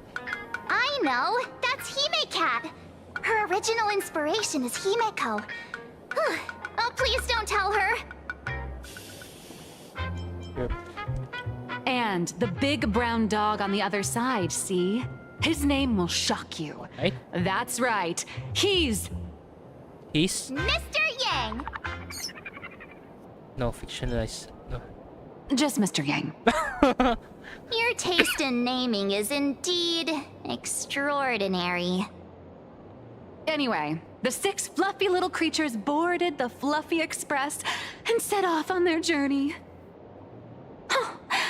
As for the plot, it's pretty much the same as what you've all experienced, just with a bit of artistic tweaking to suit Plain Arcadia's audience. A bit? A tiny bit.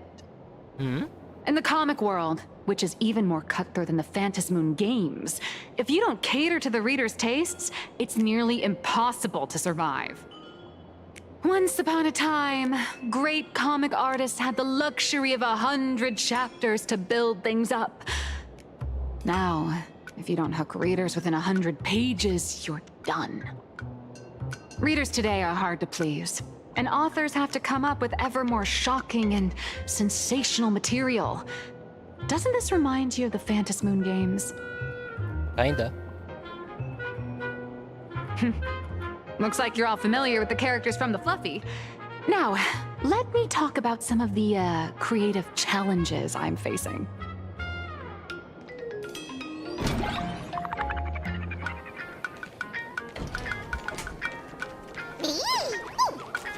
Oh.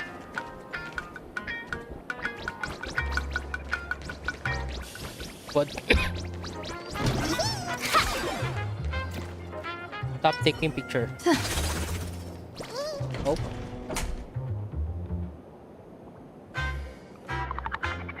Wait a moment.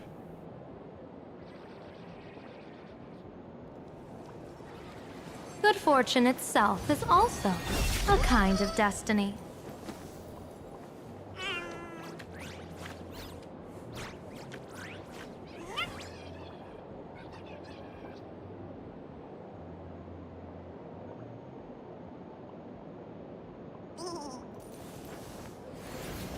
The intertwining of fate.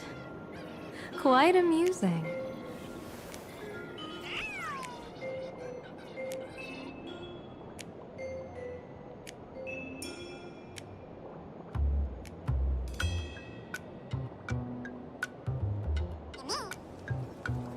Good fortune itself is also a kind of destiny.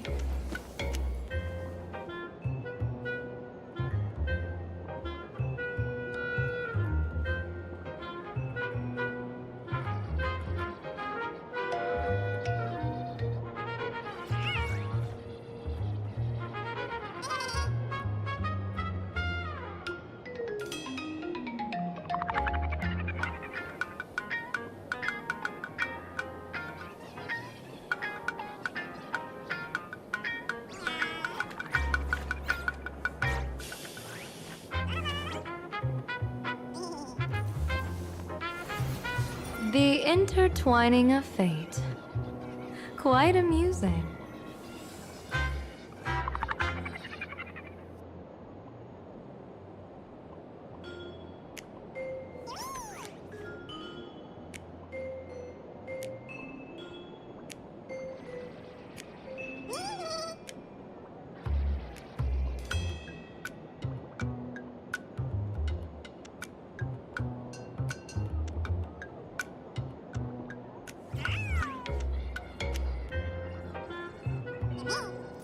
I'm back. The intertwining.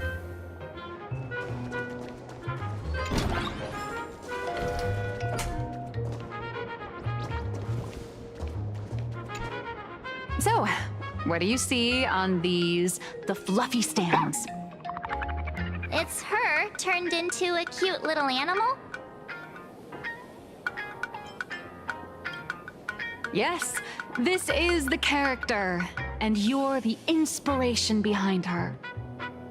But even for someone as interesting as you, there are many backstories that readers don't care about, don't want to know, or don't feel obliged to understand. A comic artist's job is to capture the most interesting parts and present them to the readers. The cute and clever one is March Bunny. The unruly but reliable one is Baseball Raccoon. This is what we call a concrete archetype paired with an abstract character.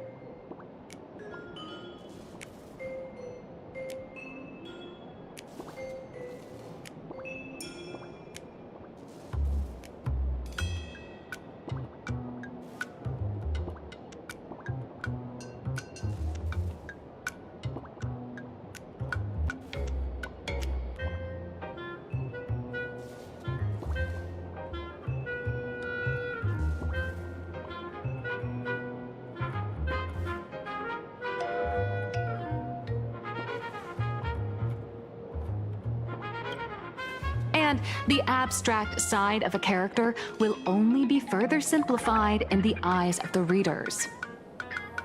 So, how do you think the readers across the universe view you nameless?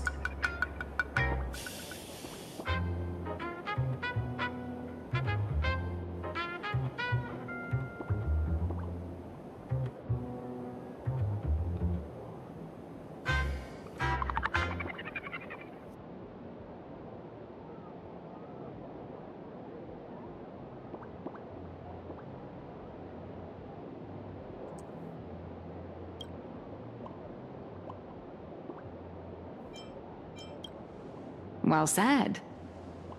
Your heroic deeds and accomplishments drew my attention, and your demeanor gave me inspiration for the character in the Fluffy. But while the hero identity boosts the character's popularity, it also becomes a limitation. That's why the little animals in the Fluffy have to defeat even more powerful villains and keep upping the ante to get more applause from the audience. In turn, the reader's perceptions and expectations constrain the character's growth. If she acts out of line, the popularity will crash. If she can't come up with new ideas or grow stronger, the audience will soon lose interest in the comic. Unfortunately, the creation of Fluffy Across the Blue is now stuck at this very awkward bottleneck. Honestly, after drawing comics for so long, I've pretty much run out of ideas. Hundreds of Amber eras ago, people would laugh out loud just from seeing a cat do a backflip. Now, to get the same kind of enthusiastic reaction, you'd probably need to have that cat fight a Mechatron in a one-on-one showdown in Perlux Tower. Although the Fluffy specials are selling like crazy, doing side stories without progressing the main plot isn't a long-term solution. Ever since all the gossip memo keepers I hired got wiped out in Amphorius, my source of intel's been drying up fast. Memo keepers. Rip to those memo keepers. Evernight did do that. Sorry. But if someone from the Astral Express could quietly feed me a few juicy insider secrets from the Phantasmoon games, imagine the reader's reaction when the next chapter drops. Whoa! Does Blurry QR Cult have a time machine or what? Oh, that'd totally save the Fluffy's future sales. After all, my little Furbo crew already works for you. Just have them slip me a copy of the Phantasmoon Games press release. Let's call it buying your exclusive adaptation rights. We'll do a 50-50 split.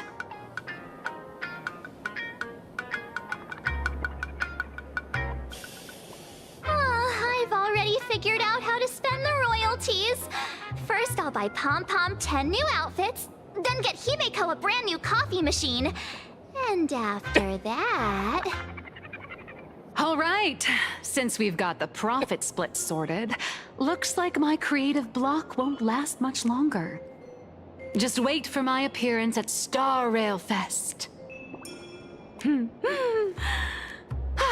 Star Rail Fest, a grand event that gathers millions of eyes and an inordinate amount of wish power. And under all that attention, the dark forces coveting the Master of Elation's blessing are bound to surface. Heroes and devils dancing together in plain Arcadia. Tell me, is there a better source of inspiration than that? My hero, don't let us down.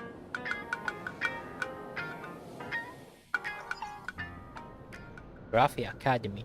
Oh, that's Himiko's POV. A supplicant is the master of wish power, but wish power can also become the shackles that bind the supplicant, forcing them to fulfill its desires. Love and hatred are alike. Dependence resembles fear. What commands wish power isn't only love, but also hatred. Thank you. These notes will really be a big help to her. Good.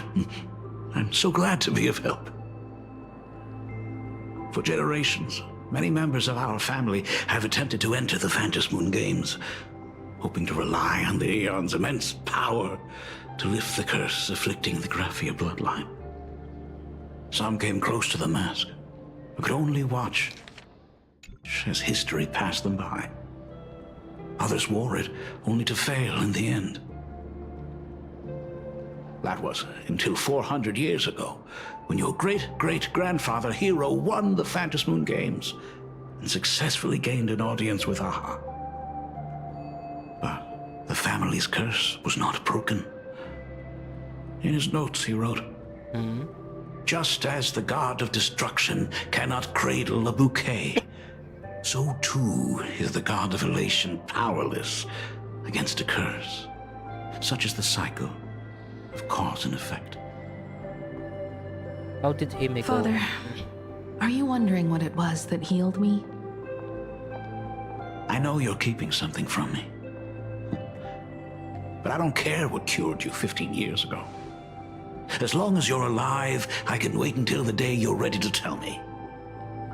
Still, as a father, there are things I must say, even if you don't want to hear them. As an artist, I'm fascinated by fleeting lives. They struggle, they suffer, and in doing so, reveal a brilliance worthy of time's memory. But as a father,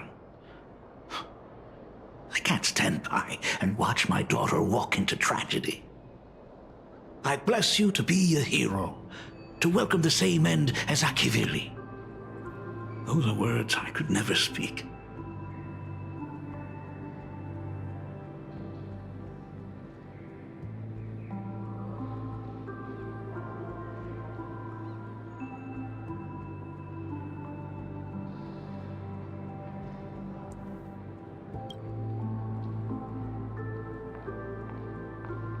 The road ahead is shrouded by uncertainty, and that's why someone must take the first step to trailblaze a path others can follow.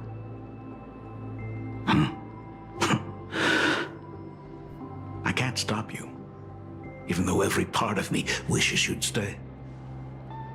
But this is your choice, my daughter's choice. All I can do is stand by you quietly and pray you'll come back safely. Do you still remember the bedtime story I used to tell? They say there was once a princess in the sky. Day and night she painted in her celestial garden, untouched by the joys and sorrows of the mortal world.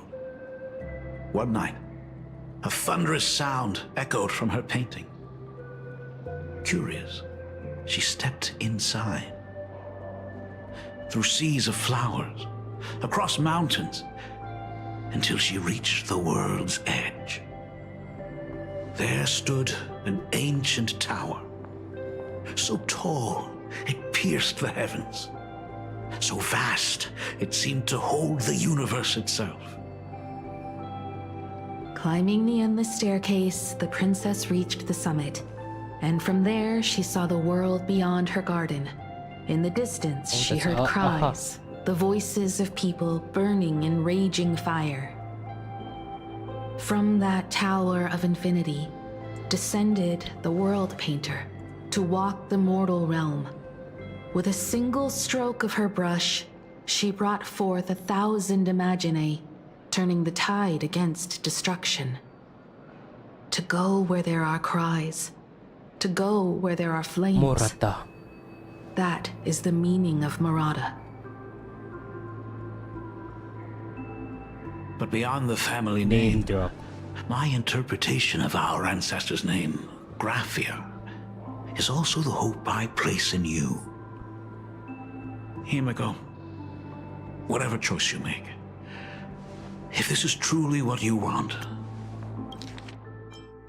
to go where there are cries, to go where there are flames. That is the meaning of Murata. Murata, Himiko Murata. Then go. Use those steps blazed upon trails to paint the world as you see it. Thank you, Dad.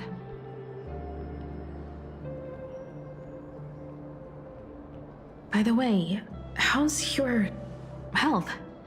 You haven't picked up any bad habits like smoking or drinking while I was away, have you? As the Dean of Graphia Academy, I still have to set a good example for my students. It's just, my tendinitis keeps acting up. My herniated disc is getting worse. Back pain. Himeko, how long will you be staying?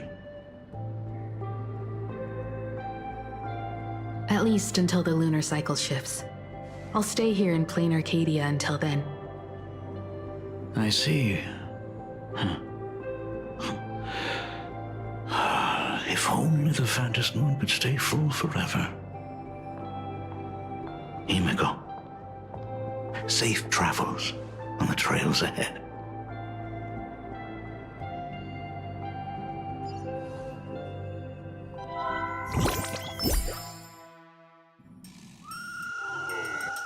Hello, everyone! Welcome to Foolish TV's special news segment, Arcadian Morning Report. I'm your host, Poofy. Hi, everyone! I'm your host, Snowy! The Star Rail Fest exhibition venue, funded by Pearlux Corp and constructed by Turbogen Heavy Industries, has officially been completed! Thanks to modern imagenesis technology, it took only a day for the Skyline's lookout cloud to take on a completely new look. Starting today, the Lookout Cloud line is officially opening up its stop for the Star Rail Fest exhibition areas. The exhibition areas opening on day one include the Bellabog area, Siajolafu area, and Penacony area, showcasing the legendary adventures of the Astral Express. The Infurious area, which is currently under construction, will open in due course. For this event, Pearlux cordially invites several crew members of the Astral Express to visit and be interviewed, including the Trailblazer, who recently joined the Phantom Moon Games as a supplicant. That is certainly something to look forward to. I heard Pearlux has also invited Blurry QR Cole, the author of Fluffy Across the Blue, for a signing session. It'll be the first time the author reveals their true face in public. An exhibition to gather wish power. Now that's an interesting scheme. Leave it to Pearl to come up with such a bizarre idea.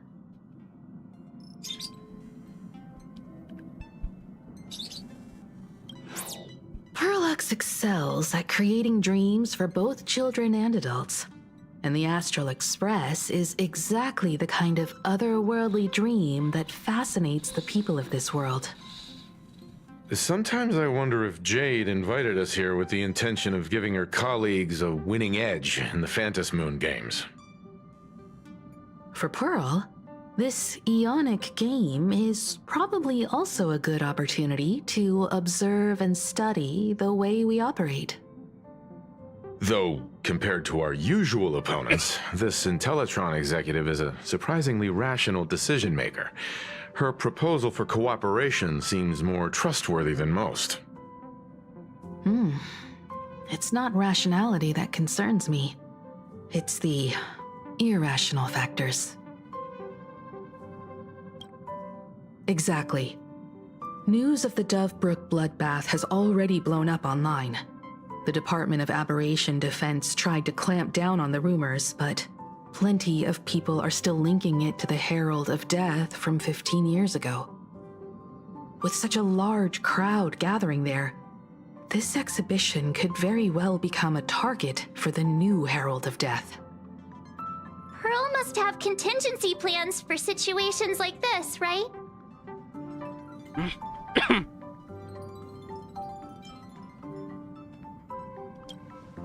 That old guy? No way! Whatever Pearl has planned, we must consider the possibility that the Herald of Death might attack the venue. We won't just be there to showcase the Astral Express to the people of this world. We'll also need to stay on high alert for any suspicious activity. It's about time. You should get going. Just us, aren't you going? Come. Someone's got to stay behind on the express to keep the conductor company and be ready for any emergencies that pop up. You guys have fun out there, but stay safe. Contact me right away if anything comes up. What about Dan Heng and Sunday? They're both out on a mission with General Yao Guang. Dan Heng is tracking Blade's whereabouts, while Sunday is working with Miss Ting Yun. Both of them are tied up. Looks like they won't be able to make it to the exhibition this time. Looks like the heavy burden of documenting our travels falls on yours truly once again. I'll make sure to snap tons of pics so I can tell you guys all about the exhibition when we get back. Star Rail Fest, here we come! Leisure comes easy. Pity that I struggle to keep my sights on the present. The next stop is Wahaha Grand Theater. The train will depart. Passengers heading to Star Rail Fest, please prepare to board.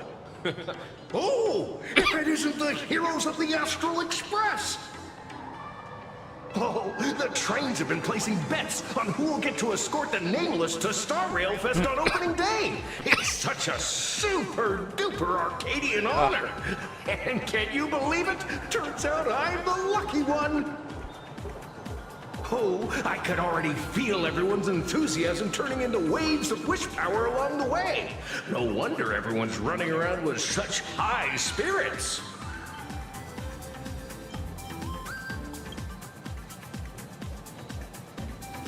Ding, ding, dong, dong. The express is about to depart. Heroes, please stay seated and hold on tight. This special train is bound for the Star Rail Fest exhibition. By the laughter above, may the smile of plain Arcadia grace our faces. Aboard the lookout. Thank you for riding with us today. May the laughter watch over you, and please enjoy your journey. Oh, But isn't that a silver main the guard? exhibition entrance is packed with express fans. Horses. Personal belongings. Thank you.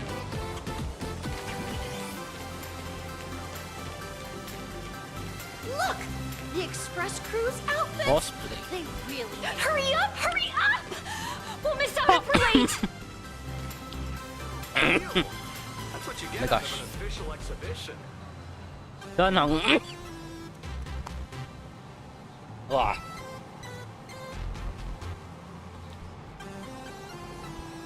I really can't speak today, huh? What I'm about to say was Dan Heng drawing from the, it's the drawing from Bellabog wanted Are those posters. hired cosplayers over there? Feels like the express crew is just missing a cat character. Chat, I've made it in safely. Chat. For those who couldn't get tickets, you can catch the entire fest through my live stream today. Next to me is my partner. Wait, what are you doing? 'Tis I, Cold Dragon Young, Dan Heng. Where'd you get that mask from? It looks so weird. Such trifles matter not. What doth matter most is securing the autograph of Master Blurry QR Cult upon this book of mine. The signing event hasn't even started yet. Besides, Xianzhou people don't talk like that. What's our motto? Through stars we soar! The Express is our home! One crew, one heart! We'll never roam! Wow! That's some next level phantom energy! Astral Express! We love you! We love the Trailblazer! 4-7 and beyond! Astral Express! We love you! We love the conductor! Himiko and Wells! Wow, they forgot about Sunday. Poor Sunday. Shh, this isn't Amphorius, you know. Watch what you say. The family's got ears everywhere. It's best if we keep quiet about Mr. Sunday while we're out in public. Wanna take a photo together, Himeko? No, thanks. I'd take tense negotiations with Pearl over getting mobbed by my own fans any day. Who'd have thought there'd be social situations that even Himeko's afraid of? If Don Hung and Mr. Yang were here, I can't even imagine the looks on their faces. What a sight. Truly.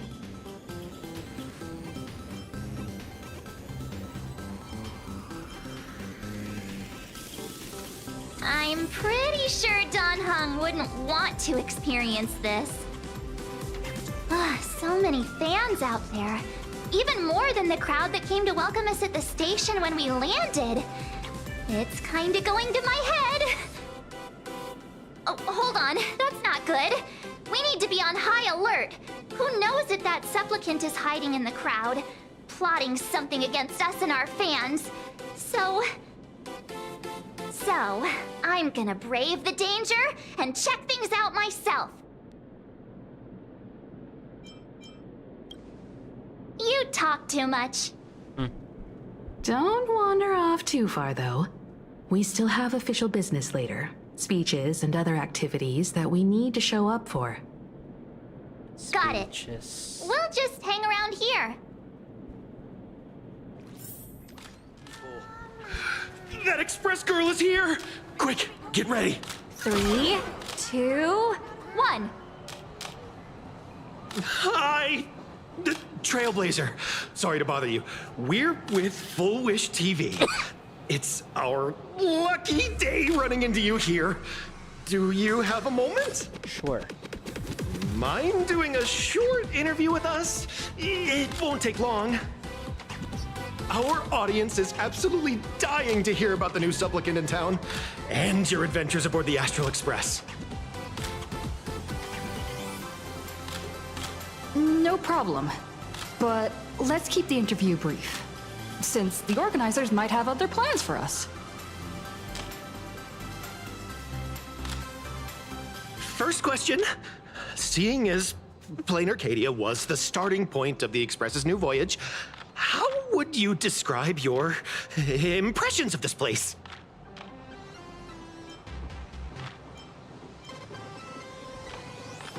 Plain Arcadia has left quite an impression on me.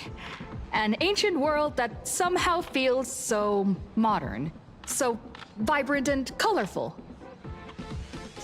Everyone's chasing the latest trends, looking for fun. I'd say this place is more like a never-ending carnival. Interesting! Throughout the history of the Phantom Moon games, it's been extremely rare to have such a renowned cosmic figure as yourself participating. As the Astral Express's supplicant, what kind of changes do you hope to bring to this world in these games? I'm just a passerby. Who am I to change this world? But if I can, I hope to show everyone the spiritual strength of what the Trailblaze represents. That's an impressive answer. Speaking of which, after joining the games, you immediately went to defeat Miss Sparksy, who represented the Masked Fools. What are your thoughts on potentially facing native supplicants in the future?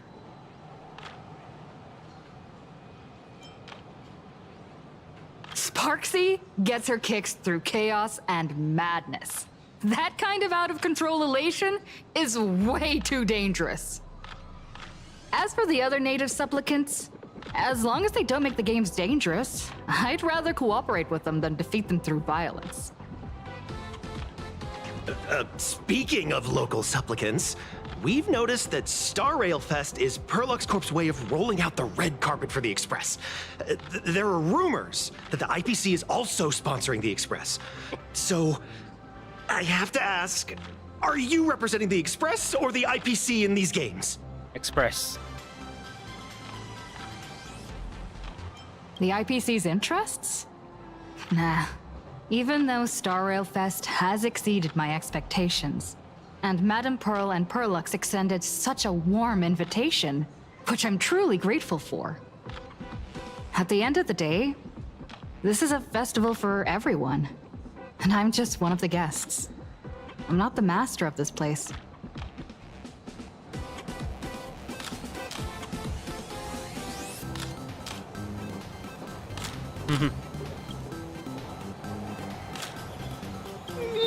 Thank you for your valuable time. We won't keep you from your plans at the exhibition any longer. What a pretentious answer. No worries. This material will do just fine. What do you mean pretentious, huh? Sparky, get rid of them. Oh, the Astral Express. A Fantilia who sits next to me. So how's that for pure love, huh? Huh? Wait, huh? What the? I can still use time power here?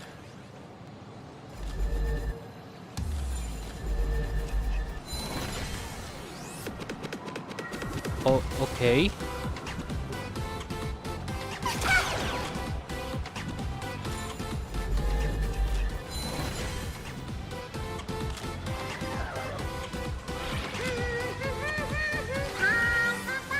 Nailux. I'm dressed up as Marty I got the Astral Express line! Wow! With that outfit, you must be cosplaying as March Bunny.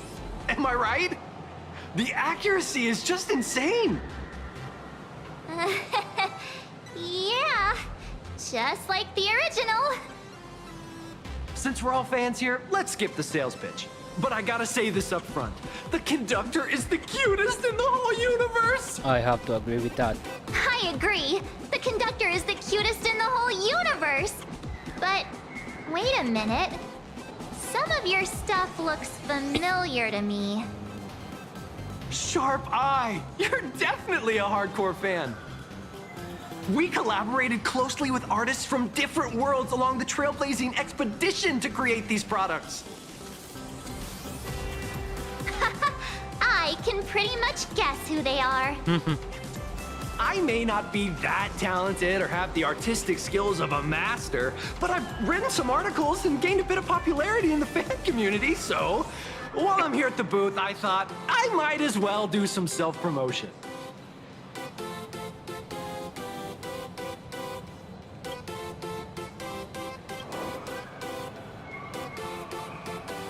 If any of you happen to be super hackers, space warriors, spirit whisperers, or those cursed by eons, come find me. I've said my piece. Looking for a sense of truth in fictional stories is just human nature.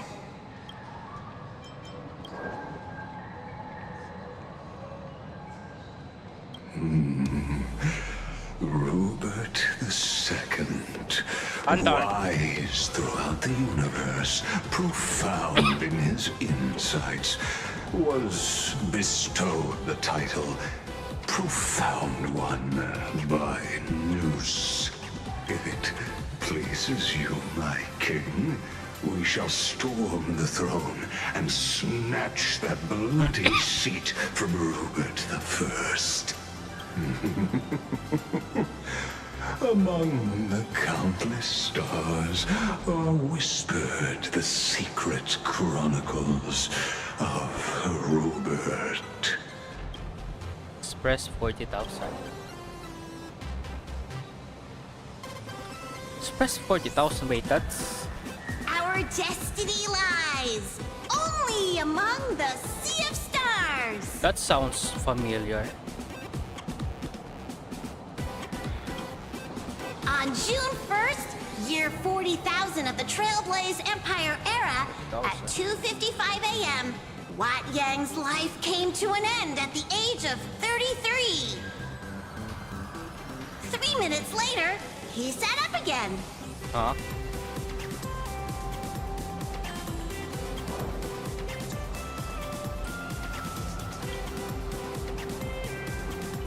Silver Wolf. I'm sorry, Kafka.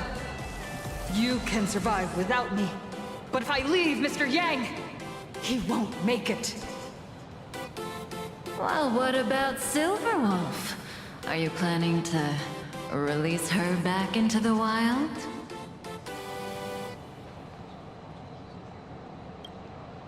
The folks here seriously don't hold back. Nothing's off limits to them. Buy one item, get a free novel. It's a venue exclusive deal. First come, first served. Better act fast or you might regret it forever. Wait, is that the spear?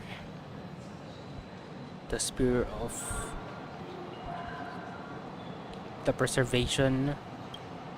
When the fluffy figurines hit the shelves the other day, this mysterious old guy snatched them all up, saying something about using them as art references for students. He loaded up a whole cart like he was stocking inventory. Even the scalpers were no match for him, I'd say. Not long after he left, a girl with bunny ears came to buy figurines too. She was clearly a collector, buying complete sets of everything. Then she discovered that in every collection she wanted, there was one Hemacat missing. That old man bought all the Hemacats! Oh, that's horrifying! I can't let this happen to me! I have to make the best use of my wallet while things are still in stock!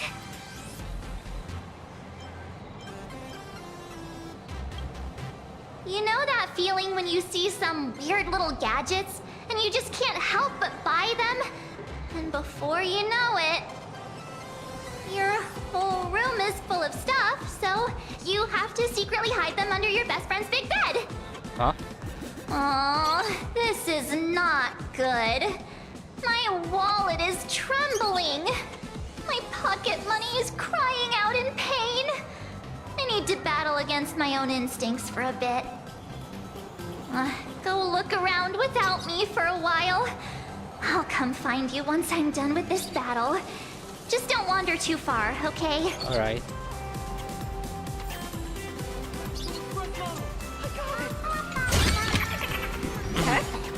Hey, little raccoon. Over here. I'm right here. Kindness.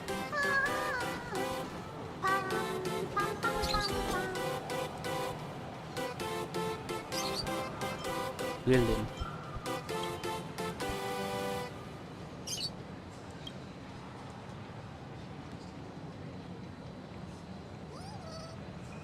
Oh, hold on. Third no inter.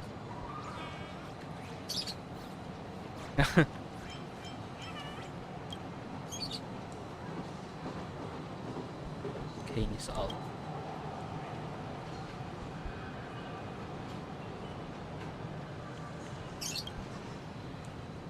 Anak sa rabbit.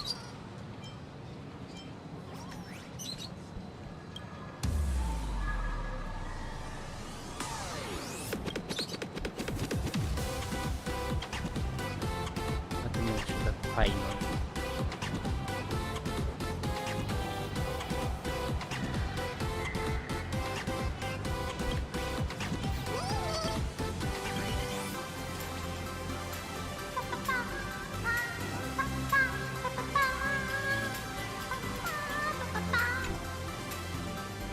Nice to see you again, little raccoon. You're lucky you haven't been completely swarmed by fans yet. Here you are, the original inspiration for the Fluffy's main character, fresh as a daisy, yet no one recognizes you. Talk about irony. Don't tell me they think you're just some cosplayers. Come to think of it, that's actually quite possible. Well, none of my readers have seen my real face yet. But that's all gonna change once the book signing starts. It's honestly heartbreaking that the organizers only gave me this dinky little booth. I was hoping for something more prominent, like a spot on the main stage or something. This isn't the fluffiness. I know. Hey, Want to have the number 000000001 collector's edition comic that blurry QR cult signed today? Yes.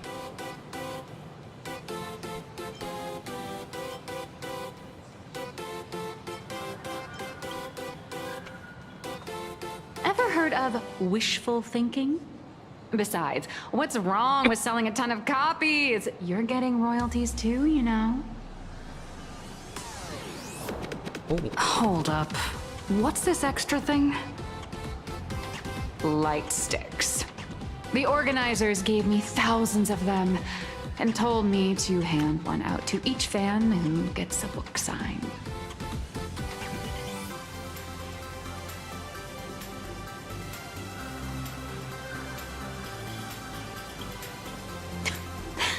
They really know how to push someone around. I wanted to give them a piece of my mind. Am I not the world-renowned author of Fluffy Across the Blue, the great blurry QR cult? Who exactly do they think I am? Chopped liver? But you're right. This is Star Rail Fest. Today, I'm just a side character. Aww. Anyway, it's about time to head to the booth and meet up with the staff to start the signing session. I won't keep you from enjoying yourself any longer. Bye-bye.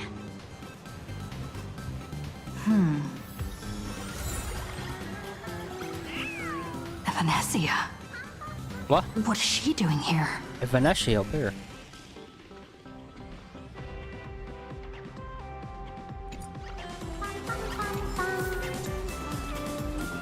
Preaching. I dressed up as March Bunny today.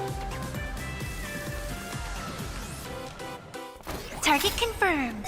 Mine's ready. Toast on face. Evanesia, rolling out.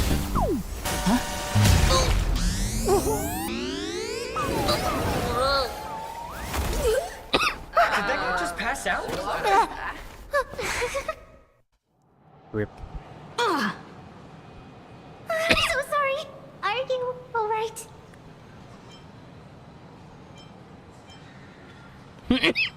Sorry, I had no idea I could pack such a punch when sprinting at full speed. Good thing I'm built tough. Yeah. I just wanted to recreate that classic teen rom-com moment. You know, bumping into a schoolgirl running late with toast in her mouth. I'm really sorry. Why am I here? Well, probably because the plot demands it. That's got to be the lamest excuse I've ever heard. How could such a classic trope fall out of fashion so quickly?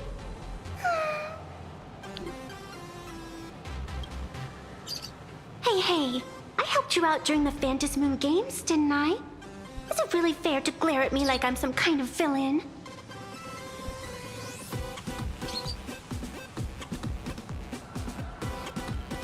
It doesn't mean any harm. I watched your whole fight at Graphia Academy. I'm more than happy to befriend those who are destined to be part of these games, as long as they can show me their wish.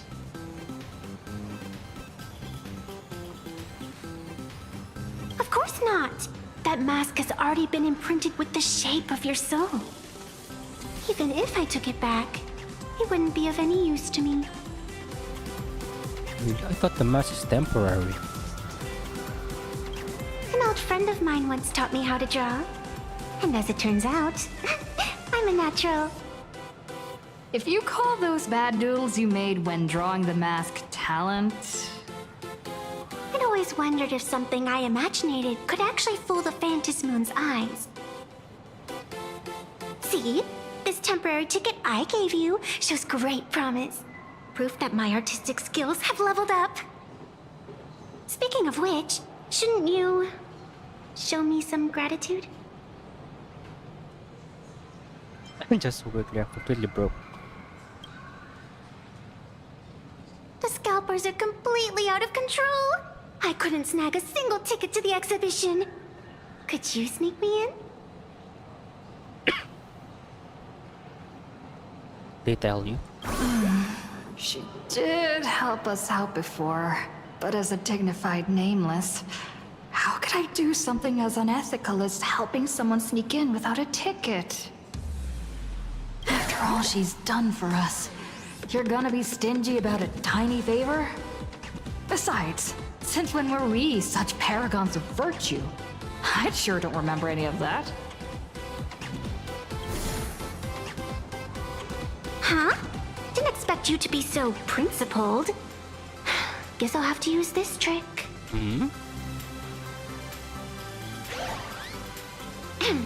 Little raccoon, I've actually been a huge fan of yours all along.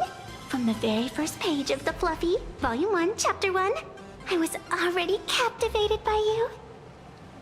That afternoon, as I passed by the Graphia Academy building, I caught a glimpse of you by the window. Right then, I knew my heart had been stolen, and nothing else would ever make me feel so alive again. Getting to share a few happy moments with you at this exhibition, that's all I could ever ask for in this lifetime.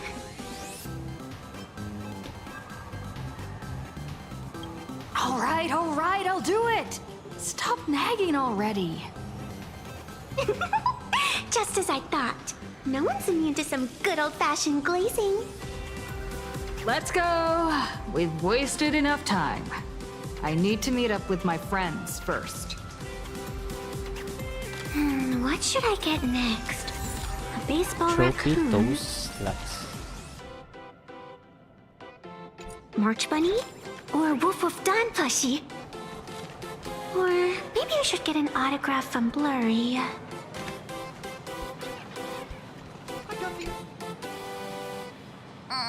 I tried, but I still just couldn't keep my wallet shut.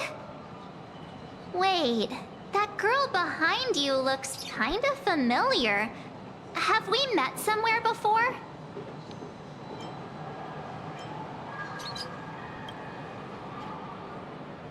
I feel like you're throwing shade at me. Anyway, I've definitely seen her. I think it was at Graphia Academy? Whatever. It's not important. Wait a sec.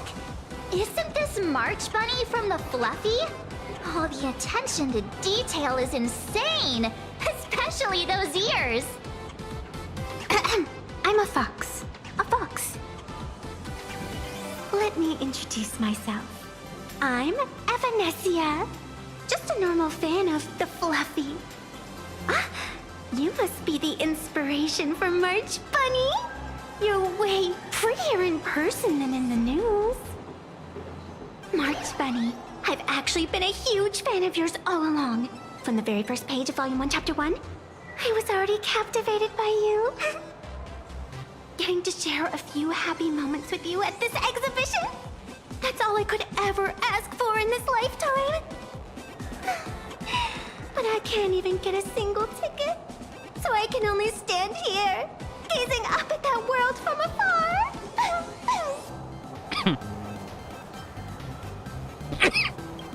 Oh, you poor thing. Don't you worry. I will definitely make your wish come true.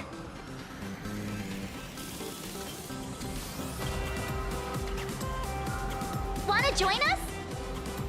Such an adorable little fox girl could never have any bad intentions. It's not like she's another Fantilia, right? Besides, this place doesn't even have any Stellaron or Ambrosial Arbor. Don't worry, Nessia. Just Nessia. leave it to me. That's great. Thank you so much, Miss March.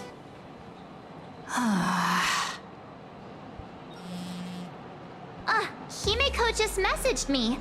It's about time to head in now.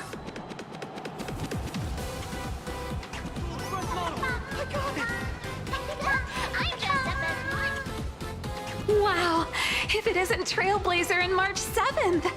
Such incredible cosplay accuracy. Out of all the people trying to sneak in disguised as the Nameless, you two are definitely the most convincing. Have you considered the possibility that they might be the real deal? And how inappropriate it is to ask our distinguished guests for tickets? Hello there, we meet again. HQ arranged for me to wait here and welcome all of you. Miss Himiko has already entered the venue. Miss Trailblazer, Miss March 7th, and this is... She's, No. Hi, I'm Evanesia, her good friend. Since you're friends with our guests here, I guess it's all good. Come on in.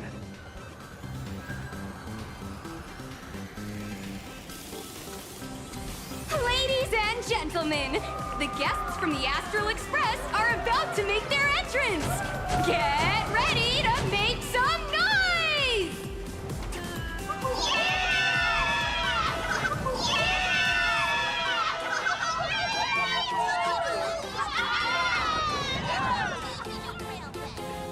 Pocolia and the engine of creation.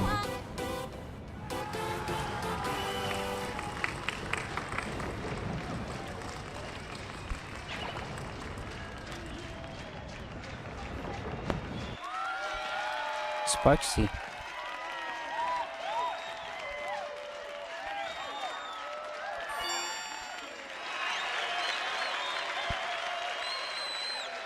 Hello, dear visitors and spectators!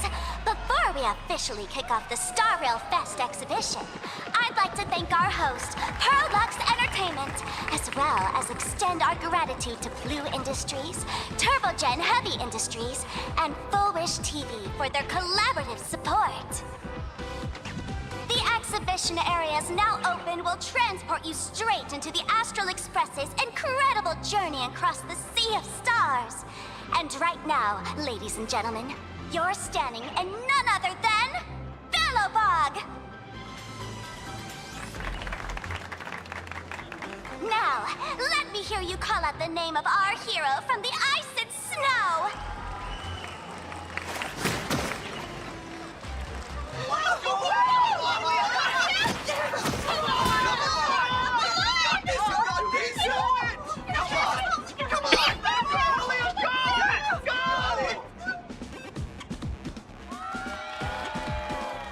When I grow up, I want to be the Supreme Guardian and turn into a frost giant to fight those rampaging super ancient weapons. In my next life, I want to be the Supreme Guardian and turn into a magical girl to protect Plain Arcadia. Turn into magical girl.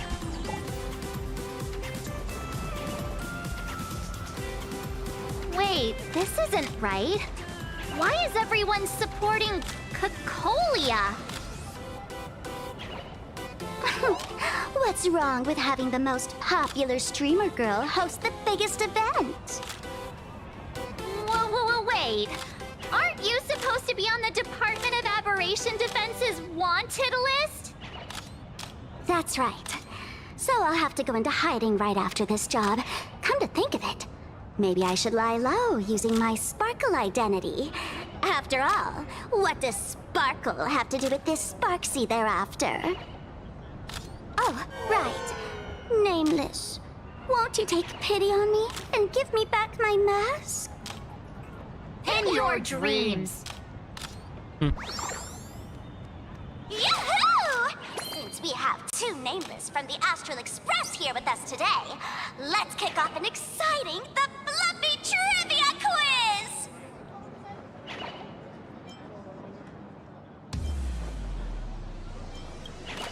Here's your question. In the final chapter of the Fluffy's Bellabog arc, The Supreme Guardian's Bond, what did Cocolia summon to fight by her side? Oh, the Guardian wand that could transform her into an ice giant? Ding ding!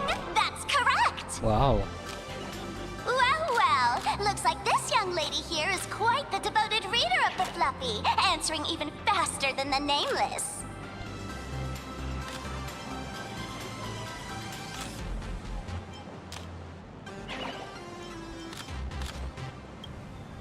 Oh, right. I almost forgot she was the one who first awakened the engine of creation. And what's the deal with this ice giant?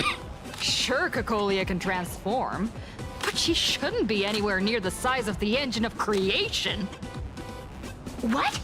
Lady Cocolia fought the engine of creation in her human form? That just makes it even more awesome! Ugh, but they didn't show that part in the comic. Next question. Before Cocolia was frozen in ice, what did she give to Baseball Raccoon? Frozen in ice. Nothing fun. Nothing but pure damage. Oops! Wrong answer! The Flaming Lance! In the end, the little raccoon used that lance to channel everyone's light to Cocolia, restoring her power so she could descend in her wildfire form!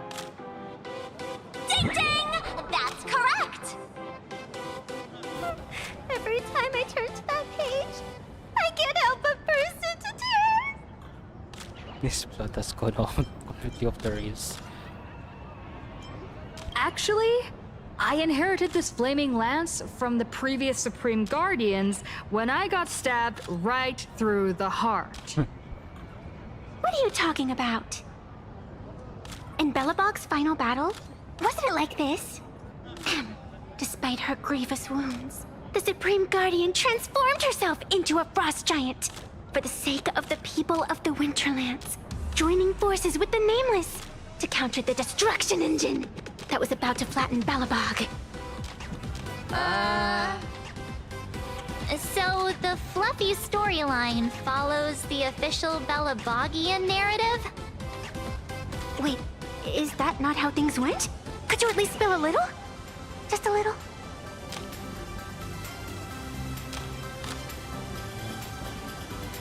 I see.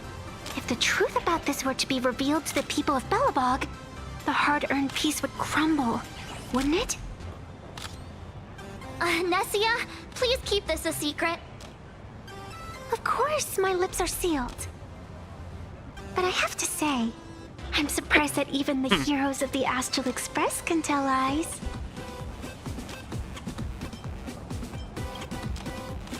Not really. They say lies don't last forever.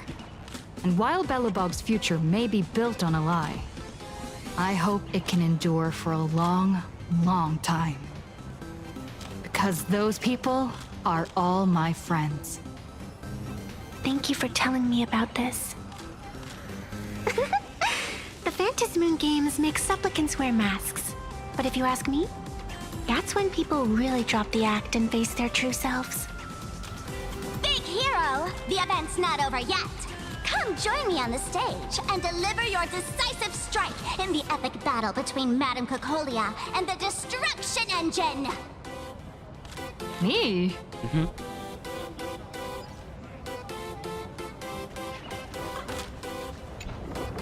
Madame Cocolia is in crisis! Hang in there, Madame Cocolia! Fear not, everyone! I can see our hero approaching!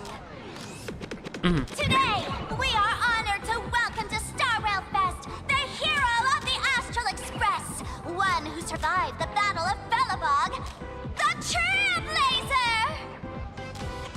Let me hear you say the name of the Will of Preservation's successor! Trailblazer! Trailblazer! Trailblazer!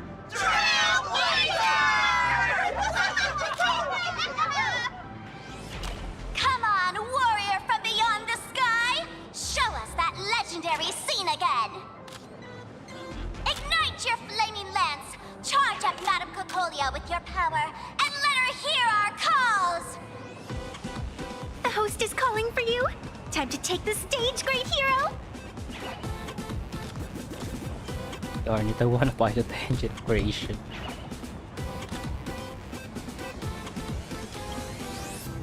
Reenacting a legendary scene right here.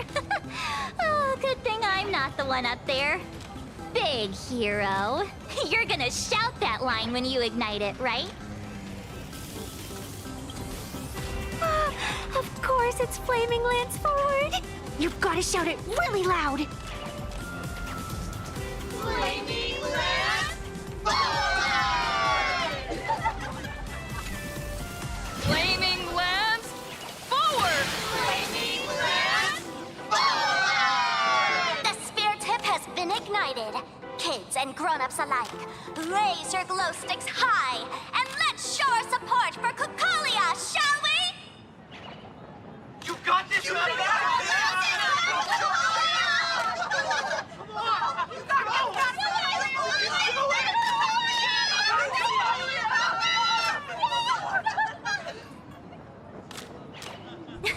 Seeing everyone so fired up makes me want to join in on the cheering too. You've got this, Madam Kukolia! Don't give up, Madam Kukolia!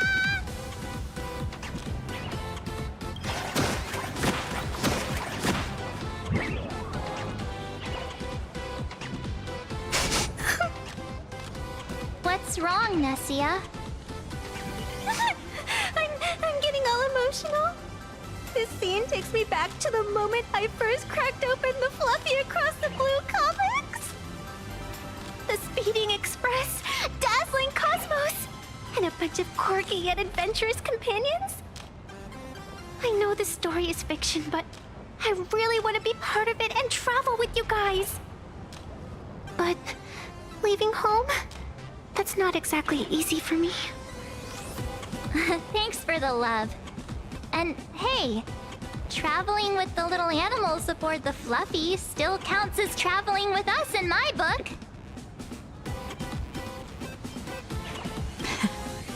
Thank you for the love. Being able to connect with friends like you through stories is probably the most precious part of this journey. Well said. Shall we head to the next exhibition area then? All right, let's get moving. Flaming Lance forward!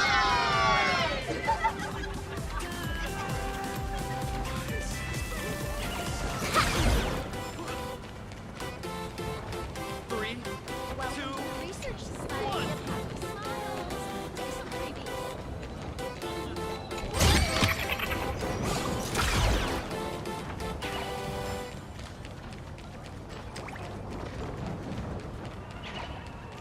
Three, two. Welcome aboard the Fluffy Shuttle Express! Together we'll trailblaze into the future! Bom bom. Next stop, Cienjo Lafu. Welcome aboard the Fluffy Shuttle Express! Are you ready to head to our next stop, the Cienjo Lafu exhibition area? I have to say, Perlux really put care into organizing this exhibition. Oh, I wonder what attractions await us in the Xianzhou Lafu exhibition area. Welcome aboard the Fluffy Shuttle Express! Together we'll trailblaze into the future! Next stop, Xianzhou Lafu exhibition area! The audience is brimming with excitement. Welcome aboard, passengers! The Fluffy Shuttle Express is about to depart. Next stop, Xianzhou Lafu exhibition area.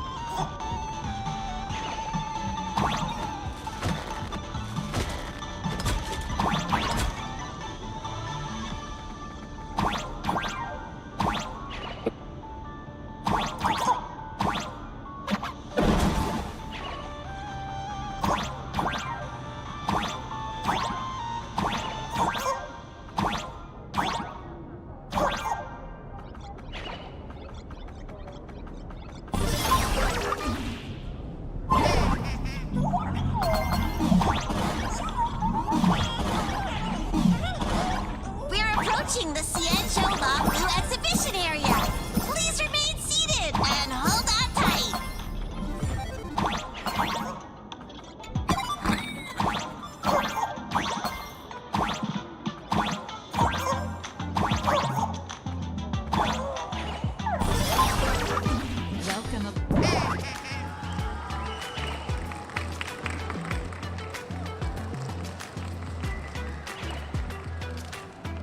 Oh, brr. The frigid waters of Scale Gorge Waterscape are chilling me to the bone. Why is there so much water in the exhibition area? Did a pipe burst or something? I bet this is some cutting-edge immersive theater performance. I gotta say, these tickets are totally worth every penny.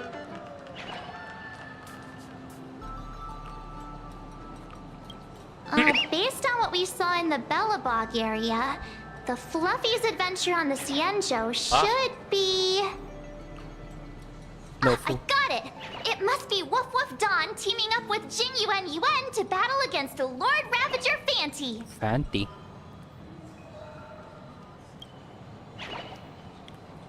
I'm so jealous that you guys still get to experience the joy of seeing the Fluffy for the first time. Well, it's fine, because this means I get to show off all my knowledge about the Fluffy.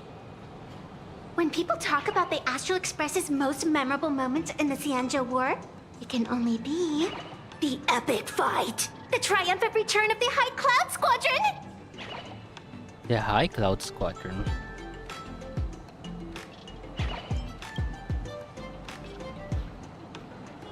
When people say squadron, they mean a bunch of superheroes teaming up. Did I get too excited? Sorry. I really got carried away. Not at all.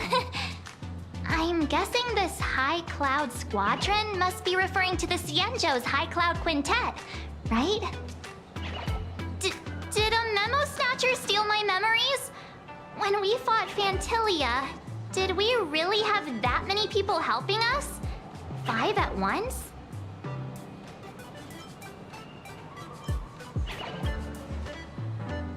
Oh, I can't take it anymore.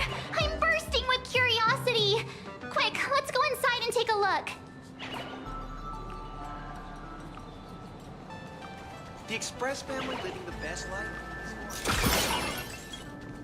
Why do all the reporters from Verbobo... What an exquisite Cienjo outfit. This... Holy moly, they nailed the Scale Gorge waterscape. The whole exhibition area is completely submerged. Little Raccoon, I want to see that thing. Which one? Nessia means that thing. With a flick of the hand, the ancient sea splits apart.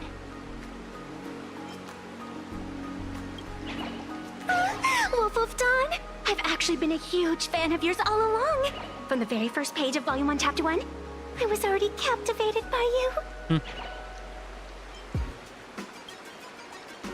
Who on earth did this kid learn to ask favors like that from? From March Bunny in the comic, if you must know. What? This is absolutely the biggest personal attack on me ever! Never mind. I'll go ask someone about what's going on.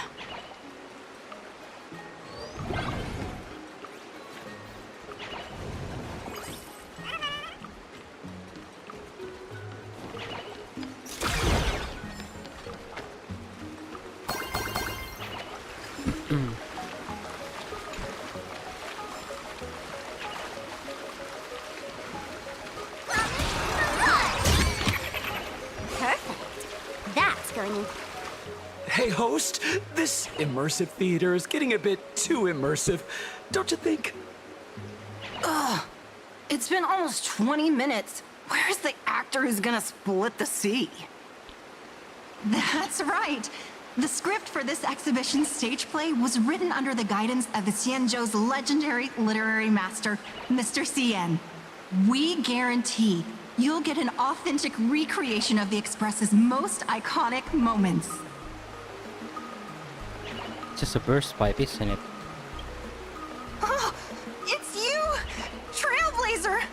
I don't know what happened, but water just started gushing out everywhere. Please, save this exhibition area like you saved Scale Gorge Waterscape before.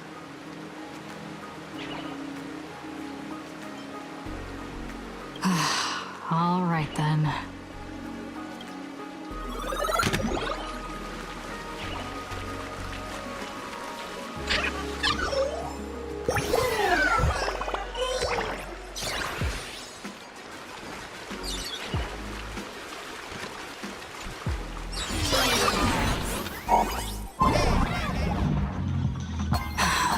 I come to sightsee, I do hard labor. Fix these pipes. All for the audience.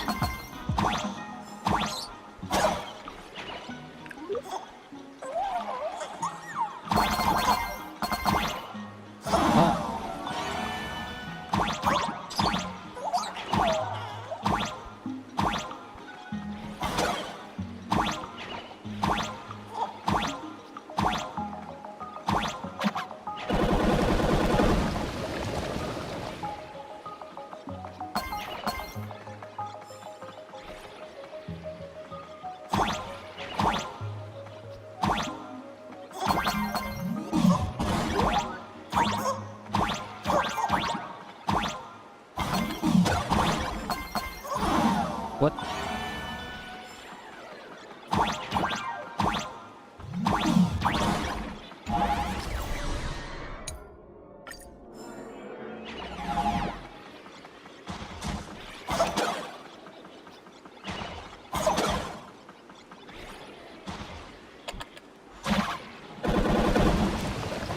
Nice.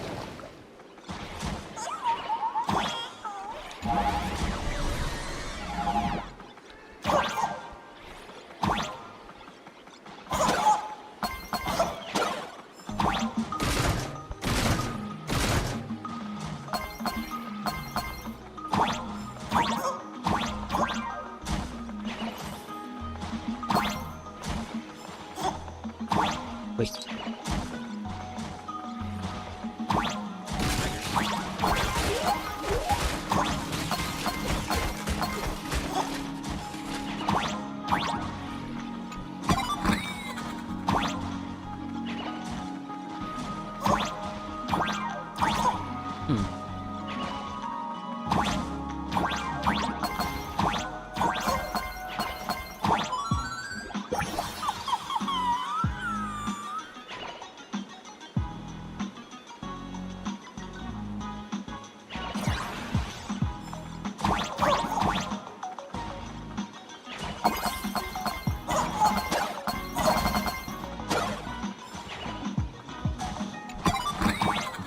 What?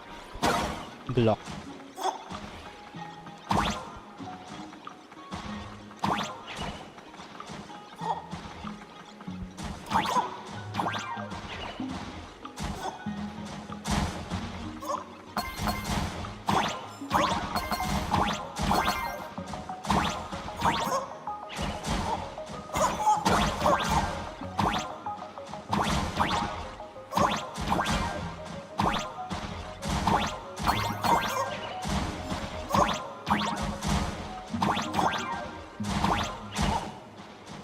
Oh. Ooh. Finally done. I've never missed Dawn Hong as much as I do now.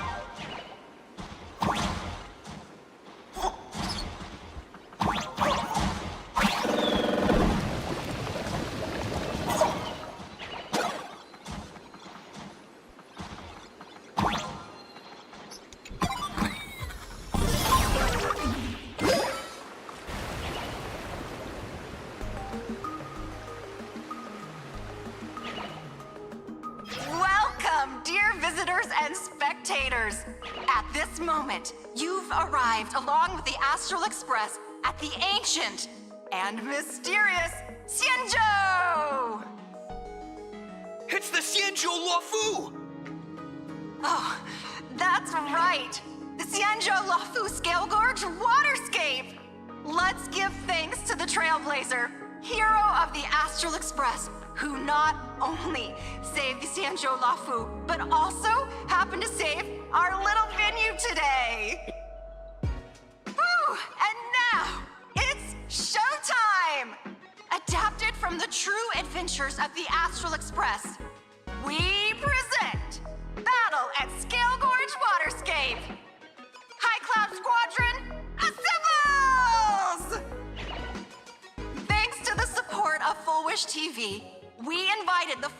main stars Oh. of the action hero series, Daybreak Squadron, to perform in this show. And now, Trailblazer, please come up on stage and reenact that heart-stopping battle where you drove away the Lord Ravager! Ha! We meet again, the Nameless.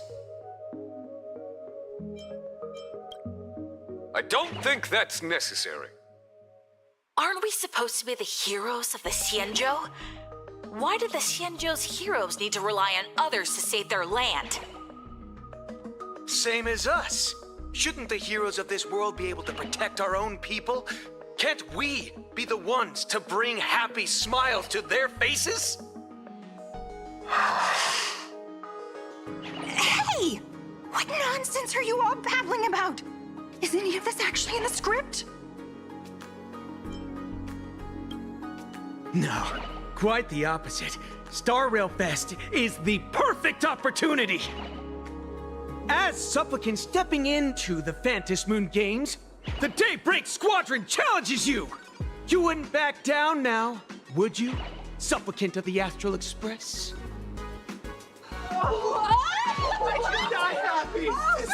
This is amazing! Daybreak Squadron is a supplicant. I don't think that's the... What? This is way too sudden. These people, something's not right about them. I feel like they're way too hyped up. Even characters in action comics don't talk like this. Yeah, in comics, a challenge like this is always a cover for some massive conspiracy. I've got to fight alongside her. March, you need to have faith in her abilities. Rather than rushing into battle, what you should be doing now is getting in touch with your companions.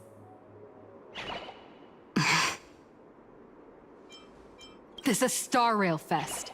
Even if you defeat me, you'll never gain everyone's approval. Boss, do we really have to do this? Gray, we've been putting on a show for long enough. Wasn't becoming a real hero what you've always wanted? We'll tear the legend of this outsider to shreds right here under the spotlight! Then everyone will see who the real heroes are! The ones who can truly protect their smiles! I accept your challenge. But do we really have to fight here? This is exactly the stage we've been waiting for! Let's do this! Oh. The Phantom Moon Games are a ceremony to bind those closest to elation. We'll show everyone the heroism of the Daybreak Warriors! Closest to elation, I have 2 elation characters here. So we'll be just fine. Soaring above the lands, this is permanence! I'm the end of the world! You don't stand a chance against me.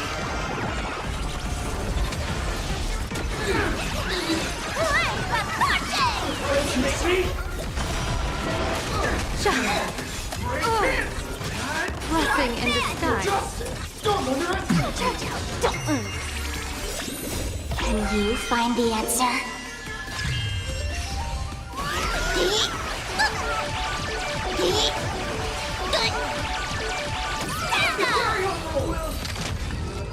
Have you calmed down now? Can we talk?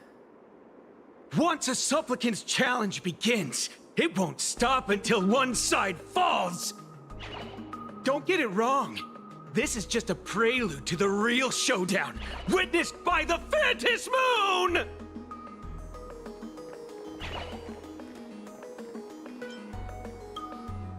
Just what exactly are they planning to do here at Star Rail Fest? Is this the supplicant lurking beneath the surface that Pearl theorized about? But which of the 4 Daybreak Warriors is the supplicant?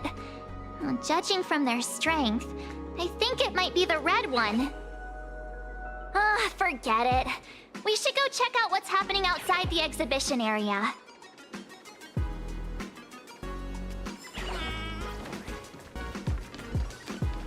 I see a pom-pom.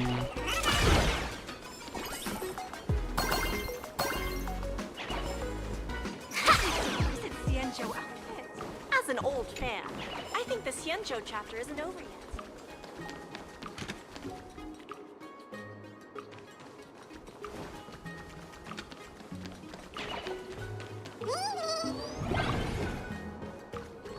If you've lost your belongings, please let the service center know.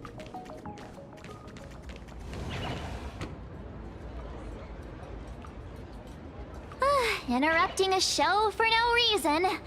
But to be honest, I wasn't dying to watch that High Cloud Squadron Assembles play anyway.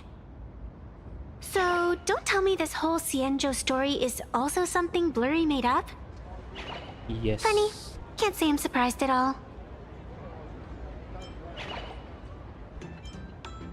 I wouldn't dare take credit for what I didn't do, since it was in fact General Jing Yuan and Dan Heng who teamed up to defeat Fantilia.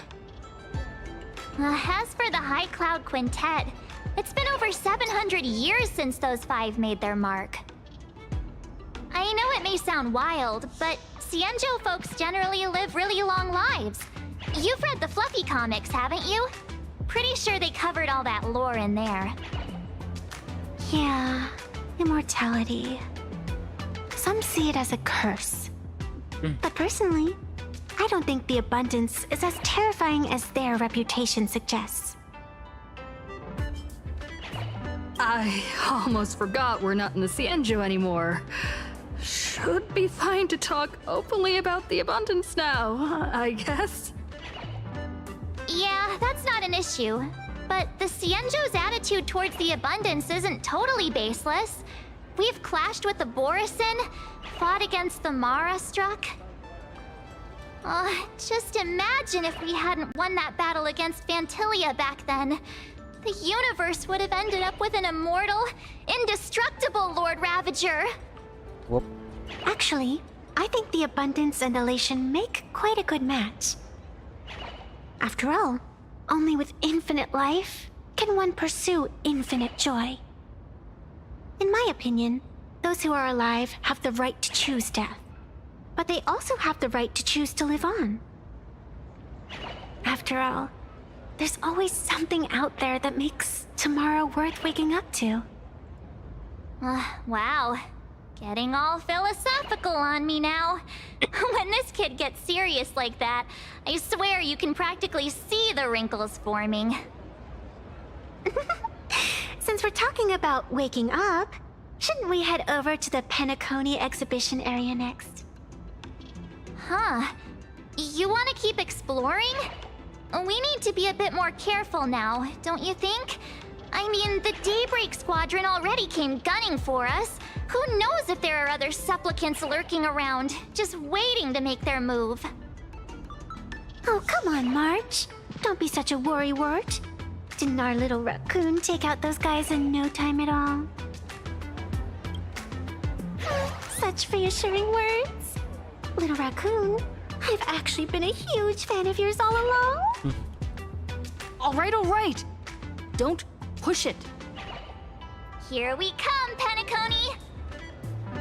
Exhibition area!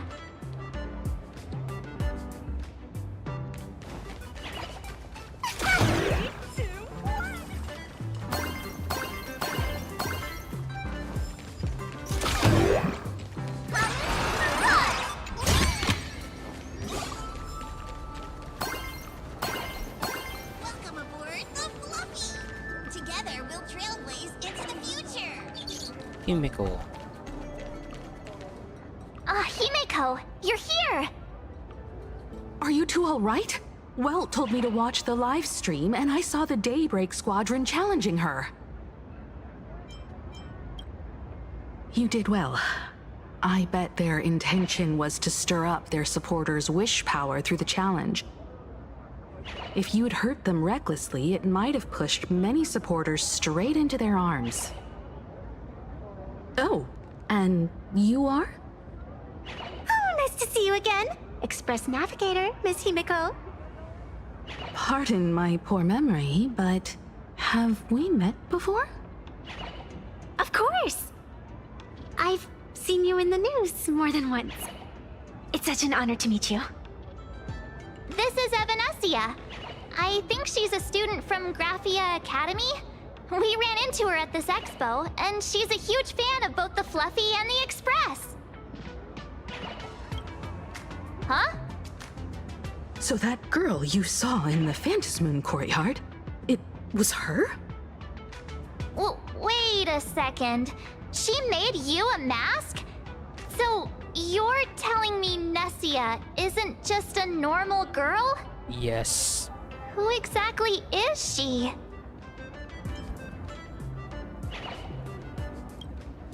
Who exactly are you? Me? I'm no different from you. Just a spectator of the Phantasmoon games. Though I suppose my position is a bit special.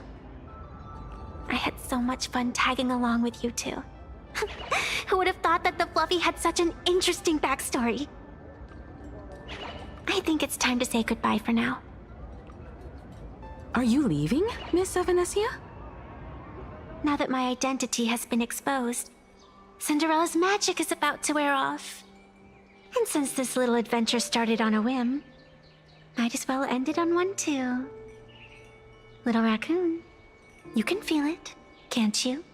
All that attention, all that joy from the exhibition. As you fulfill people's wishes, that power has been flowing straight into your mask. It might spark something beautiful, or plant the seeds of something sinister.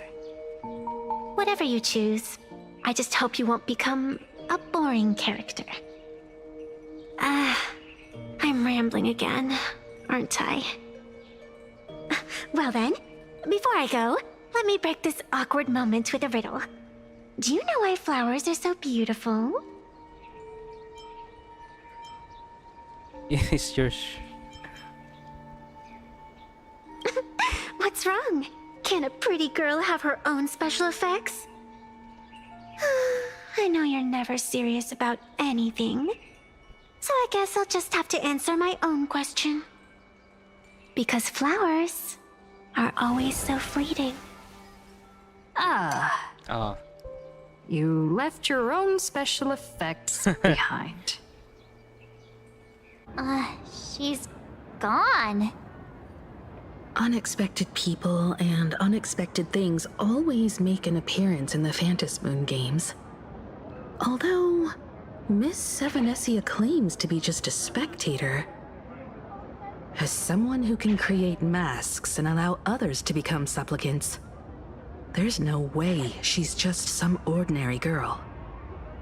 I just don't know what to make of everything happening to you. Mom, I promise you. Sorry, I'm just being overprotective. All right, time for us to head out. Where to? Let's continue forward to the next stop, the Penacony exhibition area. I have a feeling that the Daybreak Squadron's challenge isn't over yet. As the stars of this exhibition, if you left just to avoid conflict, all the spectators might think you chickened out and fled. Darn it!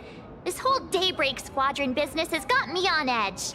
Somehow I can't shake the feeling we're being watched.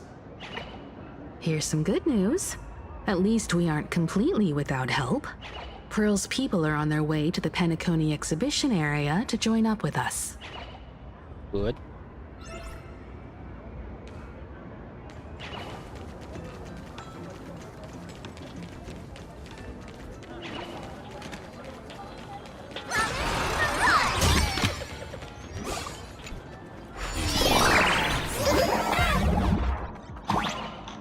What's this? Welcome Whoa. aboard, passengers! The Fluffy Shuttle Express is about to depart! Next stop, Penacony Exhibition Area! Heal you by.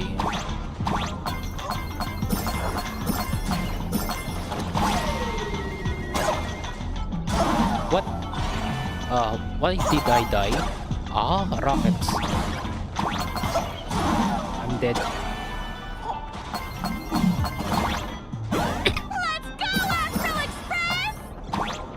The Astral Express? Just another IPC lapdog. For Plain Arcadia! Let's go, Daybreak Squadron!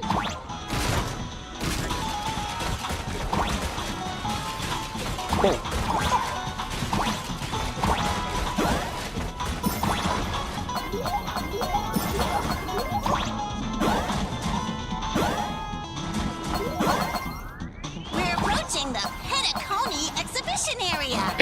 Please remain seated and hold on tight.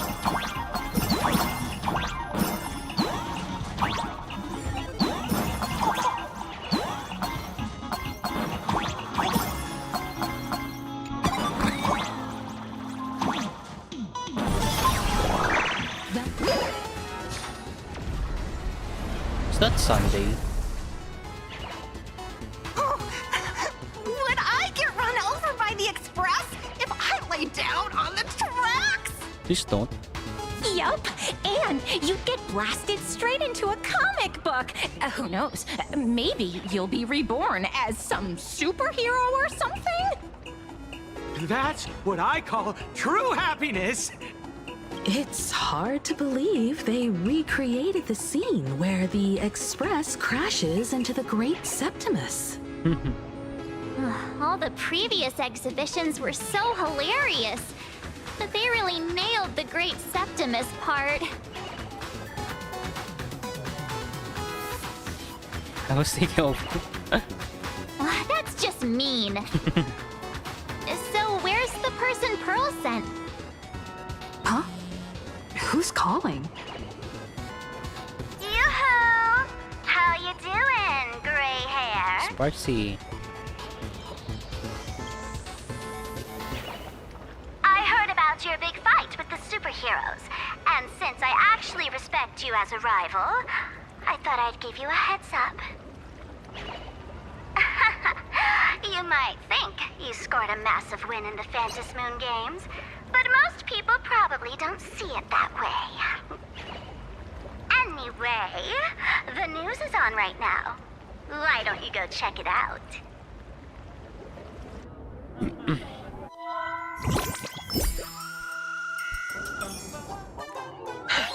Just moments ago, an extremely violent incident broke out at the ongoing Star Rail Fest exhibition venue.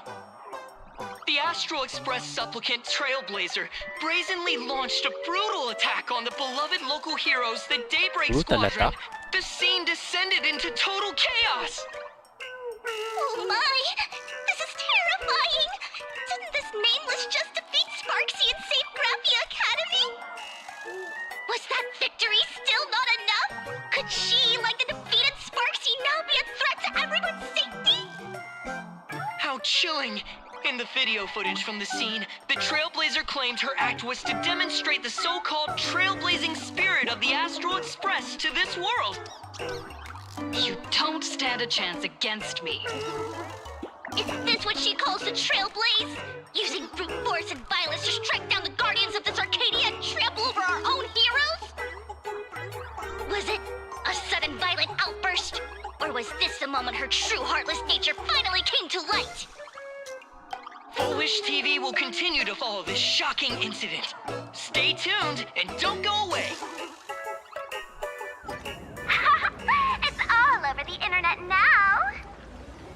Some say you're a violent maniac. Others think you're behind the bloodbath in Daybreak, that you're the second herald of death. Oopsie. How are you feeling right about now,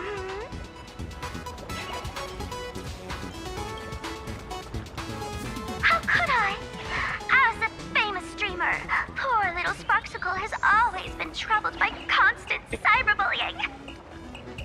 And then there was some nameless from the Astral Express who gave me quite the beating IRL. Of course, someone's definitely pulling strings behind the scenes and stirring up drama. As a top streamer in this field, Sparksicle can spot these tricks from a mile away. All right. Didn't Didn't you also do a TV news interview? Did they also twist that narrative? It's not about what you said, it's that you said it. Here, let me send you the interview video. I won't go any further, but since you managed to defeat Miss Sparkle... No, I mean Miss Sparksy. I don't want to see you embarrass yourself in front of those clowns. Good luck. See you around. Hi! Trailblazer. Sorry to bother you. We're with Full Wish TV. It's our lucky day running into you here. Do you have a moment? Keep it brief. I've got plans later. First question. Seeing as Plain Arcadia was the starting point of the Express's new voyage, how would you describe your impressions of this place? Plain Arcadia. Everyone's chasing the latest trends. Looking for fun. Interesting! Throughout the history of the Phantasmoon games, it's been extremely rare to have such a renowned cosmic figure as yourself participating. As the Astral Express's supplicant, what kind of changes do you hope to bring to this world in these games? Show everyone the strength of the Trailblaze to change this world. What? That's an impressive answer. Speaking of which, after joining the games, you immediately went to defeat Miss Sparksy, who represented the Masked Fools. What are your thoughts on potentially facing native supplicants in the future? The other native supplicants, way too dangerous. I'd rather defeat them through violence. What? Alright, that's just... Speaking of local supplicants, we've noticed that Star Rail Fest is Perlux Corp's way of rolling out the red carpet for the Express. There are That's just rumors that the IPC is misinformation. also sponsoring the Express. So, I have to ask, are you representing the Express or the IPC in these games? At the end of the day, this is a festival for the IPC's interests. Madame Pearl and Perlux extended such a warm invitation. I'm not one of the guests. I'm the master of this place. What? Wait, what? This is totally a malicious edit to frame her! How shameless.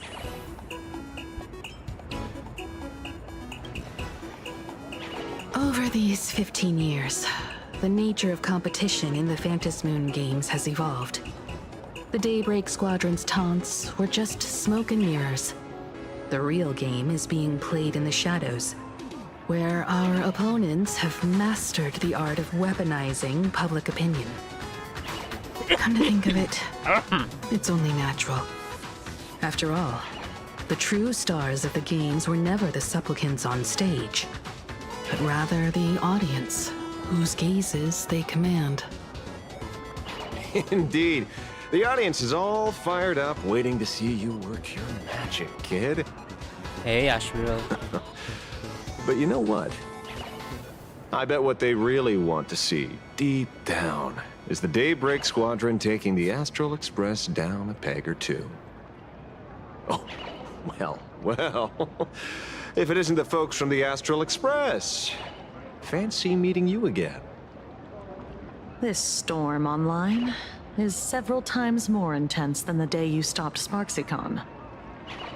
Miss Kuchiba, you've seen all this fake news too, right? Sorry, got a bit held up on the way. Since I entered the exhibition area, at least 7 folks stopped me asking for the autograph of this guy called Welt. Welt? Oh. So, who is this Welt? Pearl assigned us to investigate the Sinwish Syndicate massacre. But every suspicious thread we followed led us from the Research Society of Happy Smiles straight to the Daybreak Squadron. And then there's the one pulling the strings behind the scenes. Full Wish. Full Wish? Oh, you know that name. Now this is getting interesting. She was my junior at school. 15 years ago, she was also the only student who survived at Graphia Academy. The good news is, your junior is living better than anyone else. She owns TV stations, charity organizations, has a huge business empire, and wields both wealth and power. Oh, as for the bad news, she's probably plotting something for the Phantom Moon Games. And I mean the worst kind of something. My gut tells me that the Sinwish Syndicate massacre, well, and that's probably on her tab too. Madame Pearl sent Mr. Ashveil to ensure everyone's safety. Of course, I understand that with the Nameless's skills, there's no real need for extra protection. But Madame Pearl didn't want to take any chances. Long story short, feel free to use me as muscle. No need to be shy about it. So, are we still heading to the top of Pom Pom Tower? We should keep moving forward. If my guess is right, the Daybreak Squadron will launch their second attack there.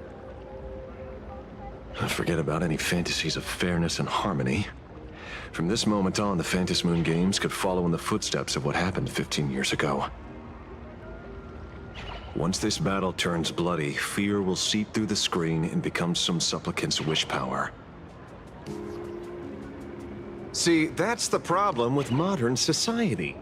Good news stays home, while bad news spreads like wildfire.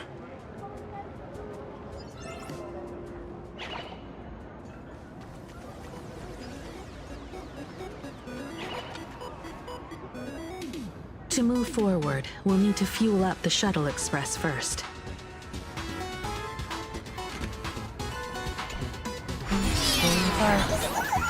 Come on, let's fuel up the express.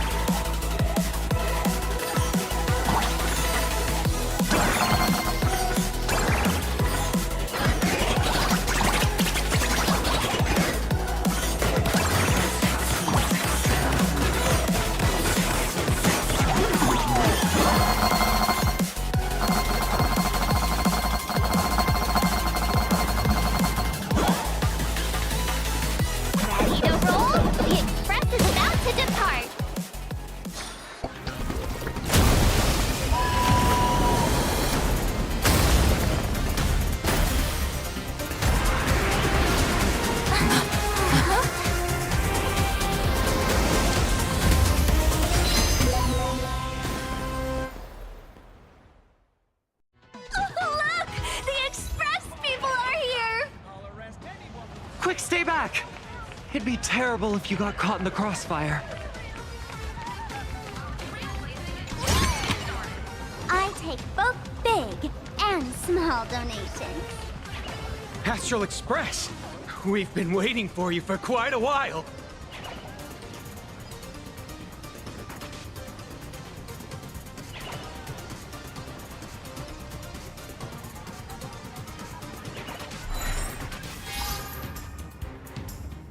The Astral Express. Just as I thought you weren't going to show up. Oh, you brought help? And it's an old friend. Been a while, old man. Don't be so paranoid. People who have lived in Dovebrook share a special connection. Since you're treating me as an old friend, I don't want to act like some high and mighty adult telling you what you should and shouldn't do. I'll only tell you this. What you're doing right now has already crossed a dangerous line. Whatever orders Full Wish gave you, there's still time to turn back if you stop now. Wilhelm, Tiana, Lucius. And you, Magnus. After my heartfelt warning, do you still insist on taking Fulwish's side? They're my partners. Listen up, old man. Supplicants' challenges during the Phantasmoon Games have no restrictions. That means you have no right to stop us. Like the Herald of Death. Oh. We're not the Herald of Death. And we're definitely not here for bloodshed this time. We will prove to the people that we are true heroes who can protect their happiness! The Astral Express. These visitors from beyond the sky claim they saved the cosmos from a Lord Ravager. But who knows what the truth really is? This so-called saving the cosmos might just be another scheme of the IPC. Just like us back then. Putting on a show on TV, desperately trying to comfort the kids in front of the screen. Tell those children, tell my past self, that when the Herald of Death comes, there will be heroes who put themselves between everyone else and a threat. Captain. But where were the nameless of the Astral Express when we children needed protection 15 years ago?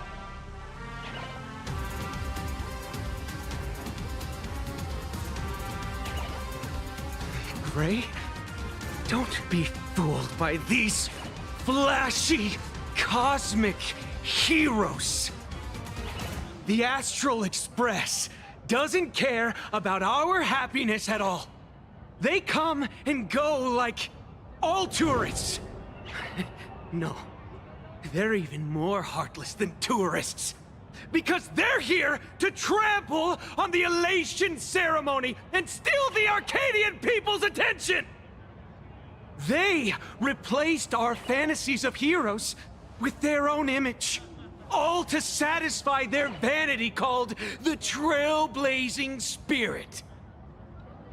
Tell me, have you ever, even for a moment, felt what it's like to tremble on blood-soaked ground at dusk?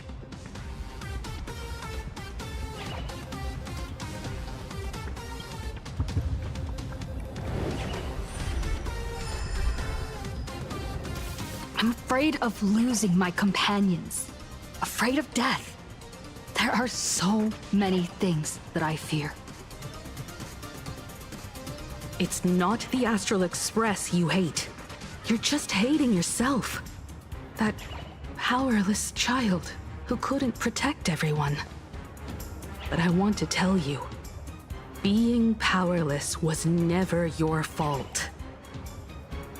The Astral Express is the GOAT! The Astral Express is #1 in the universe! Quit yapping! Tear them to shreds! Beat them to a pulp! I want a bloodbath! Daybreak Squadron! Beat these alien punks to the ground! Shut up! All of you, shut up! As a kid, it wasn't my fault that I was powerless. But we, the orphans of the blood-stained games, won't remain that way forever. We've undergone the happiness surgery transformation. We've overcome our weak former selves and become Daybreak Warriors. We've grown stronger. Strange. Even though our suffering was erased, why was I so scared just now? And why were there tears? Brother, that's only because this pain has been here all along. It's time to overcome it. It's time to use the power of happiness to defeat it once and for all. Well said. Then let's finish what needs to be done. Let's reclaim from these outsiders the image of heroes that the people of Ahatopia hold dear. What about you, Magnus? Sorry, Mr. Ashveil, but a hero never betrays his companions. We are the Daybreak Squadron, 4 warriors of one heart, united to protect the world. I won't let down my companions, or those who believe in us. We are the true heroes. Look at the statue of the conductor. It's just an empty shell. Even Perlux Corp, with countless resources at their disposal, can't breathe life into it. But we can. Let me prove it to you. Stop them! Don't let them drag the Astral Express's name through the mud! I shall provide the wish power to awaken it. I shall become its skeleton and allow it to stand! I shall turn into the fuel that drives it forward! I shall become the core that makes the engine sing the song of eternal joy! Happy! So happy! Happiness! The Express is about to warp happily! Cleanup initiated! Unclean! Eliminate! Everyone will be happy!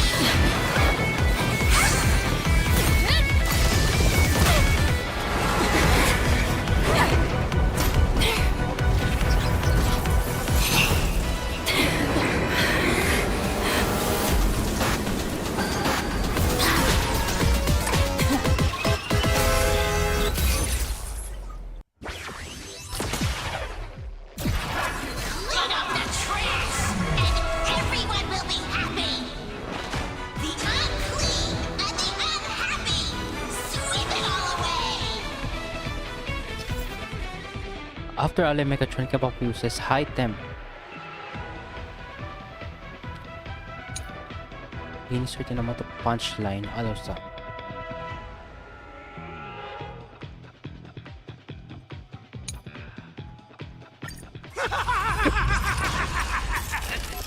It's really moving! This is the power bestowed upon us by Aha! Oh, what I is will this? stop you at all costs. I won't let you trash the conductor's image like this! Earth shatters, heaven trembles! I'll endure. Stars of fortune favor us. People always say that the will of heaven, but I wish to observe the heavens with my divination.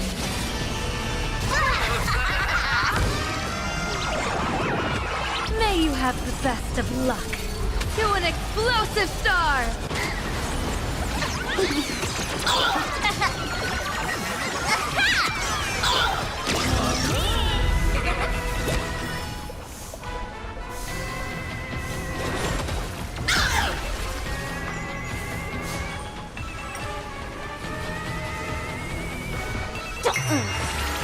Game start! Show begin!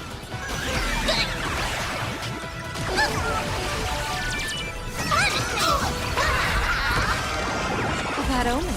Don't thank me. Did you hear that? Aha is beckoning us! The Astral Express is nothing but the IPC's lapdog! Oh, I killed it too early. No worries. We've already dealt with one of them. Won't mind handling a few more. What did you say? You only dealt one. Oh, insufficient cleaning power!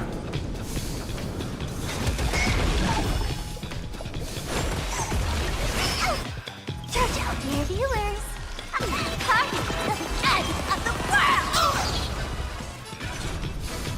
Stars favor us. My strength.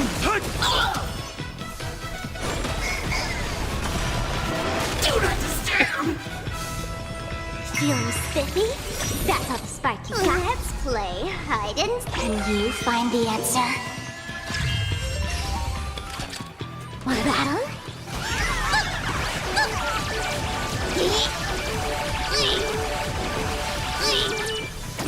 Do not disturb! Deep cleaning mode activated! Ouch. This place is dirty!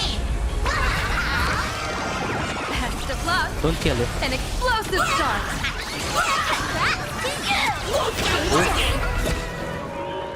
Troublemaker? I'd like to be one too.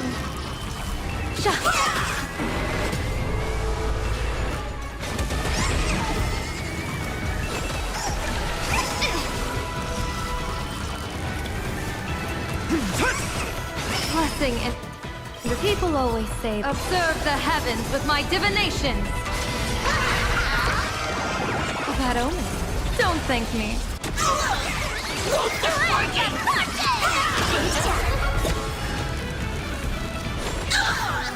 I'll go easy first.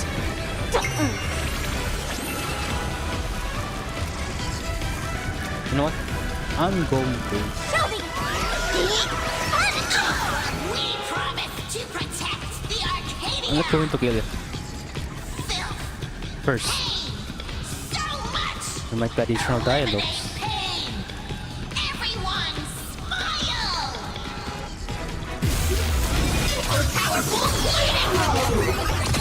Oh.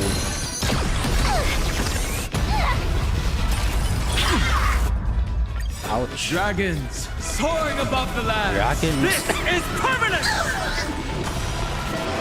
Divination says this will hurt. Insufficient cleaning power! Best of luck. An explosive start. Surely that did the trick this time. Reboot! Self-repair! Must bring happiness!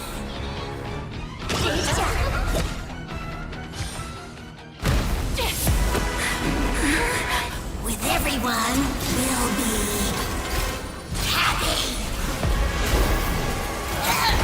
Oh no.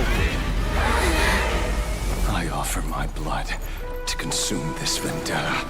I offer my heart to shoot down this injustice. I, lead Hunter La Mancha, call upon you in the name of the Star Hunt Oath. Skybone, gaze upon this broken-legged wolf and steer my hunt toward victory!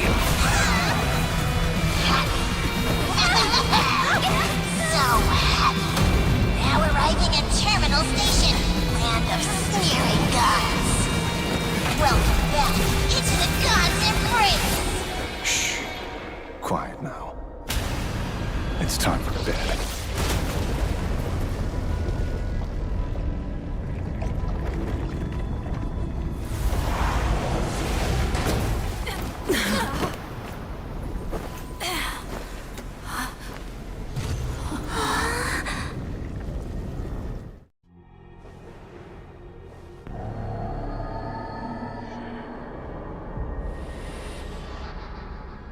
Are we still alive? We're in purgatory. Well, hey, don't say things like that. I remember the out-of-control express taking us down and through an abandoned tunnel. Theoretically speaking, this should be a station deep underground. But what's with all these ruined buildings? And that weird space in the distance? Is this really an underground station? A place this big exists beneath plain Arcadia? Perhaps we're no longer in reality. We may have landed somewhere within the world in canvas for unknown reasons. Oh. Then, can we still make it back? We need to find everyone and get out of here as soon as possible.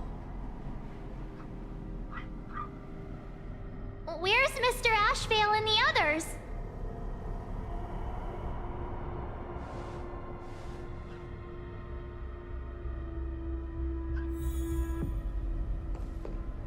Can I take a picture? I can't. Dang it. It's such a... Oh, wait. I can. No, I can't. It's such a good opportunity to take a picture.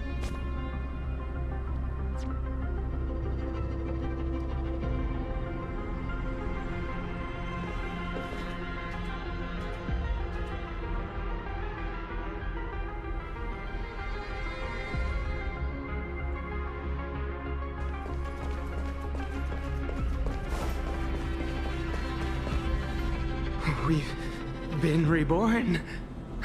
See? I knew we weren't like those Sinwish Syndicate trash. You're right, Red. We're heroes. We are justice. We are the undying happiness! If you are justice, then forgive me for playing the necessary evil.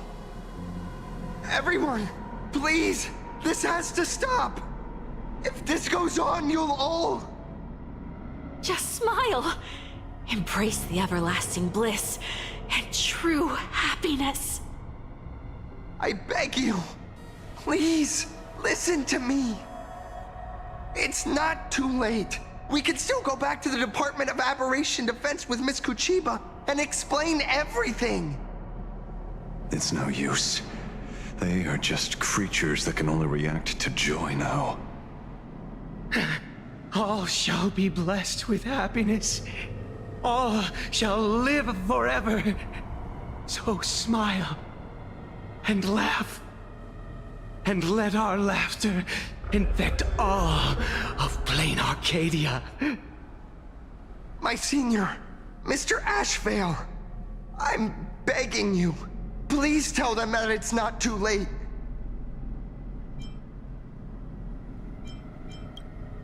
Move aside, Magnus.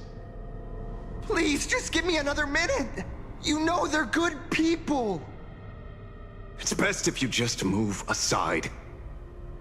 A true hero never abandons his friends. If I try to kill them now, will you stop me? Or will you turn a blind eye?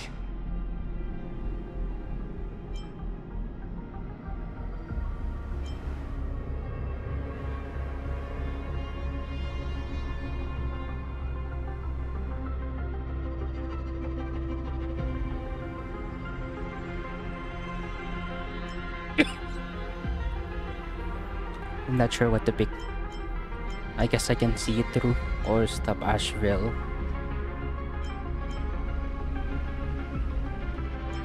I am not sure.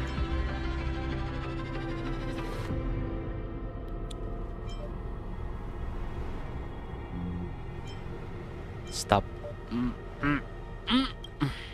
I get where you're coming from, but they've made their choices and so have I.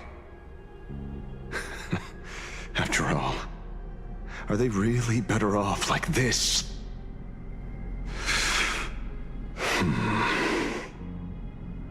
A tribute of life unto death, and a debt paid in blood.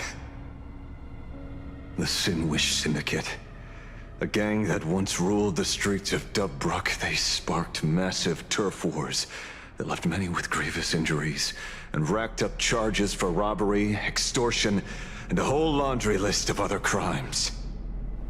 Pullwave and Koss died. They were far from saints.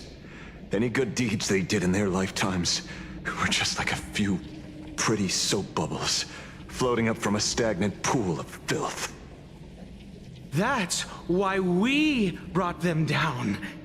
They and this whole world have now become happier. Yes, they may have had sins to atone for, but that doesn't justify your murdering them as if they were just toys. Thank you for your aid. I am the Blaze Weaver Warrior, captain of the Daybreak Squadron! May I... Hey, where are you going? Play? We're not playing. Everyone's just laughing along happily. Mr. Detective, do you know about the Galaxy Rangers? I heard they are a group of righteous heroes roaming the universe. In that sense, are we the city's rangers? Ah! Mr. Ashveil! Could you do us a favor?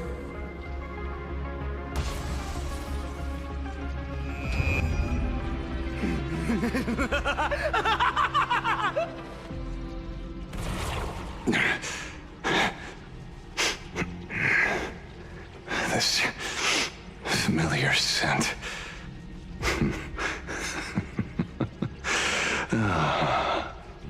I see. What have you done? Remember what happened today, Magnus. You may seek revenge anytime. I won't stop you.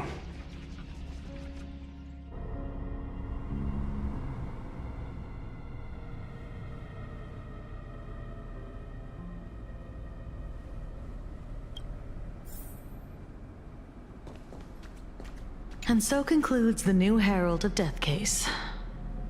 But without evidence or testimony, how am I going to write the closing statement for this report? No one but Ashveil will ever know. But I choose to believe him. His shadow only bears its fangs at those drenched in sin. Oh, that's why... I don't know how he came upon such power, but it did help the Department of Aberration Defense crack several hard cases. That's why Cinderville didn't get devoured. Cinderborn.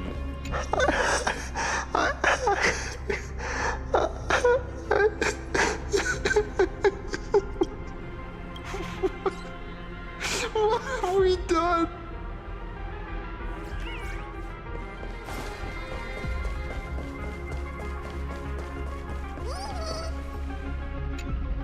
Glad to see that you're all made of tough stuff. I was just fretting over failing my chaperone duties. La Mancha, leader of the Galaxy Rangers. I've heard about you. La Mancha leader? But only in legends past. Then you're well informed, Nameless. I'd expected the name to be long forgotten by now. So much for turning over a new leaf. Do you know Putil and Rappa? You mean the esteemed Silver Gun Shura and dazzling ninja hero? Of course not. I retired a long time ago. Out of the Rangers I know who are still alive, one sees me as a traitor. The other is prey. And just so we're clear, I want you all to forget the name you just heard. Right here and now, in this world called Plain Arcadia, I am just Detective Ashveil. Instead of obsessing over my identity, or pitying the 3 dead criminals, I advise you to work on a way out of this place first. I've long heard rumors about unsavory things hidden deep beneath the Arcadia. It's strange how the people here can sleep so soundly. The train broadcast called this place the Land of Sneering Gods. I don't think I've ever seen this station on a map. Are we going to be trapped here forever? Mr. Ashveil, despite being at such a bizarre location, you've been oddly confident and unconcerned over your safety since the very beginning. Do you truly know nothing about this place?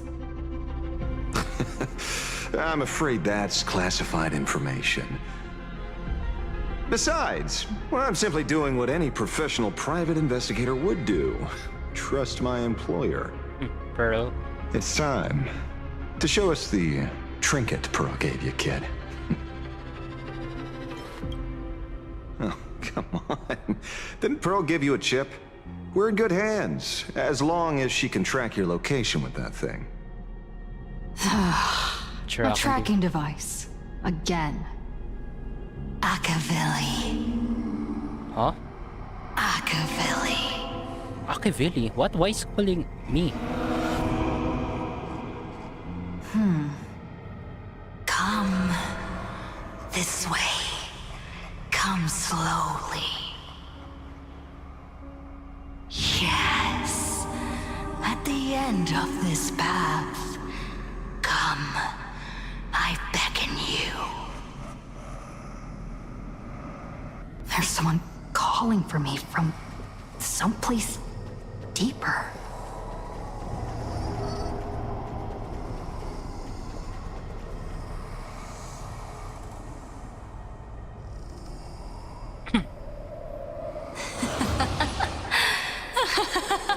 What?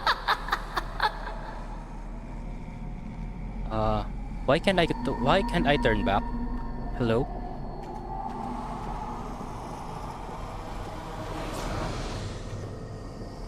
Over here.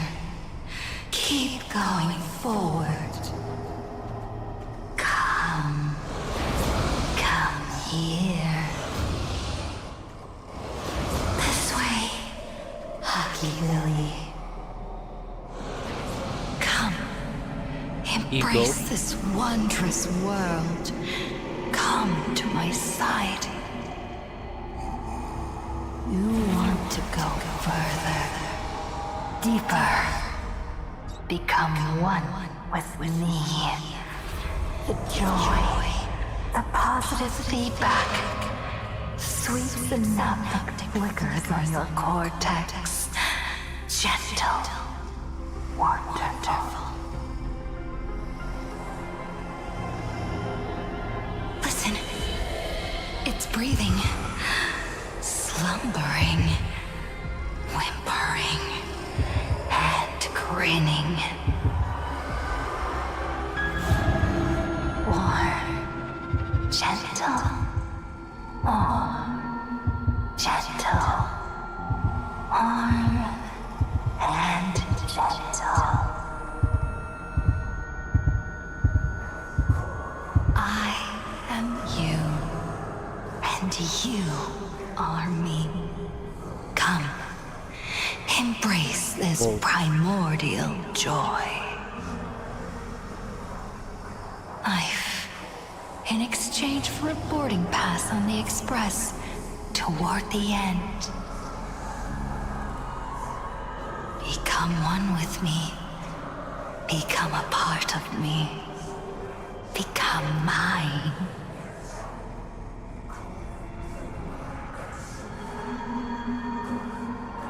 Let's go deeper. I want to go over there.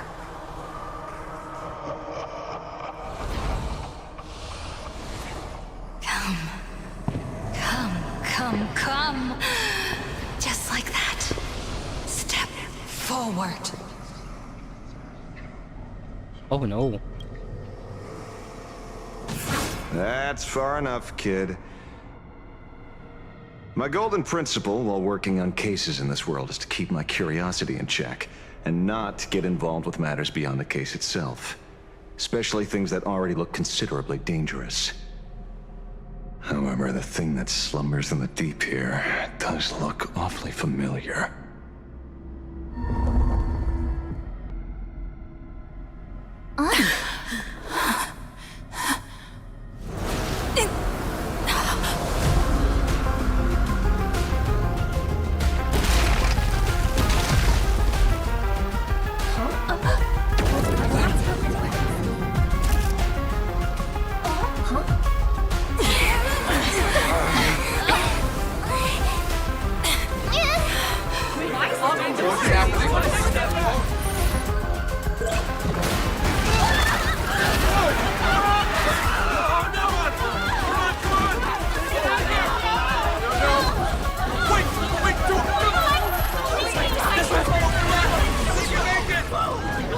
I come to appraise.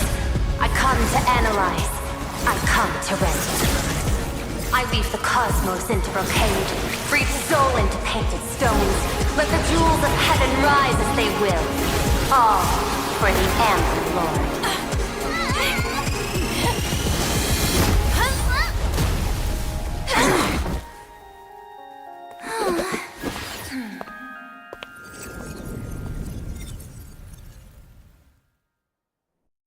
Whoa.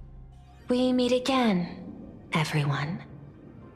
Fortunately, her lucky chip helped me locate you. Please accept my sincerest apologies for not intervening in time and putting all of you in danger.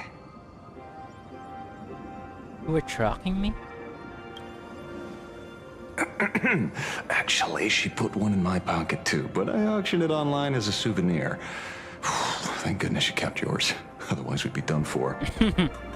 Madame Pearl, where exactly were we just now?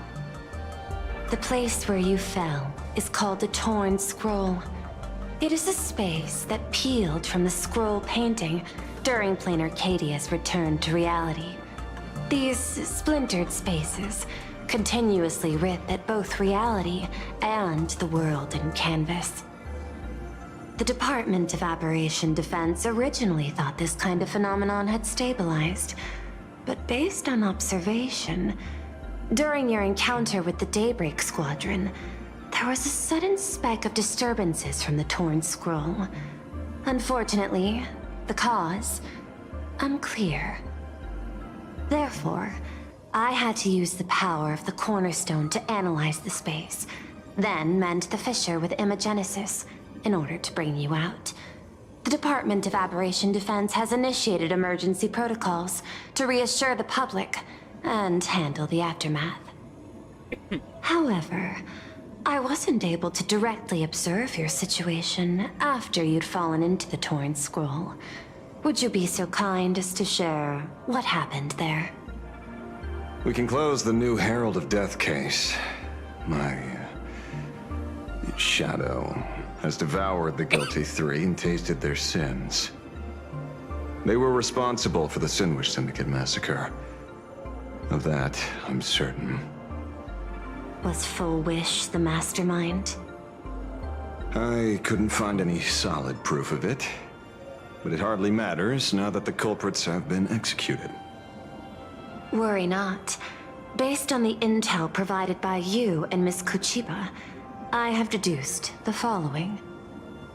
As a survivor of the tragedy of the Blood-Stained Games, Full Wish founded the Research Society of Happy Smiles, a charity organization. The organization has since been providing an unapproved medical treatment named happiness surgery to its members, which neutralizes their physiological capacity to feel pain. The procedure drew many more followers as a result. And the Daybreak Squadron, members of the Smile Society, imitated the Herald of Death's modus operandi for their crimes, and challenged the Astral Express during the exhibition. From the aforementioned facts, the predicted probability of Full Wish being the mastermind is 92%. If I may, Madame Pearl. Management in Plain Arcadia should be dictated by the chain of evidence rather than extrapolated probability. I understand. I will observe the human laws and customs. In any case, we have achieved our goal through Star Rail Fest, luring the supplicant with ill intent out of hiding.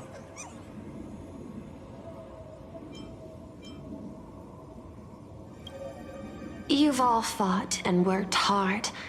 Please, allow me to apologize again. Since Full Wish is exposed now, and we've defeated her supplicant, shouldn't we hurry and arrest her as soon as possible? I'm afraid it's not that simple. We've defeated Full Wish's supplicant, yes. However, all three Daybreak warriors were supplicants. Oh. That can't be. The supplicant should be the only one who wore the mask and participated in the games with the Phantus Moon's blessing. Those devoured by my shadow can no longer lie nor deceive. All three of them had worn the mask before. If they were all supplicants, that means it's still possible for Full Wish to intervene in the games. What's even more terrifying is, when the shadow devoured them, I caught a taste of something familiar. It was the taste of abundance that I'd once devoured as a Galaxy Ranger. Abundance. What?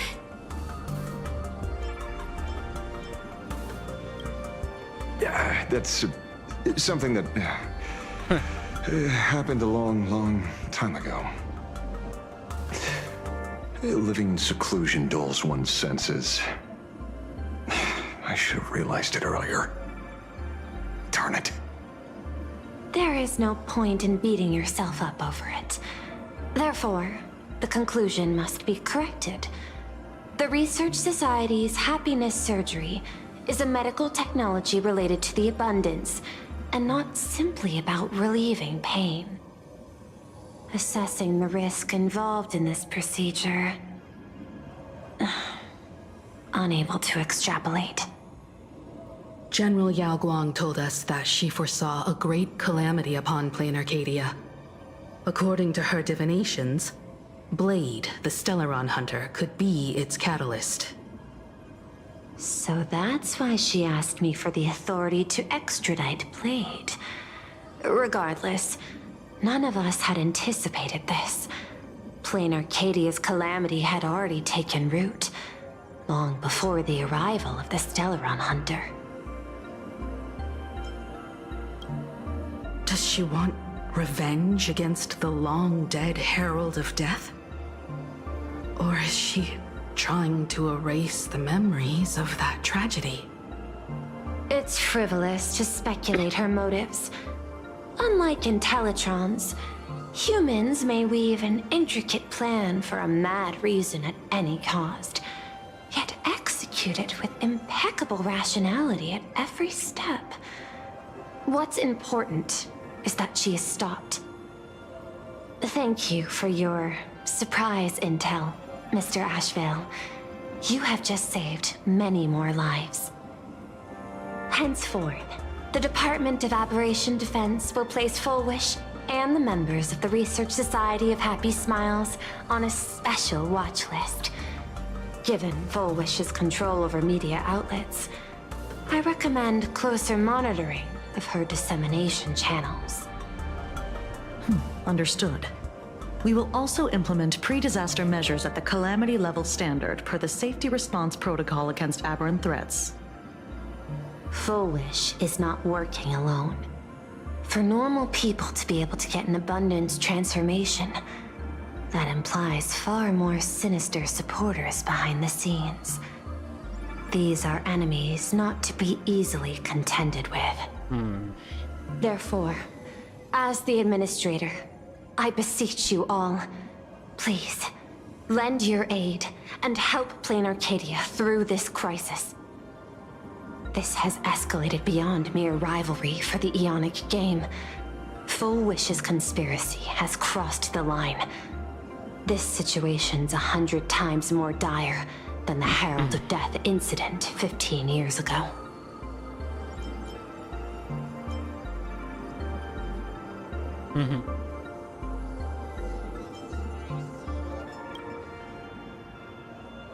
Please, Madam Pearl. This is my homeworld, and I won't allow the tragedy to repeat itself.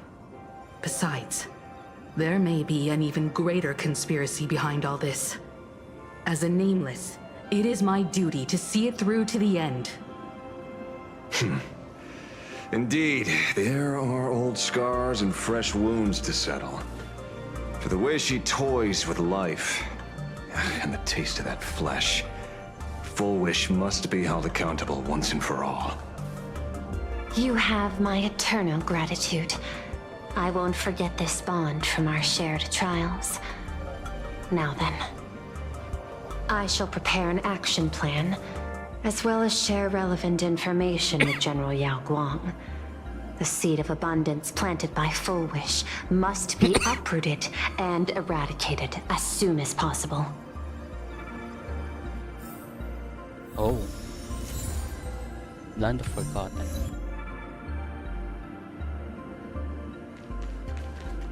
Can you say what the abundance is? Is it what Dan Hong is saying, like Shuhu? Terribly sorry, Nameless. It was your exhibition and your enemies. And there I was, stealing your spotlight. Curious. I wonder how much wish power my appearance this time accumulates for the mask.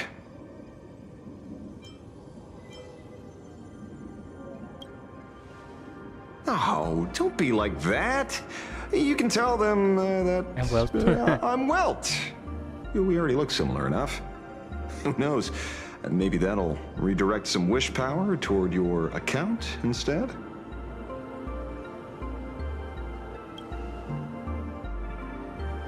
We fought side by side in the past, and, well, I know a few faces.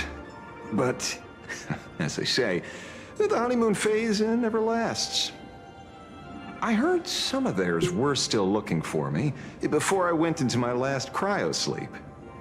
I'm counting on you to keep this a secret.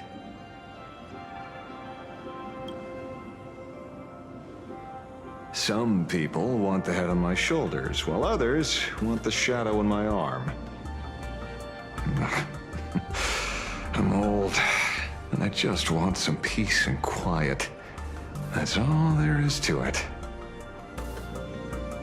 Will you continue participating? What? Itching to get rid of me already? Well, you're not that hasty, are you? An even greater prey just joined the game. Sure, she could be small fry by your standards, but in terms of viciousness, she might surprise you yet. Before the supplicants go their separate ways, Full Wish is definitely a good hunting target for us to align our goals. I'll say this then. Such confidence. Can't help but smile at that. And for some reason, you really remind me of a young man named Tiernan. You nameless bunch just love jumping headfirst into fire pits, don't you? Hey, I know that guy. Well, given your skills, would you be interested in joining the Galaxy Rangers? If you're still alive by the time the Phantom Moon Games conclude? Ooh.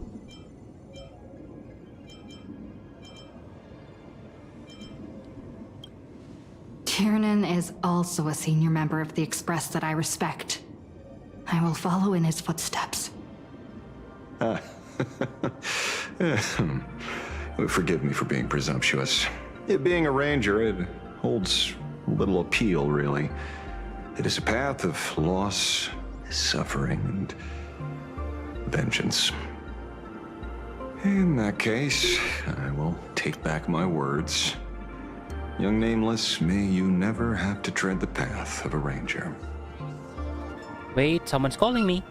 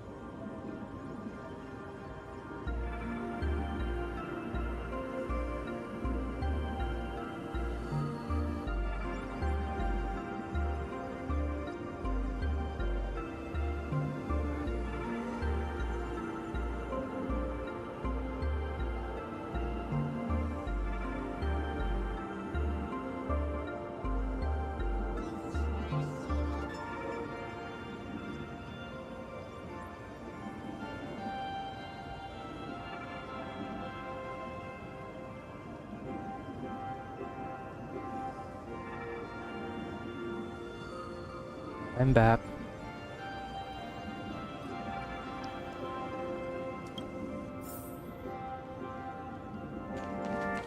Fullwish's partner.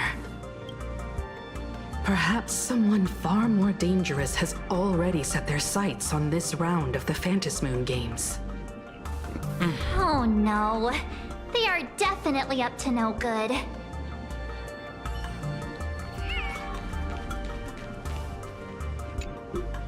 So it's true. The captain and the rest really did kill all those people from the Sinwish Syndicate. And this Fullwish is also plotting something terrible. This is absurd. It's been 15 years since my life turned into a montage of nightmarish amalgams. And it's still going. Thank you. Mr. Ashveil is right. This is not the same as playing the hero on a stage. In the end, I'm just an actor.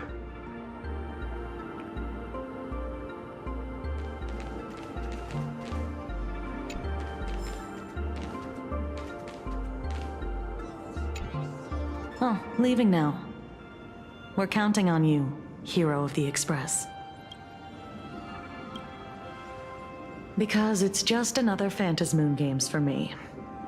Check the records in the Ministry, and you'll see. Save the mythological times. They always end up in a huge mess. Without fail. Maybe that's precisely why AHA designed it this way. So they can watch humanity stumble over arbitrary obstacles we impose on ourselves and others. Otherwise, they'd probably die from the boredom of an orderly universe.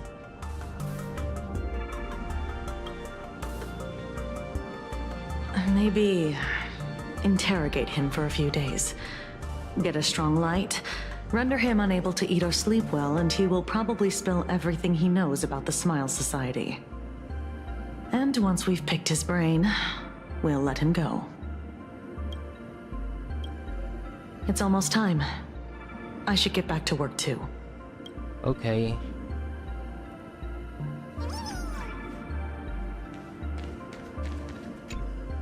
Is there something else I can help you with?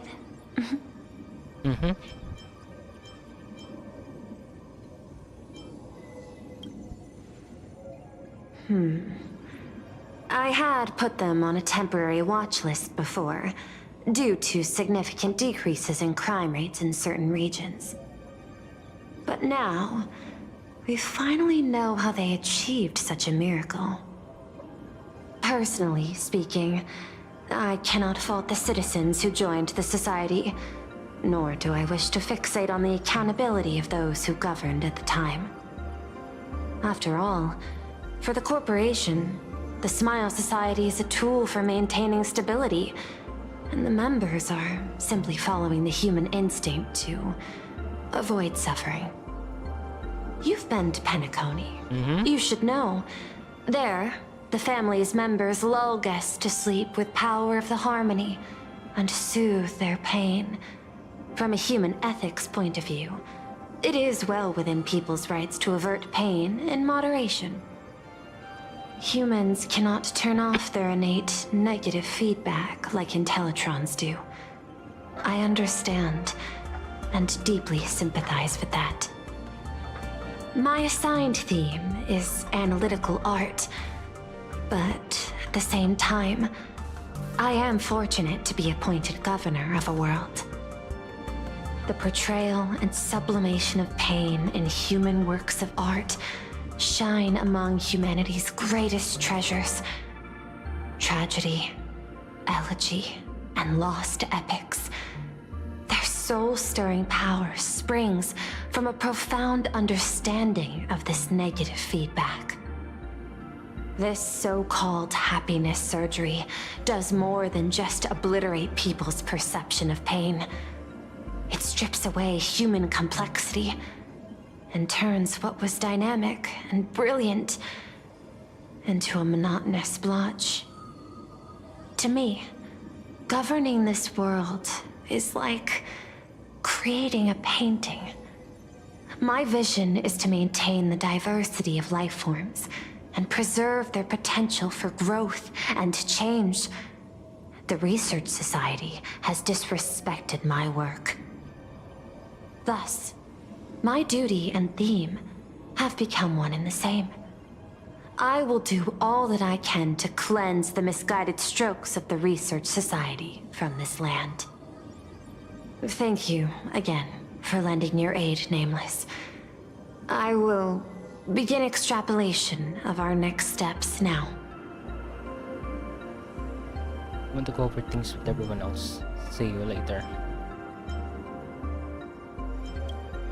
Please, be my guest. I hope you all get some proper rest before moving out again.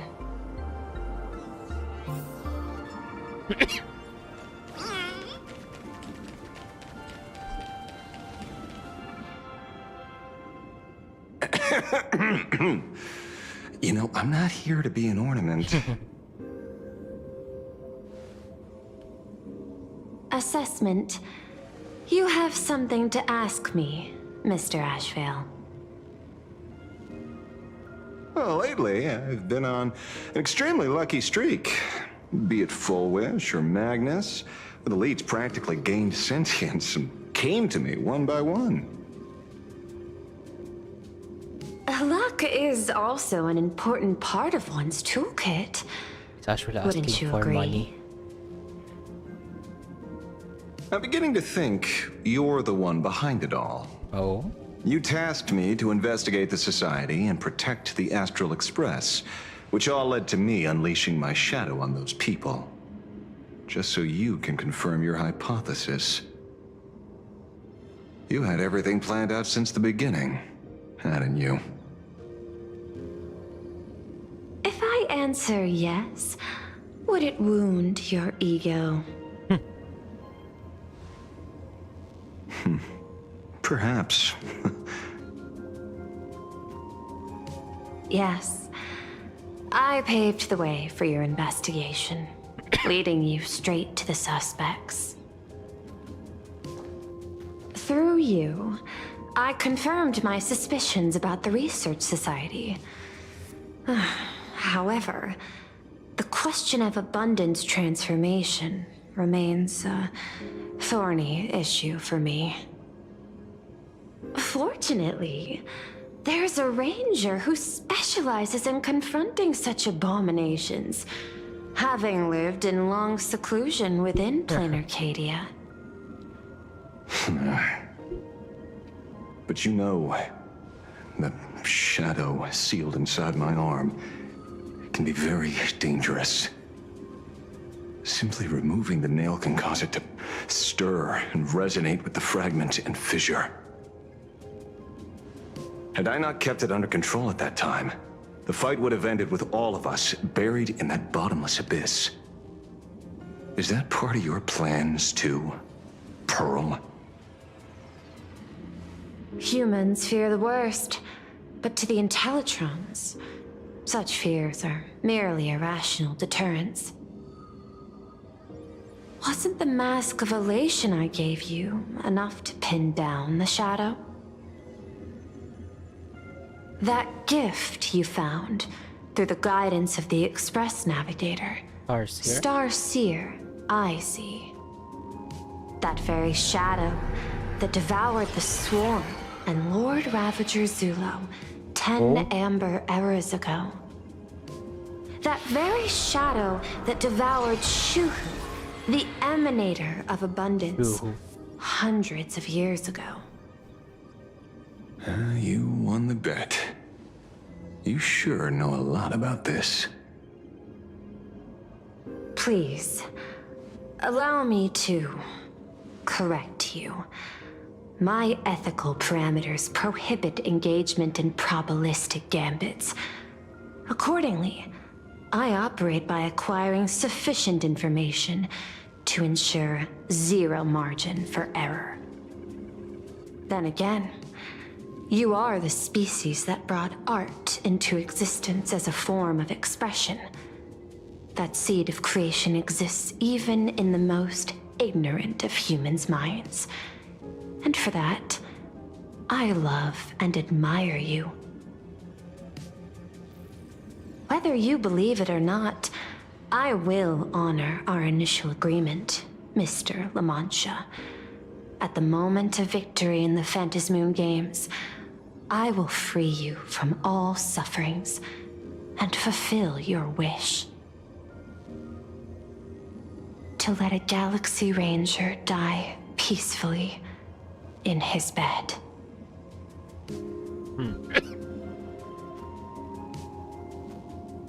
In that case, I will continue to fight for you, my lady.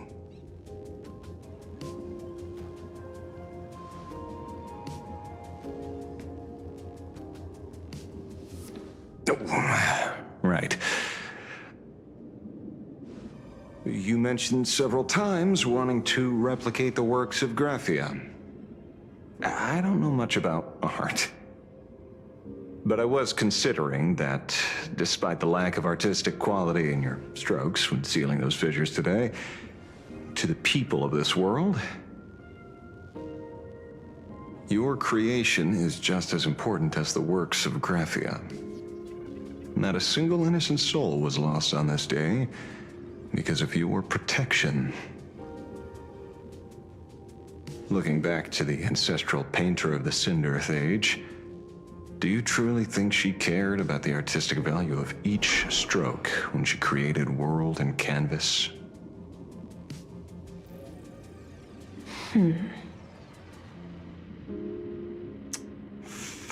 Tisk. Ugh. But what do I know?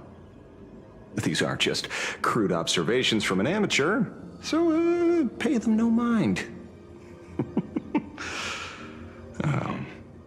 I'll be on my way.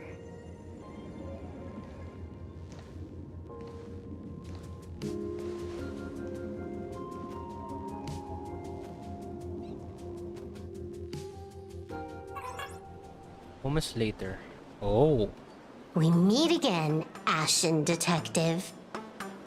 It's hard to believe that I came back for you, especially after learning that you wanted to sell me out to Pearl. We gotta thank nature's gift.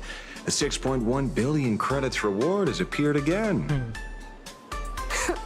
Fortunately, I bypassed you and struck a deal with that Intellitron instead. Regrettably, my current bounty stands at 0. Whoa. Do you always turn your customers over to the police? How impressively short-sighted. No wonder your clientele is so small. Speaking of short-sightedness, no one rivals the Stellaron Hunters, aka Destiny's slaves, isn't it? You are all fated to march toward the finality, and nothing can stop you. On the contrary, there are many paths for us, as long as that person can see. In other words, he can't see the trajectory of your destiny in this world during this mission? Take a guess. I've heard about what befell Euphorius. The war among the Eons is now inevitable. Whether it's the IPC or the Express, they are fighting for an uncertain future. And in the world where the elation is the center of attention, there will eventually be more than one Eon interfering. Even a Destiny slave would not be able to see the path ahead.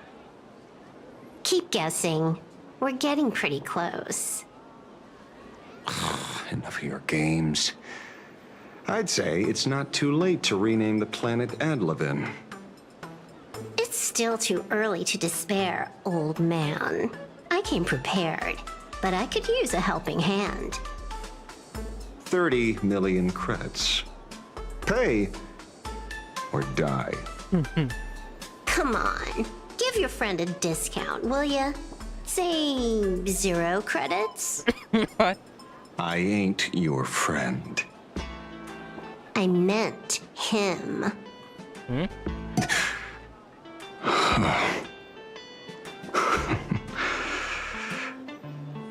It's been a while, Ying Xing.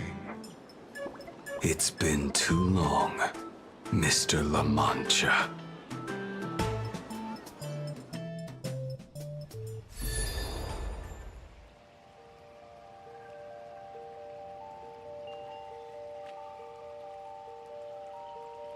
Yo, Guang. I knew it. There must be an explanation for the unusual fate of this world. Though I lost sight of the sparrow, I discovered a mysterious tree. I finally found the heart of the Phantasmoon games, thanks to this little birdie. Mr. Sunday, do you sense me? No. There's no reaction from the bird. What's wrong with it? Hello? Is anyone there? Can I get somebody here? Hey, Vanessa. No one's here. No one. That's a lie. I saw a pretty girl hiding right here through the bird's eyes. Who are you? That's none of your business. None of your business. If that's how it's going to be, then I'm done playing nice here. If my eyes weren't playing tricks on me, the ancient tree here must be the ambrosial arbor of abundance. What? Yes. Little girl, are you going to keep playing hide and seek, or will you come out and have a proper conversation with me?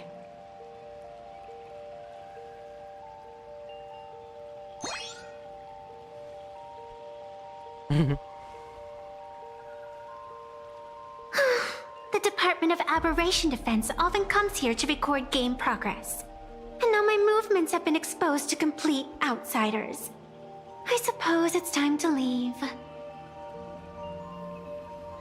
You sound unpleasant to talk to, but since you have eyes keen enough to tell what I am at a glance, I'll have a short chat with you.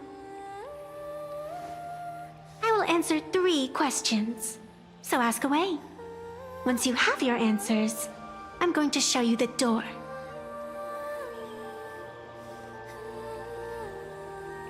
I wanted to question why the Joy Seeker would permit the ambrosial arbor of abundance to take root in a world they had blessed. But given their carefree nature, there was probably never any restriction to begin with. On my second question, are you a Fey kind native to Ahatopia, or are you one of the long-life species shaped by the ambrosial arbor? Aren't you good at divination? Can you help me take a look whether the slip on my head says wheel or woe?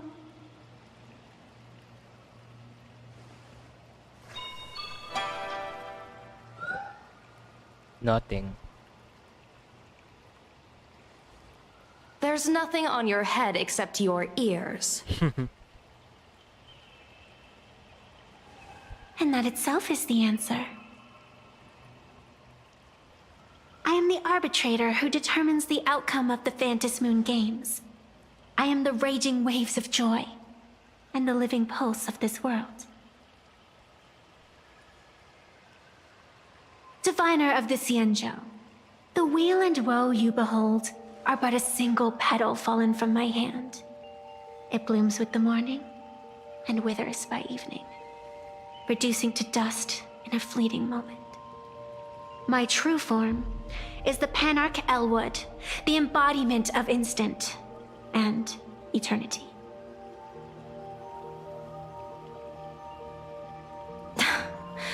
Interesting. Took you quite some time to come up with those words, huh? The one who created me did say most people wouldn't believe me. Turns out they were right. I believe you. I feel the same way. For many do not trust the words of a diviner. Besides, no weal or woe has befallen you, which means your fate cannot be determined like that of ordinary mortals. You're not the first one I've met with this condition since my arrival here. You're left with one question. Since you admit to being an abomination of abundance, shouldn't you explain the fate of this world's residents? Unless they are your doing? If your answer fails to convince me, it may be too late by the time I summon the Lux Arrow from the sky with the rainbow. Chill out. You shouldn't make jokes like this. I'm not as skilled at divination as you are. When you suddenly speak of the great wheel or woe and interrogate me, I get confused too. After all, isn't every rule and every variable of the Phantasmoon games dictated by the impulse of some god? As for the brewing storm, let's settle down and discuss whether the turmoil, once again, is the result of the laughter's mischief. This entire day has felt unreal. We had situations lined up one after another, and a growing crisis on our hands. The Research Society is insane to meddle with the power of abundance. There's no telling how many have already undergone the happiness surgery. Full Wish witnessed the tragedy caused by the Herald of Death 15 years ago. And now, she herself has assumed that dreadful mantle. We have to relay this information to Dan Heng, Sunday, and General Yao Guang as soon as possible. Full Wish is definitely aware of the enemies she's facing. That is why we must win an audience with Aha. At the very least, we need to stop Full Wish from winning the game. Yeah. The thought of the Research Society of Happy Smiles going through with their plan gives me the chills. It's been a long day, and all of you must be very tired. Take this chance to get some proper rest. I'll go meet Weld back on the Express. March? What about you? The best way to recharge is to waste time. So, I'm staying outside for some fresh air. Venetia is created by the abundance. Sounds good. I was thinking of heading to the streets for a walk. Why don't you come in and take a look? Everything's on sale for What was that? Did you hear that? It was in my head. I know.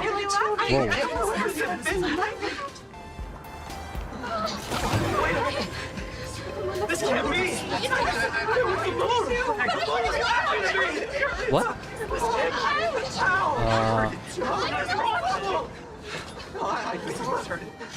Someone is laughing, huh? Hey there, all the smarties and dummies, children and adults, fools and entertainers. Can you all hear me?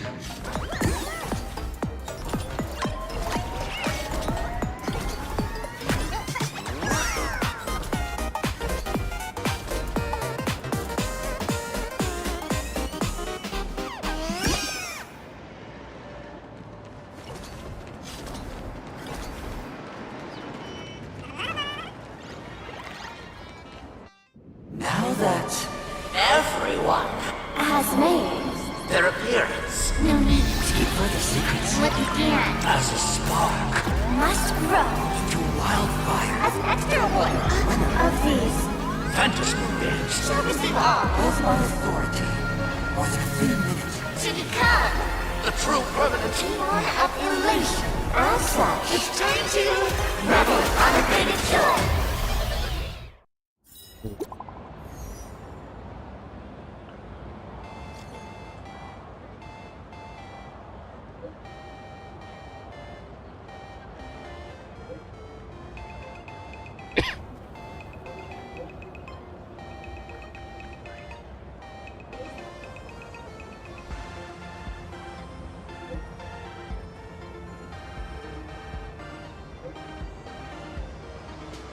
After sparks, ikaw needs and sparks just must was temporary.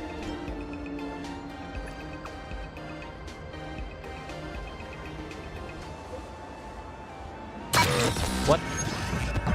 Silver wolf.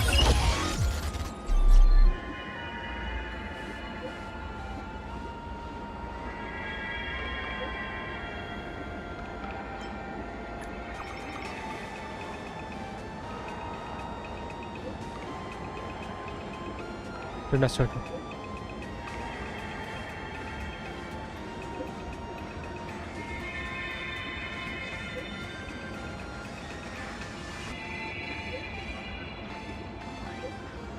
Okay.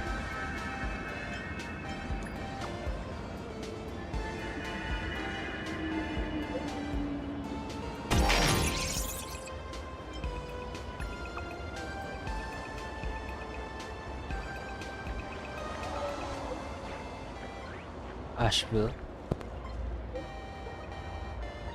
Hamon.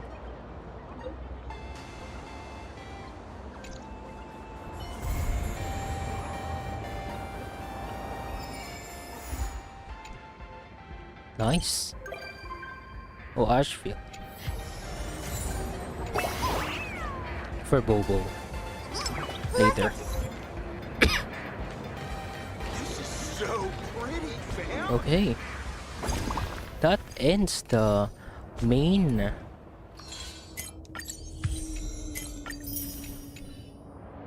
quest for 4.1.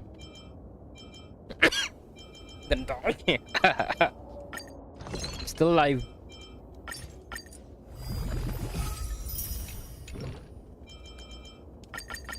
No, oh, okay, I need one more.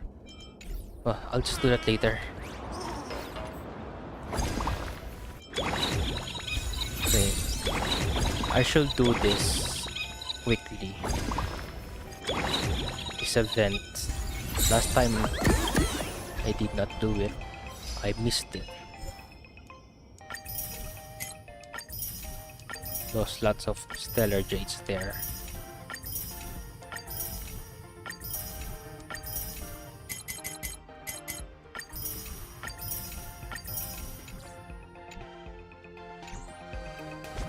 Right. 8,000, not bad. Can we pull for... Nope. We can pull for standard. We are missing one ticket. Alright. I will end the stream right here, guys. If you enjoyed this stream, be sure to hit that like button and subscribe. And I will see you again next time when I stream. Bye bye. Bye bye, guys.